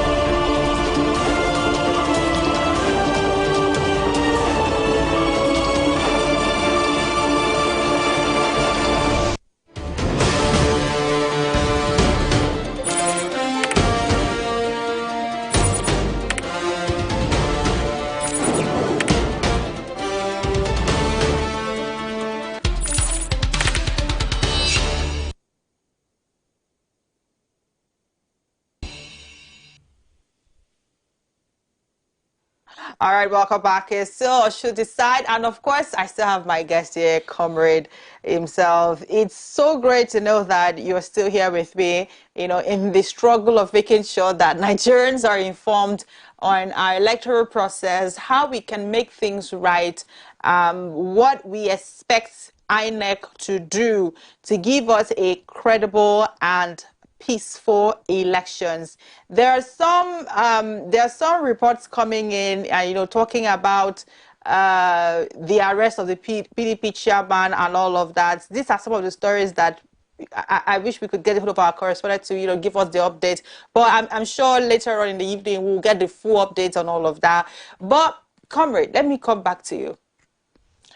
Aren't we old enough as a country to not be having this kind of conversations every time that we have elections? Are we moving forward, or are we just stagnant? Because it's baffling. No, I don't think we're even moving forward, because if we are moving forward, then we are moving forward negatively. Can the person ever move forward? Because you see, we are retrogressing. That's what I mean. You know, the movement is, and then when we are making progress at all, we are making progress in what we should not have as part of our electoral process. Let me give you an instance. You know, what we have always seen is that we have seen politicians, you know, devise different means of rigging an election. I remember that time of Professor Jega. It was the time that he came out with all kinds of rigging methods that were engaged by politicians. But this time around, I can tell you that politicians are also use the judicial process to rig election. If I am an influential person, I have money and things like that, I can decide to go through the judiciary to make sure that the person that won the election got his election nullified, and then I will be declared the winner. We have seen it happen every now and then, where people at the end of the electoral process, and then they go to the courts, and when the court deliver judgment, you see people crying foul. Remember that there was a time governorship election and some of these elections ended at the Court of Appeal. But it was because of the way Amana people cried foul and said, look, that there were foul play along the process. That was why they had to amend the law to get the governorship election to the Supreme Court. Before that time, it used to end at the Court of Appeal. So, but the thing is that these issues that has to do with influence, political influence on the judicial system is a big problem that we have to deal with once and for all, and then deal with it in such a manner that we find how to insulate some of the these are our judges from political process, because many of them are getting themselves exposed politically because they have associations with politicians. Some of them have politicians as their former professional colleague because they were all lawyers, and then they worked in the same chamber, and then when the person got elevated, then the person now have to drag his friend that had problem into the courtroom, and then want to use their relationship to settle matters that are supposed to be based on law. So these are the things that we see. But when our judges deal with other issues that don't relate with politics, you see them do exceptionally well. They don't. In fact, if your case comes and at the end of it all, you will see that you actually got what you deserved. And then only issues that has to do with our politicians, that's the ones that you find out that every now and then you see people cry foul. Or maybe if the politician that is in question is not getting support, and so they deliver very you see the judgment is different. Yeah, okay, now you saw the time that the courts, some people now went to court and were asking the court to deregister a political party. You are not a member of that political party. You are not INEC. So what ordinarily, why should you be demanding on what basis that? will you now go and be asking for a political party you don't belong to be deregistered? INEC is the only one that can say, court, this party has not met the basis for registration, the requirement for registration, and because of that, he should be deregistered, and court will make pronouncement on that. Not an individual person who is not a member of a particular political party. He will not go to court and say deregister the party for XYZ reason. No, it's just like when somebody who did not contest for an election will now go to the court and say, I'm going to head into the tribunal. When you are not a participant in that election, it doesn't make any legal sense.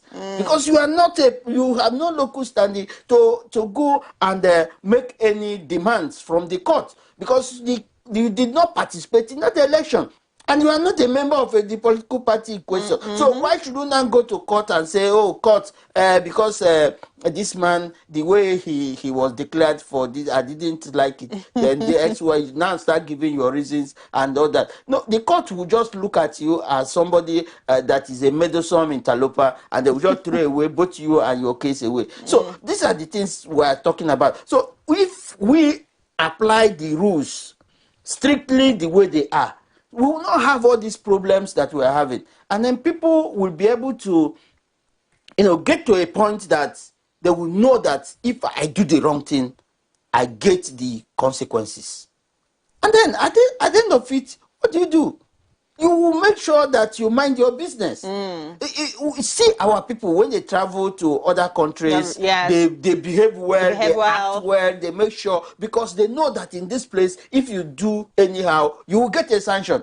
So you cannot just go and go and do things. Okay, even ordinary traffic lights in even a place, a city center, a city like FCT, you will see that people who are supposed to be big men, properly so called, are the people who you see when they come to the traffic light, you see them zoom up, pim, pim, and most of them don't even have plate numbers on their vehicles. I usually say that people respect law and order when they're not in Nigeria. That is it. Meanwhile, in Nigeria, we have law and order. We just don't have the enforcers of the law. And it's so crazy, like what you said. Even the people. I was on the road just a few days ago, and I remember saying something to the driver. I said, the people that break the law the most when it comes to road rules, the people that break it the most are the people who use wow, and, you know, tinted glasses. Yeah. Because in fact, something dramatic happened on the road. We were driving, and this car was honking at us. They literally wanted us to leave the road and just park by the side for them to pass. Yes. And I started asking myself, why should I? Why should we park and give you space? You know what they should do? They should even do is that let them create a lane. Places. Yes, let them create a VIP lane so that we will now know that VIPs, these are your lane. You know, Comrade, you and I know very well that if by any chance a VIP lane, I think we have something like that in not a VIP lane though in Lagos, where we have the one for the BRT. The bus, the rapid transit bus. So, but the thing is, even if we have somewhere like a VIP lane, I do not think that we need to have a VIP lane, because the truth is this: everybody is important, and if you're a road user, you should be able to respect the next person on the road. You don't carry koboko in your van and then you expect that once you're driving with your wheel, the world should stop because you're passing. Imagine if every road user was to say, okay, because I'm on the road, every other person don't matter. These are the issues that we are talking about. Because you're not going to go to another country and do that, no matter who you are. You're not going to do that. So, like I read out the rules about electoral malpractices, you know. I'm sure we have rules when it comes to the road, but then we don't have anybody who is implementing this. It's the same thing with our elections. You know, that's the reason why we are going towards these issues, because that is exactly what happens in our elections. The problem now is about, like, our last guest earlier did say something about institutions. We have weak institutions and strong individuals. Well, obviously, because it's the individuals that call the shots. Yeah, and they control the institutions. Everybody must respect what you have said, and we forget that we have laws governing this particular thing. But just because you want it to be like that, then it has to be how you want it. You forget that Nigeria, by the grace of God, if we're able to count ourselves very well, maybe we are up to 230 approximately, or more or less, but we are over 200 million people, and the people who belong to the high class are not more than the people in the middle or the lower class. Sure. But then the people in the high class now calls the shot, and you just want everybody to say, yes, sir, it cannot work that way. And which is why we have issues like this, because some people will say, no, I no go agree. The other one will say, no, I no go agree. I think there's an update I'm seeing on X where popular Nigerian singer Davido, that's the cousin of Adeleke, you know, is saying that they have alleged that there's an arrest of the PDP chairman, that the police invaded his residence. And according to him in his post, he said Osun PDP chairman Sunday BC had been arrested in his Ilesha residence around 2 p.m. by police. Police invaded his house, accusing him of moving around on the day of election. But people move from other states to Osun State. In fact, there were people who were advertising their arrival in Osun State. Oh, we have arrived, we have landed, and like as in we have come to fix things here. But they came from other states. But somebody who is within the state, because the person is in an opposition party, cannot move around. So that's it. And he's complaining that the same agency that ignored PDP thugs harassing voters is the same agency that is arresting somebody for moving around on election day. The question now is, which now takes me back to electoral offenses, because I did not see any parts where I was reading this, out this electoral offense to say moving around is an offense that you should be arrested for. The question is, what is he moving around for? What was he doing? Was he harassing people? Was he moving around buying votes? Was he disrupting the process? So these are some of the things. I do hope that the necessary bodies involved would do their due diligence, because you cannot keep meting out punishment to people that just because you don't like their stand or they don't belong to the same political affiliation. But well, Nigeria is still some people say it's still a growing country. It's a growing country. You know, I remember in those days where they used to talk of nascent democracy, Nigeria, nascent democracy. Now I think the democracy should have gone from being nascent to if he was crawling at that time, he was nascent. I think by now he should have started primary school. Well, if it was crawling, our own is moving very slow. So I don't know. I don't know if it has entered primary school now. Maybe it's still in play class. No, I don't think, because the time, you see, when you cannot, if somebody by the time he's supposed to be an adult, a full-grown adult, he has clocked several number of years and is still not talking. Parents will say, no, this child has a problem.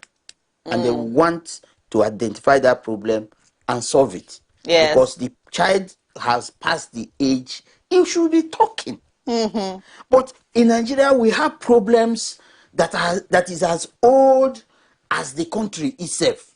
You see, electoral process and other processes are things that when you see Nigeria, we still talk about it every day. I remember when they were talking about health for all by the year 2000, food for all by the year 2000, water for all by the year 2000, light for all by the year 2000, all those things by the year 2000. Now as if 2000 was not going to come. It was the big year. It came, it has passed, and we are 26 years behind. But we are talking about the same thing.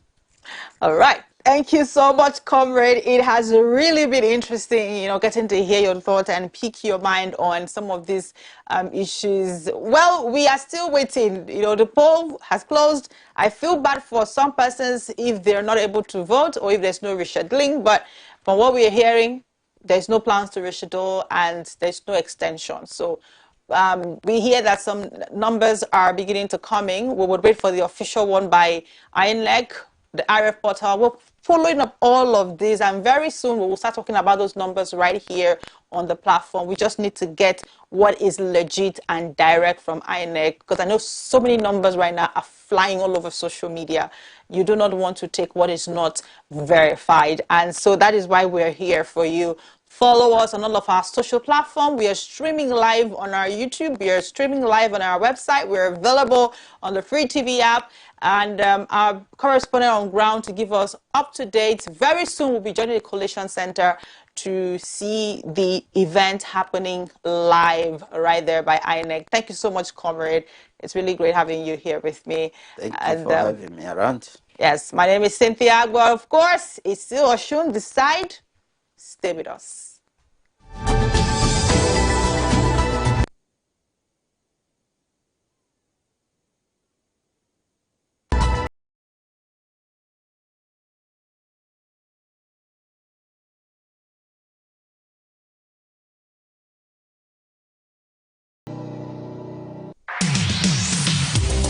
Great news! Your favorite station, Rapid TV, is now available on the free TV app. Catch the latest news, entertainment, lifestyle, sports, and inspiring programs anytime, anywhere. Simply download the free TV app, search for Rapid TV, and start watching for free. Don't miss a moment of the action. Stay informed, stay entertained, stay connected. Rapid TV now streaming on the free TV app. Watch free, watch anytime. Download the free TV app today and enjoy Rapid TV wherever you are. Rapid TV, rooted in truth, driven by impact.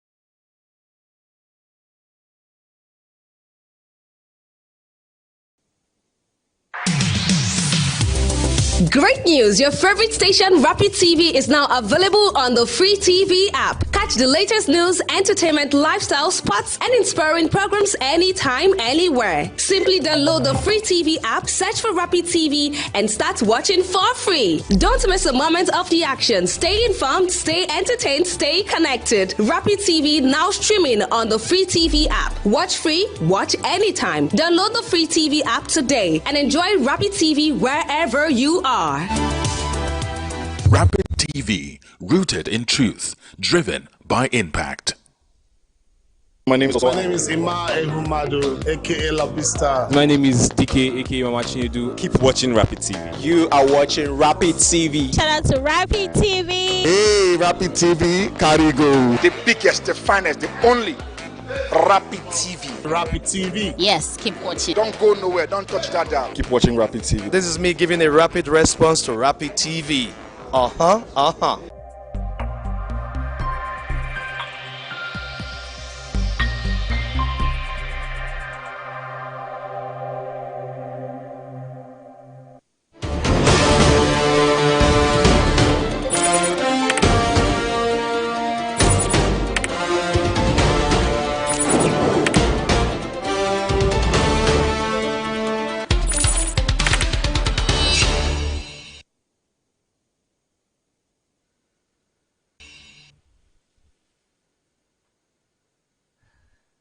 Thank you very much for being part of the program. Osun Decides.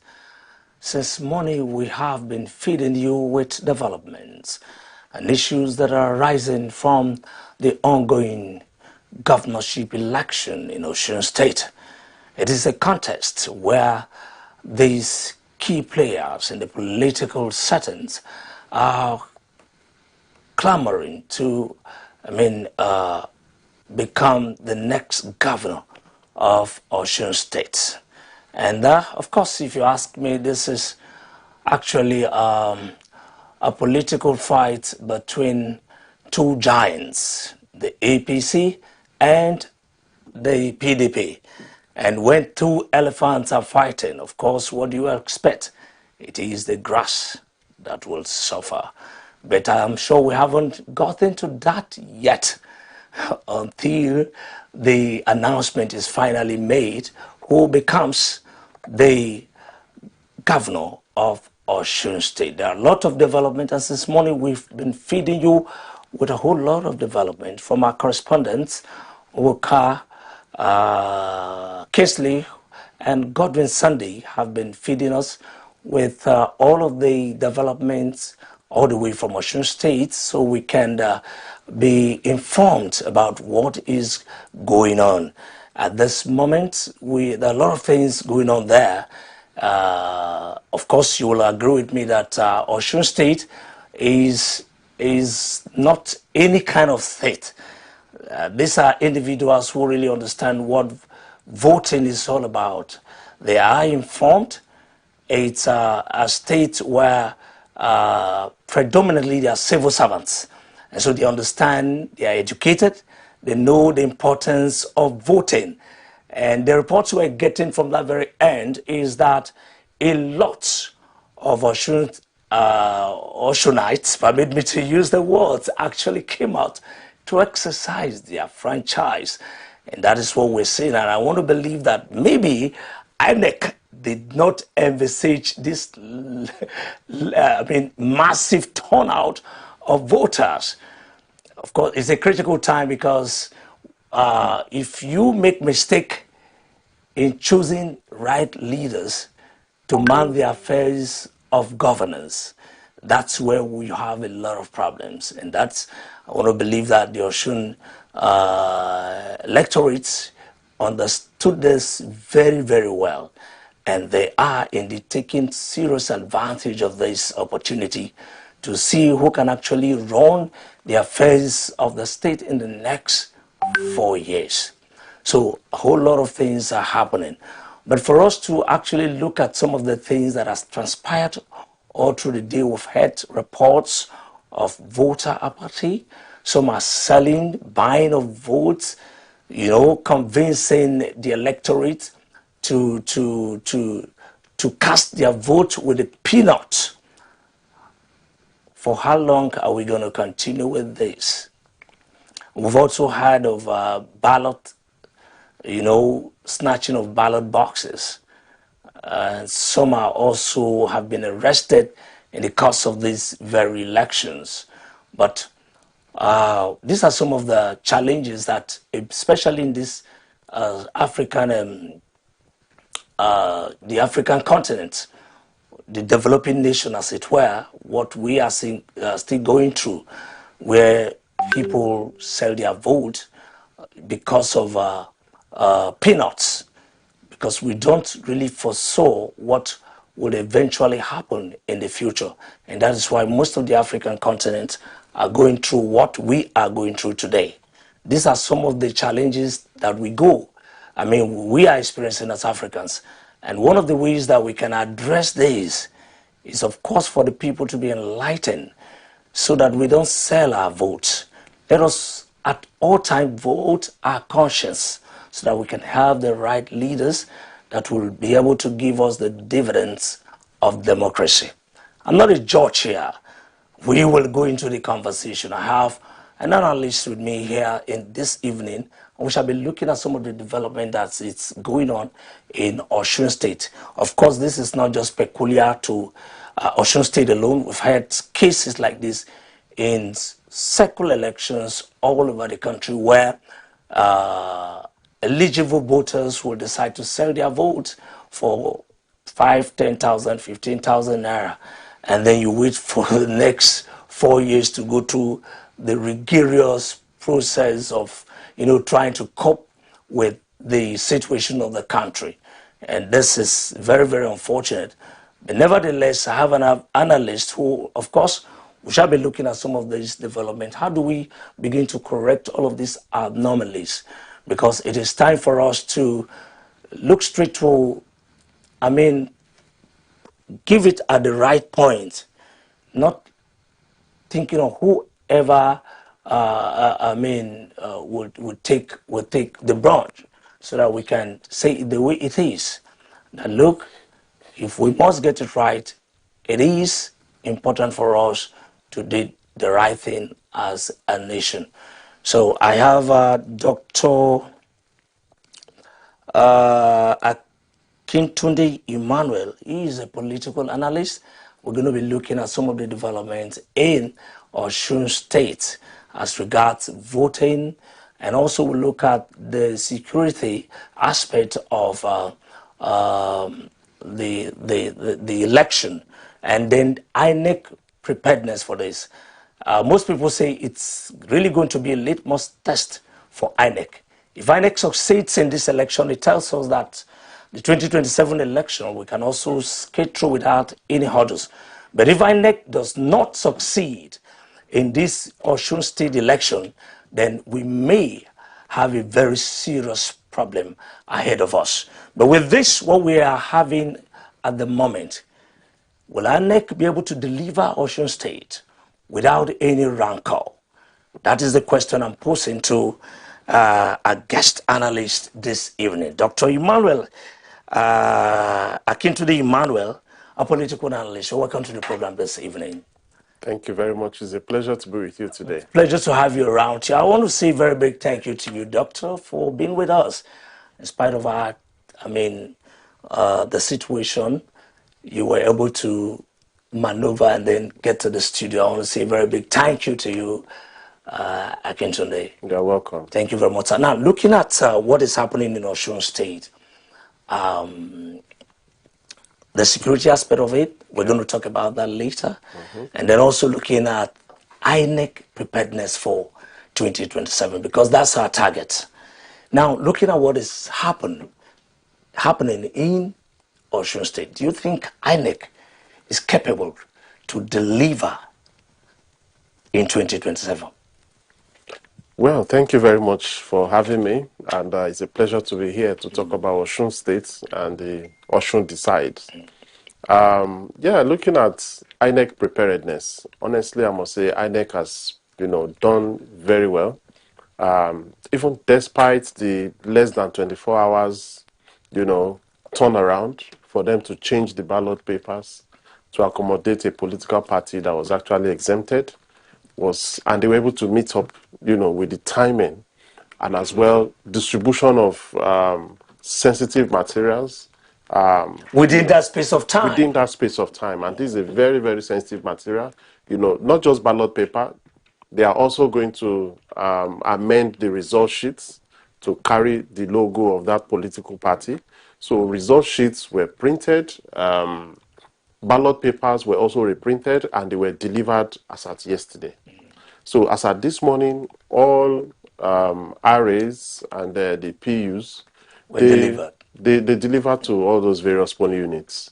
I can actually give credit to INEC for doing that. It was there's this time limit, but they were able to hit that very target. Yeah. It's actually a credit to INEC. Now, our correspondents, like I did tell you earlier, that we already have our correspondents right there in Osun State that have been feeding us with all the information that's going on through. So one of our correspondents is standing by, and any moment from now, we'll reach out to him to actually tell us what is going on right at this very particular time. Godwin Sunday is standing by. Let's hook up with him.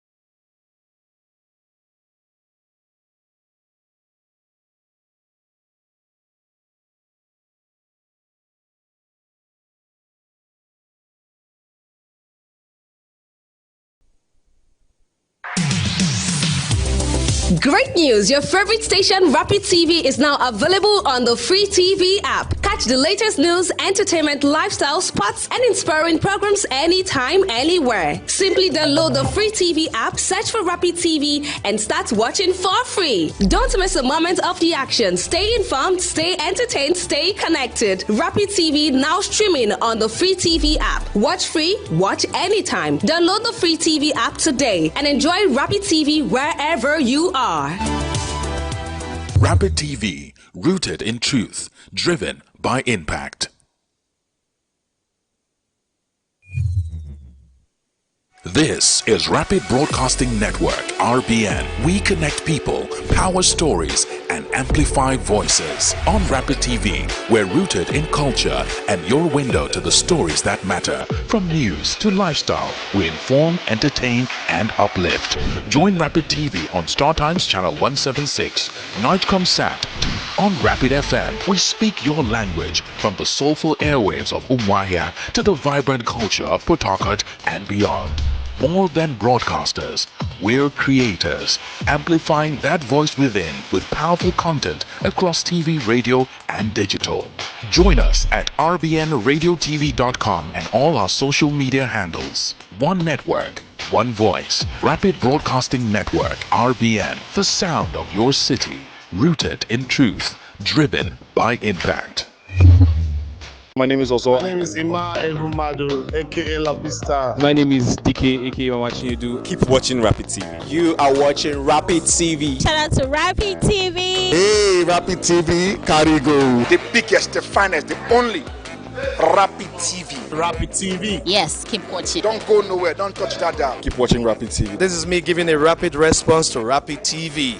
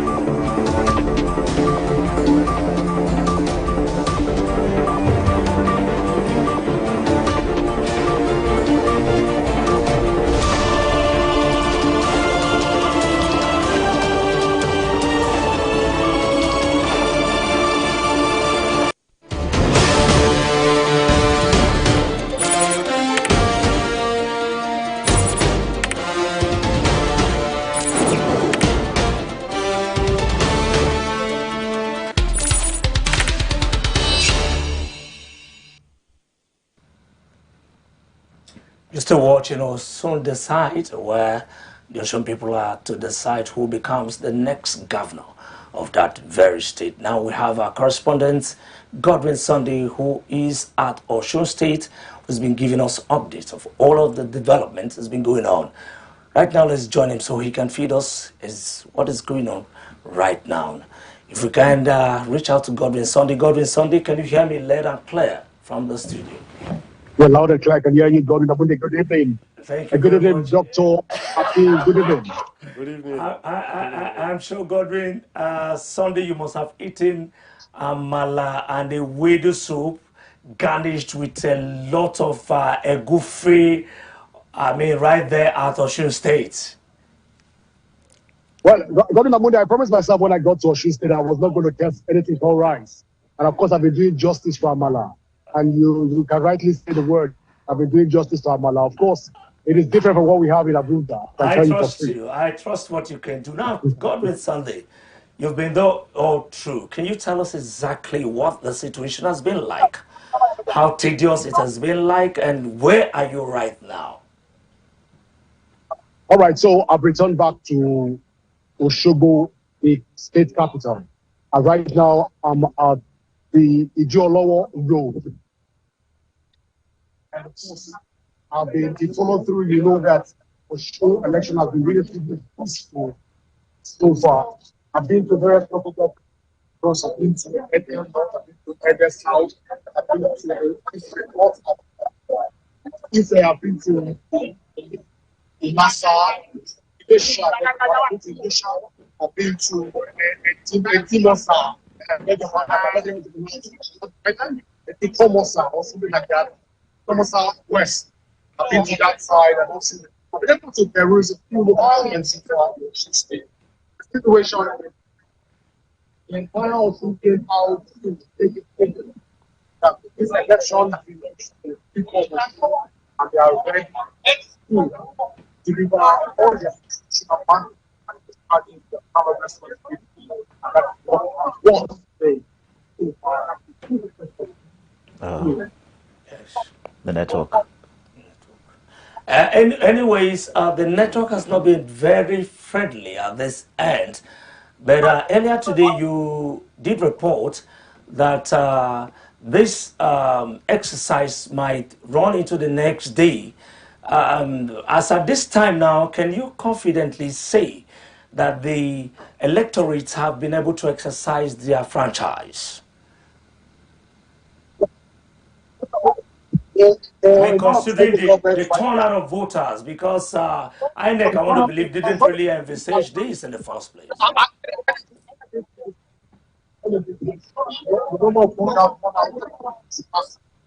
would have expected that this is what we saw in Anambra, saw in FCT, we see so far able in the last election. And Osun State will hold that back. But then, Osun gave us the shocker of the electoral coming out in March to vote. And I can tell you, in some local governments right now, accreditation is still going on in some local governments. Wow. Accreditation is right now, wow. We have about 1,200 registered voters.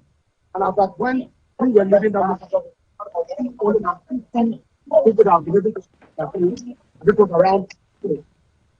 So from that time to now, we've been able to absorb the issue around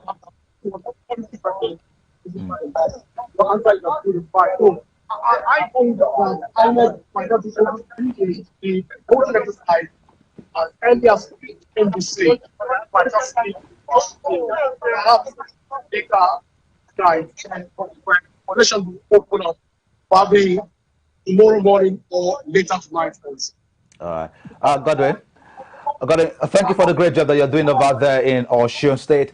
Earlier today, when we had a conversation in the morning, you talked about the fact that in Ede precisely, the beavers had issue functioning. How swiftly was INEC able to resolve that situation? And again, how widespread was that problem also? Well, I told you, the problem I guess, very interesting one. Because before, even when the governor was voting, I had to play the almost thing. But then it was something that there was no aid, which was a little bit tough.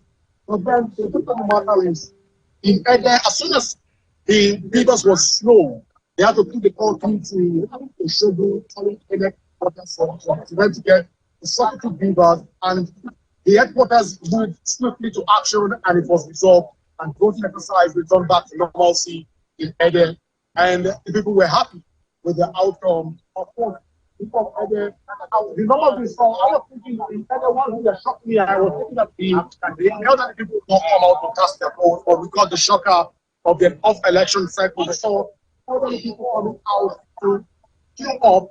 At the point, the community had to give them a preferential treatment to say, let them go and choose and let the younger ones follow in suit.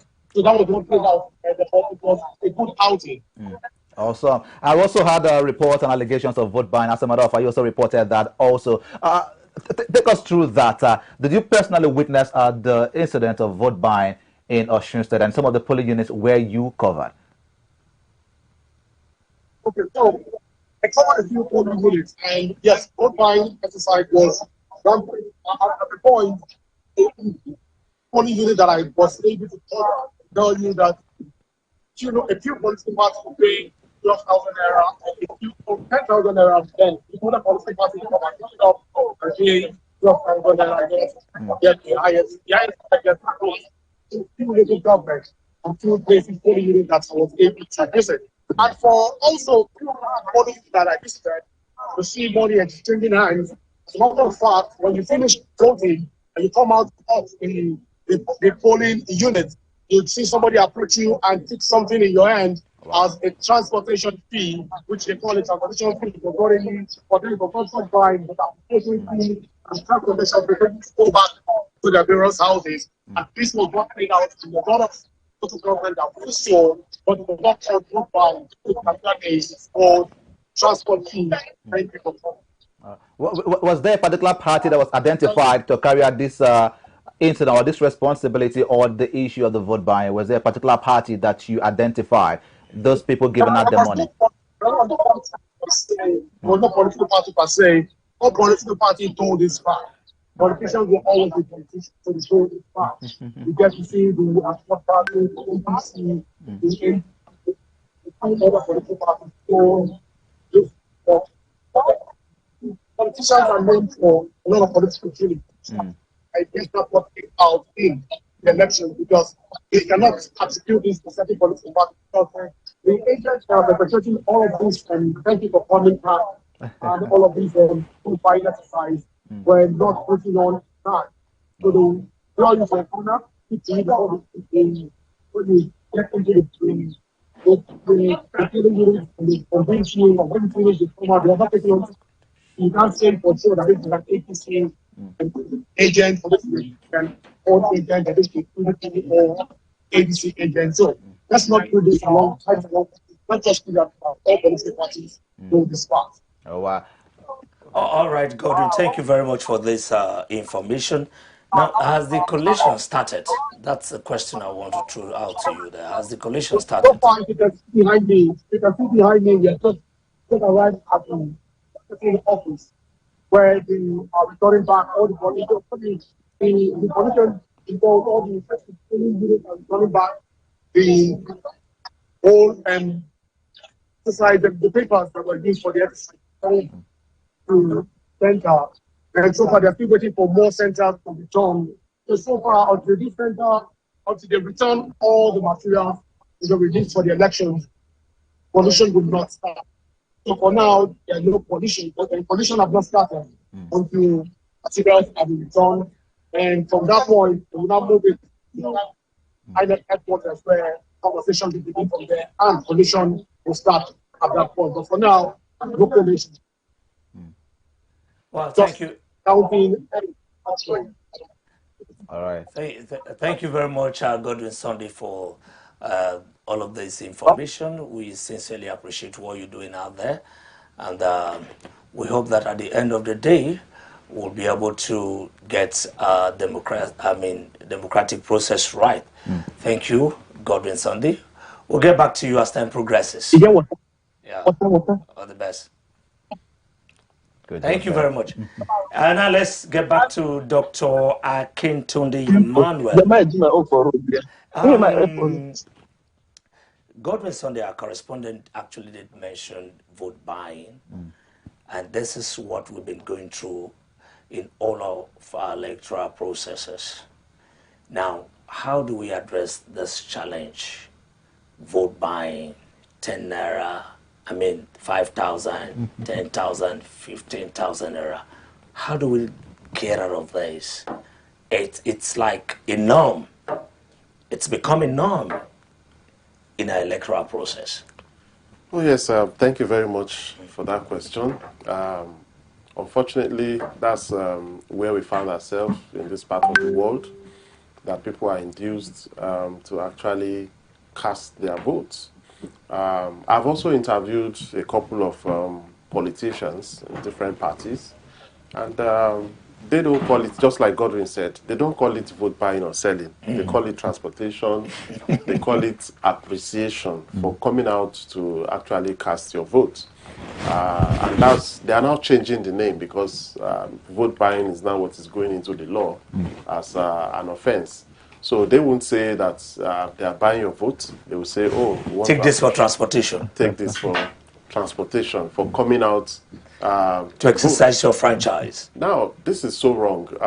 INEC has been out there educating the public that if there is no vote seller, there won't be a vote buyer. Right. So the people are actually willing to sell their vote. And that is why we see people that are willing to pay for them. So, and why are the citizens selling their vote? Why? What will make somebody to wake up from his house and say, I'm going to vote for the person that will give me the highest money? One answer to that question, one thing that has been causing that is because of the level of poverty of the people in the land. The economy is actually biting hard on the people. People are struggling to survive, and thereby any little stipend they can get is actually so attractive to them. Yeah. You look at it as stipend, but for the guy that is unemployed, in that place, doesn't see it that way. It doesn't see 10,000 or 12,000 naira so often that somebody will just dash you that kind of amount. So he sees it as, it's part of the national cake that they are sharing. It's our entitlement, in quote. that we are actually collecting. And I don't know how much of voter education that can actually, change this mindset or erase this mentality on our people. And that's where we find ourselves. Voter education, is it enough to change their mindset, or improvement in our economy to see that people are employed, people don't see those small money attractive?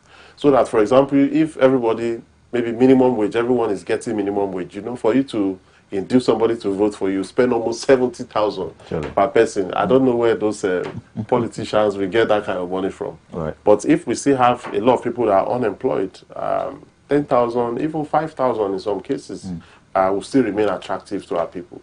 In fact, some places, they don't even share money. They do trade by barter of votes. They give you rice and granite oil. They say thank you for coming, as if they are sharing souvenir. Well, the weaponization of poverty has been one point that has been constant when we talk about vote buying. In this part of the world. In fact, earlier today we also showed a video, certain allegations, some political parties where just a palm fit of rice or gari even was shared around some part of the state for the purpose of this election. But to the beauty of the election as well, we saw that there were violent situations going on in Osun State.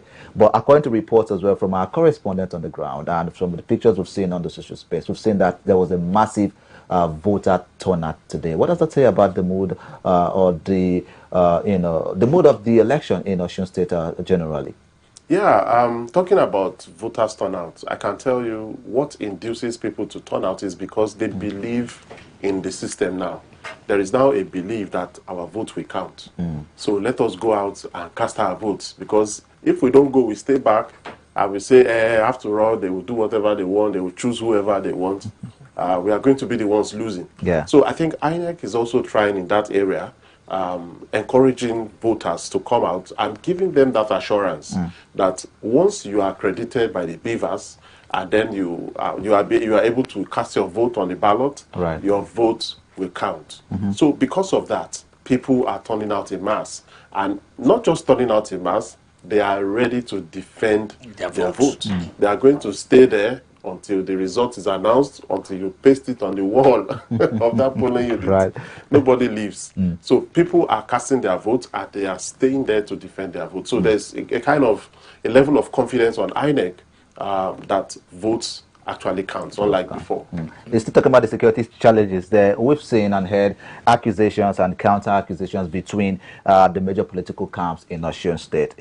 Party A says this party, for instance, the ADC and the Accord Party basically, and the APC accusing one another of perpetrating violence, within the particular state. But how do we separate genuine security concerns from political propagandas, in Osun State, or even generally in our country, Nigeria? Yeah, we don't have to listen to the propaganda. Yes, the governors will finish their votes. It has become a ritual. When a big man, a governor, a senator, like that, a candidate now in the election, finish voting, they come face the mic and they say all manner of things. I can get information that something has happened somewhere. They are not allowing voters to vote and all that. Those allegations need to be verified. We cannot just pick up those allegations as headlines and say, oh, because the sitting governor said police are firing tear gas at voters to chase them away. Now pick it up. It has to be verified. And I think that was verified. I saw some videos of police shooting tear gas. And I think it's also a strategy that we also need to look at. I think it's a loophole in our electoral act, because it's now there that any polling unit that there is violence, that polling unit's results will be cancelled. So if the opposition or whichever party feels that, oh, this zone is the stronghold of my opponent, even though if I cannot snatch the ballot box or do anything, I'd rather go there and cause trouble, so that once there is trouble, they will say, there is trouble there, they cancel all the votes. So it has become a strategy as well. So they should look into this. I think the National Assembly should also look into this, maybe if they will amend the law later, to see that even when there's violence in a polling unit, they should make the people, they should calm the situation and make the people come back possibly on another day, or maybe after the situation is calm, they should still allow people to come out and vote, not just to outrightly cancel the whole vote of everyone in that polling unit. Right. So these are the things that still give room to violence, in some polling units, of the states. Yeah. So if we look into that if there is violence here, we will calm the tension down. After 2 hours, police security will be there to protect the citizens that want to vote, and they will surely vote, because this violence is a way to disenfranchise these voters technically, and it's very, very bad. And of course, again, build up to the election, violence, tension everywhere. Yeah. But the police did deploy over 30,000 police personnel. But the NSCDC, they were there as well. The military personnel, they were there in Osun State. And of course, the essence was to ensure that there was peace, within the state for this election to be carried out. But still, we've heard of pockets of violence here and there. Would you say that the presence of the security personnel didn't do so much to deter those that are willing to perpetrate this violent act within the state? Well, I won't say the presence of the security did not help. The presence of security helped because the results, or will I say the reports we are hearing from Osun, says that generally that the election was peaceful, though we have some little pockets of violence here and there. But if you are to rate it in totality, we will say that the election was peaceful. Why did we have that kind of report? It's because the security agencies are working. They're actually there. They mobilized, and that's why we can record that level of peace. And it's because security personnel are on ground. That was what motivated voters to actually come out. Truly. Because if there was no security, they would have been scared of their lives, and they will stay in their houses. They won't come out to vote because of the tension that has been on ground. When this one makes statement and say kill, this one say no, arrest him, this one. So they generated that tension to discourage voters, create fear in the mind of the voters so that they don't turn out. But because of the presence of security agencies, the army, the civil defense, the police, every one of them mobilized to Osun, and people now have that confidence that we have protection, we can go out and cast our vote, and that's why we see that the turnout is actually massive, very massive. Yeah. Dr. Emmanuel, now you see, I've always been concerned about the electoral process in Nigeria. That has to do with, like in Osun State right now, public holiday was declared. Yeah. And most times we've seen this in most of our elections that are conducted across the states. Public holidays declared. You have to stay indoor. You can't go out to exercise your franchise. This has become a burden to me as an individual. No, we need to clear. You are saying two things now. Yes. Public holiday declared, and then movement is restricted. Restricted. So which one? Good. No, public holiday, yes. No, yes. Public holiday was yesterday. And also movement. Restriction of movement during election. There are in other climes, people can just go exercise their franchise, go back to run their businesses. Why is this not obtainable in this parts of the country? Now you have your ATM card, and that's what I've always been advocating for. You can travel to any part of the country, slot in your ATM, get your cash. It shows your details. Why don't we go to that method where you can have your ATM or a card, your voter card, you slot it in, cast your vote. Simple, you go back to your business. Why has this become very, very difficult for the electoral process in Nigeria? This was a very heated debate in the National Assembly during the amendment of the Electoral Act. You are just, in a nutshell, talking about electronic voting. Yes. yes. That you can be anywhere, and vote. Now, first of all, our system, we need to understand, they say every politics or every election is local.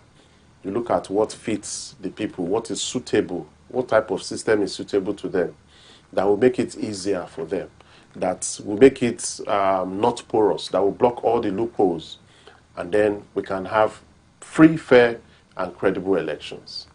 So in Nigeria, the debate has been on that we're supposed to be doing electronic voting, that many of our citizens, they operate ATMs, they operate mobile apps, So we can't say that, will I say, maybe 50% of Nigeria's voting population are not tech savvy, that they will not be able to operate electronic system of voting. That's another argument. They argued that in the National Assembly. But for the public holiday, that one it has become necessary because the INEC is working with the Electoral Act that is currently in force. Yeah. And with that Electoral Act, we are not doing electronic voting. And some persons, their polling unit is actually far from where they are actually working. So they will probably need to travel closer, maybe most times go back to your village. You know, maybe many people are residing in Oshogbo now, for example, to do their business and their normal life. Right. And then they need to register in their village. Why is it that people are registering in their village? Because they also want to be counted as part of that local government, as part of that ward in that their village. They don't want to be counted as part of FCT because they are not from FCT. Right. But at the end, we are to be doing electronic voting. Yeah, they can count you there. Once you just fill in your local government, your ward online, you fill all those, your vote will go to that particular ward. But because we are not yet operating electronic voting, we still operate a manual electronic now, Abi. It's a dual way now. Manual electronic system kind of voting. People need to travel, and that is why for them to be able to travel, they can't leave work. Everybody will want to take permission. Sorry, excuse me, I'm going to vote in my village. So it's better to actually declare a public holiday so that everybody has the time to prepare for that. Yeah. Now, the second one is, why do we restrict movement during elections? We restrict movement because of this violence. Is to curb violence. Because if people are allowed to be moving up and down, you finish voting in local government A, you are going to local government C, and then we have, people mobilizing other thugs, to, cause violence, cause tension in the state. But if, movement is actually restricted, there's a level at which you can actually perpetrate violence. And this movement that is restricted is from the night, usually from like 8 p.m. of the eve of the election. Why are they restricting movement from the eve of the election? Because of insecurity. We cannot deny the fact that we still have some pockets of insecurity in Nigeria. We still have some pockets of, violence that can come up during an election. And one way, or one tool that our security agencies, have been using effectively to curtail violence or insecurity in Nigeria is restriction of movement. Right. Once you restrict movement of people, it's not as if people cannot move at all. Sure. This restriction of movement now is not total. It's not like curfew. No. So people can still move from one to you can still move, but you are going to move with identifying yourself. You cannot just be moving. Who are you? Show us where is your polling unit? Where are you going to? What do you want to go and do there? You must identify yourself to the security before you pass. Sure. And that's kind of restriction we have. All right, thank you very much, Dr. Emmanuel Akintunde. Our correspondent in Osun State, Kingsley Walker, is ready to join this conversation. Let's hook up with him.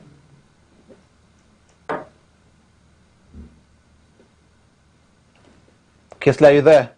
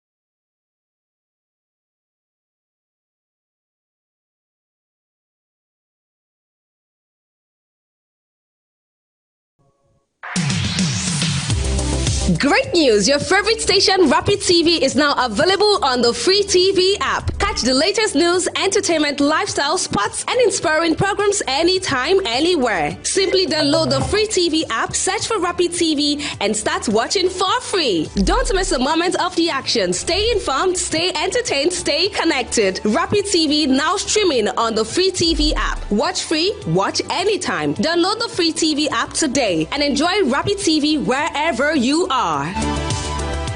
Rapid TV, rooted in truth, driven by impact.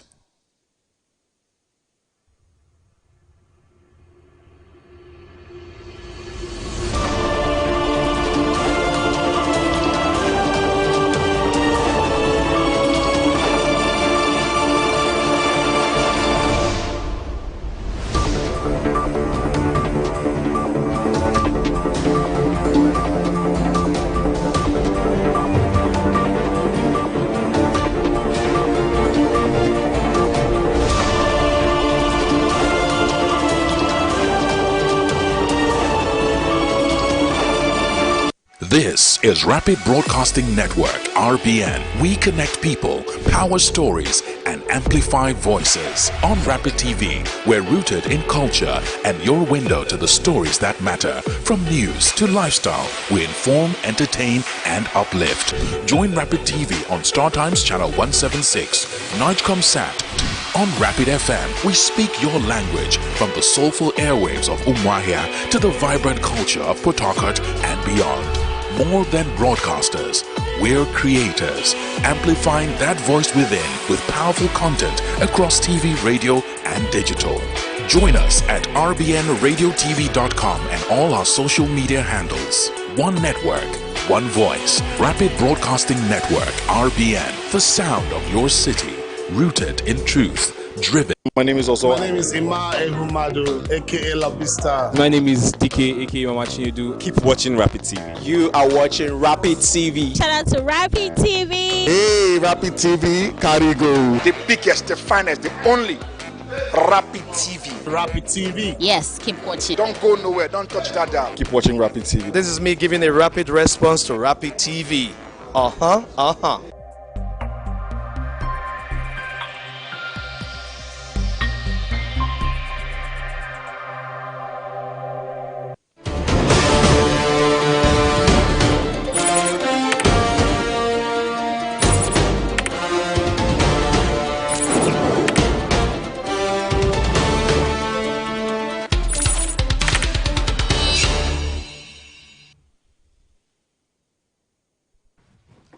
Thank you very much for being part of this very program, Osun Decide 2026.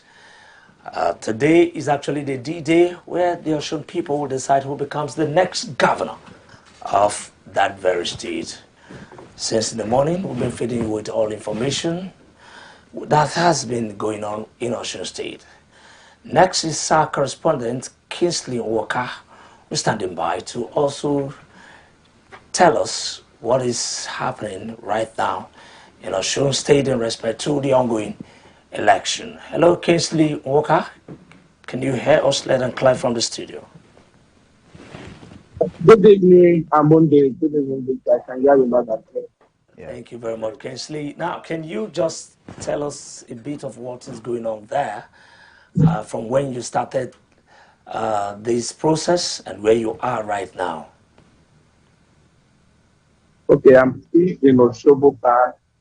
Let me just say officially a restriction of movement announced by the police, which is the 12 a.m. to 6 p.m. have elapsed. So right now you can see motorists going back, doing their various businesses. So people are out, either they are traveling or either they are going to their various destinations. So the election in Osun State has been a peaceful one, and we'll give kudos to the INEC due to early arrival of electoral material.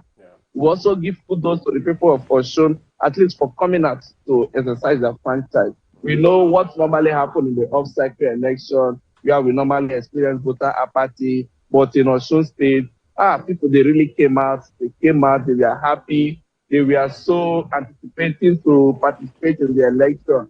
So the place I visited during this exercise, I didn't see the issue of people complaining about big bus. Rather, they were happy. The only issue we had was when the the CP inside of the election visited a particular polling unit. So they were having issue of queue. We had the younger people that want the elderly people to go out to cast their vote. They want to maintain the line. So there were a bit of obstruction in that particular polling unit. But when the CP came, the CP addressed them, arranged the queue by himself, and they were happy, and we left that place. So Osogbo has been peaceful. Osogbo has been calm. The election is good. But now, all I now remain on INEC because this is this period. Things were just dropping from the IRES. Yes, we know in Anambra State, INEC did a good job by dropping all results in the IRES. Let's say maybe 90% of the result was uploaded on the IRES. But now this is a heat period. Yes, the official time for them to close was supposed to be by 2:30. We know we have issue of based on the crowd, the business. Some people could not finish by that 2:30. They need to attend to people to give them to at least to do their civic rights. So all eyes are on INEC. This monitoring period, we have to monitor if results is dropping on the IREF. We also need to monitor the issue of results, leading from the RAC center to the local government and to the INEC office. So we don't want things that happened in the past where ad hoc staff or returning officer will be announcing results under duress. Okay, Kisley. Now, you talked about the large turnout of voters in Osogbo. What do you think is responsible for this? We'll give kudos to the civil society group. We'll still give kudos to political party. We'll give kudos to INEC. So it's based on voter education. We know the previous election happened in 2022. We record about 40% turnout in 2022. But I will say I will not be surprised in over 55% in this 2026 election because people really came out. They were willing, they want to participate. I think based on the campaign, and the two people on the hot race have their own good record. The APC candidate was once a former commissioner for finance. According to him, he brought the Paris fund in the state when he was commissioner. The incumbent governor, yes, it's from a well-known family. Oh, the 3.5 years he has spent, maybe he has done well. So it's like bringing two good men on the hot race. So people really want to participate. They want to vote their own candidate or their preferred candidate. I think that is what can lead to this turnout because I think Osun have been trying in terms of their election because the civil society group, they give it to them. They say Osun is one of the states that they witness improvement in off-cycle election. But this election, I think people are interested based on the candidates that are coming, people with good record, people with good name. So they are just willing to come out, let them vote. Now, like I said, the issue is on INEC. This is like the heat period, the transmission of the result on the IRS, and ensuring that the adult staff sending this result to the RAC center, they are safe.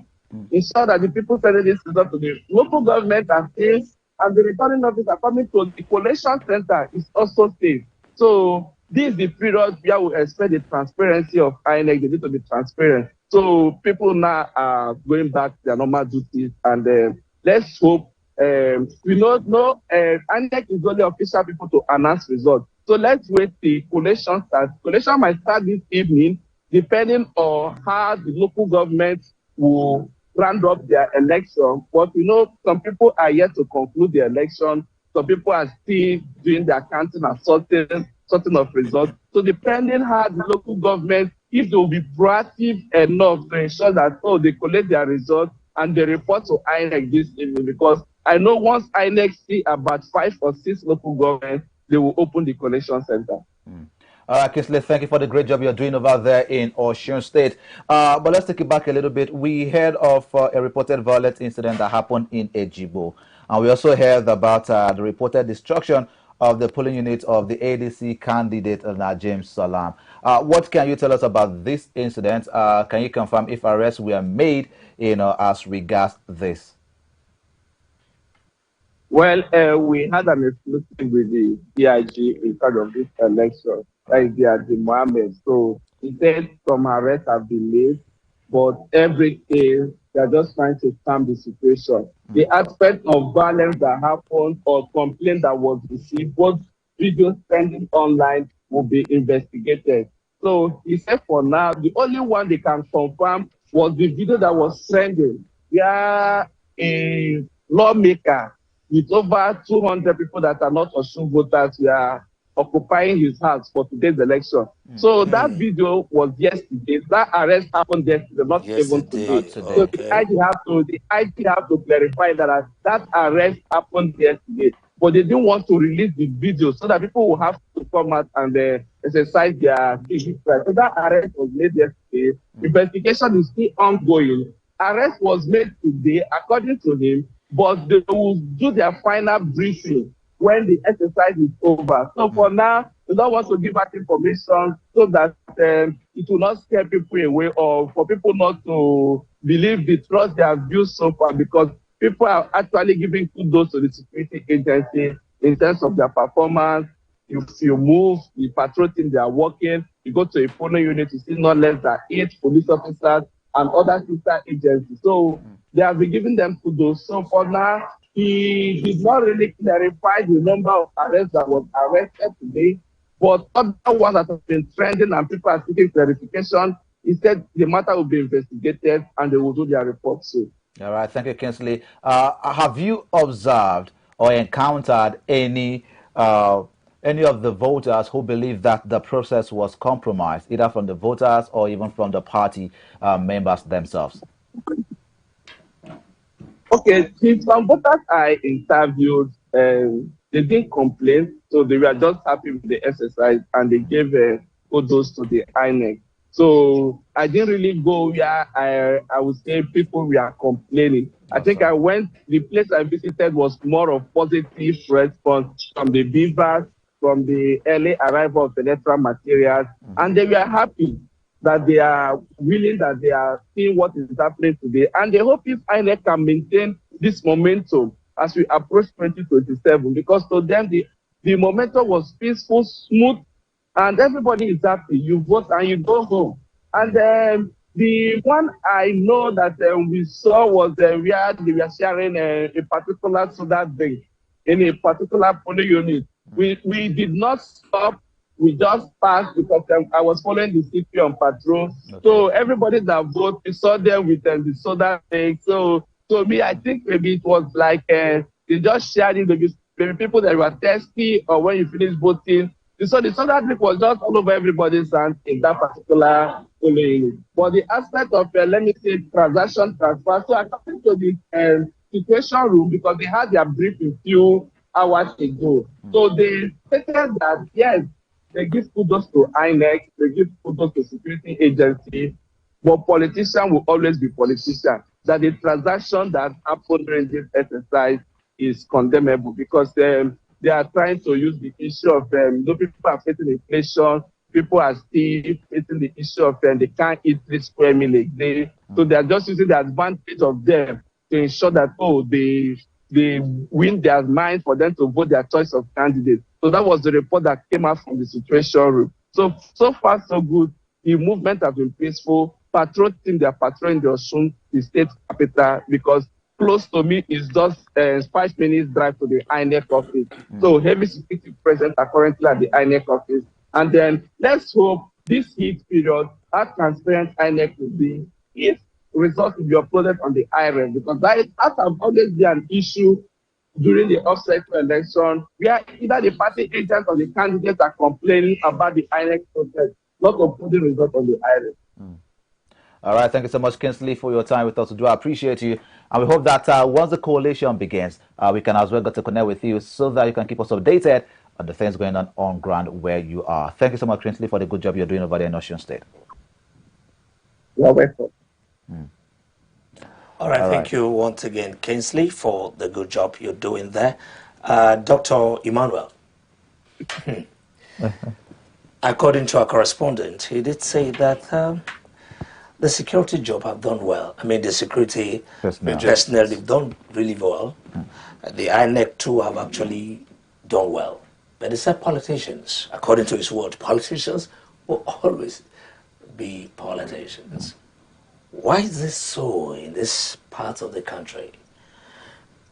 As a politician, yes, you're out to serve the people. Why should any politician in Nigeria break his neck to serve the people? Why is it so? Thank you very much. It is important for a politician to break his neck. Yes, I have to say that it is important. The reason is because he is actually born out of the love you have for the people. You can't be there seeing your people suffering and you feel you have the resources, you have the ideas, you have the wherewithal to actually liberate your people and make life better for them. The essence of government is security and welfare of the people. So if, as a politician, you feel, oh yes, I have the wherewithal, I have the influence, I have the affluence, I have the, the knowledge, I have the wisdom to actually, administer governance, good governance on my people, do you want to stick your The challenge here is we haven't really seen that replicated in governance. Our politicians will always come, they want to get into power, but we don't see that. That's the bone of contention here. All right? So anybody in developed countries of the world, people are concerned about the development of their people. But it's sort of tenable here in this part of the country. No. Why is it so? If you want to talk about that, it's not only Nigeria. Joe Biden did only one term and he was removed. People say, yes, we didn't see the evidence of good governance of Joe Biden. Let Trump come back. And the people decided. Even Trump too was there one term. People were also saying, no, we didn't see how good Donald Trump has ruled us during this COVID. People were just dying. We don't want him again. Let's go for another one. So people have their choices. People assess governance or good governance from different, diverse angles. For example, your own might be, in my state, if my governor can just do this road to my local government, I will say he's working. And another person will say, if this government can just give us light. So the man that is benefiting at that very particular time, we say he's working. The government is working. But the process of getting there. Exactly. The process of, I think that's what he's trying to address. Yes. The process of getting there, where we get to see the politicians inducing the voters. Is it still out of love for the people? For the people? Or is there something else that is there that the politicians are actually eyeing? We talked about weaponizing poverty. Exactly. Using it as a weapon to buy them over. Okay. And that is where the problem is. So possibly politicians have, they are taking advantage of the economic situation. And you cannot blame them. Somebody that is in the opposition that is not in government is seeing a local government, no water. People are trekking. The roads are bad. Bandits are attacking them. Of course, he's expected to, go to them and say, don't worry. This government is not good. Just vote for me. When I get there, I will make sure that. And when he gets there, he still doesn't fulfill. No, that one is another thing. Now you're talking about the process. Yeah, the process. So in that process, he takes advantage of the situation of the people and use that to buy them over to be able to get votes and get himself there. So you cannot really. Is it the politicians are they to be blamed for that? For taking advantage of the situation of the people? Or the government that is not giving the people the good life. But politicians are part of the government. They're part of the government. And what about the people? So now when you talk of politicians, there are different... Some are not in government, I think some are in government. And we are talking about the both of them, yeah. Right. So I think that this is where people, the electorates have to be enlightened. And it's the responsibility of the National Orientation Agency to enlighten the people when it comes to, exercising their franchise. You don't have to, collect 5,000 naira to vote for someone. Because once you collect that money, you go through the maybe 8 years of suffering. So our people they need to be enlightened that, look, all of this won't actually save us. Now, let me give you another... we do the right thing. Let me give you another thing that makes people helpless, the voters. Internal democracy in the political parties. is actually the grassroots, Okay. the niche, the nip of the problem that we have. Possibly the person that a voter actually wants, that he feels with his credentials, with his antecedent, he can actually do well in a particular position. That person doesn't even get to get that ticket in his party. Why is he not getting the ticket? We know what happens at the primaries. Yeah. Now that's the consensus now. That is the bottom root of the problem. So the challenges of the party as well. The people now, at the end of the day, the people that emerge as candidates, people don't even know them. And you have only those 2 or 3 people to choose from. What do you do? Doctor, can we ever get it right? Yes, we can.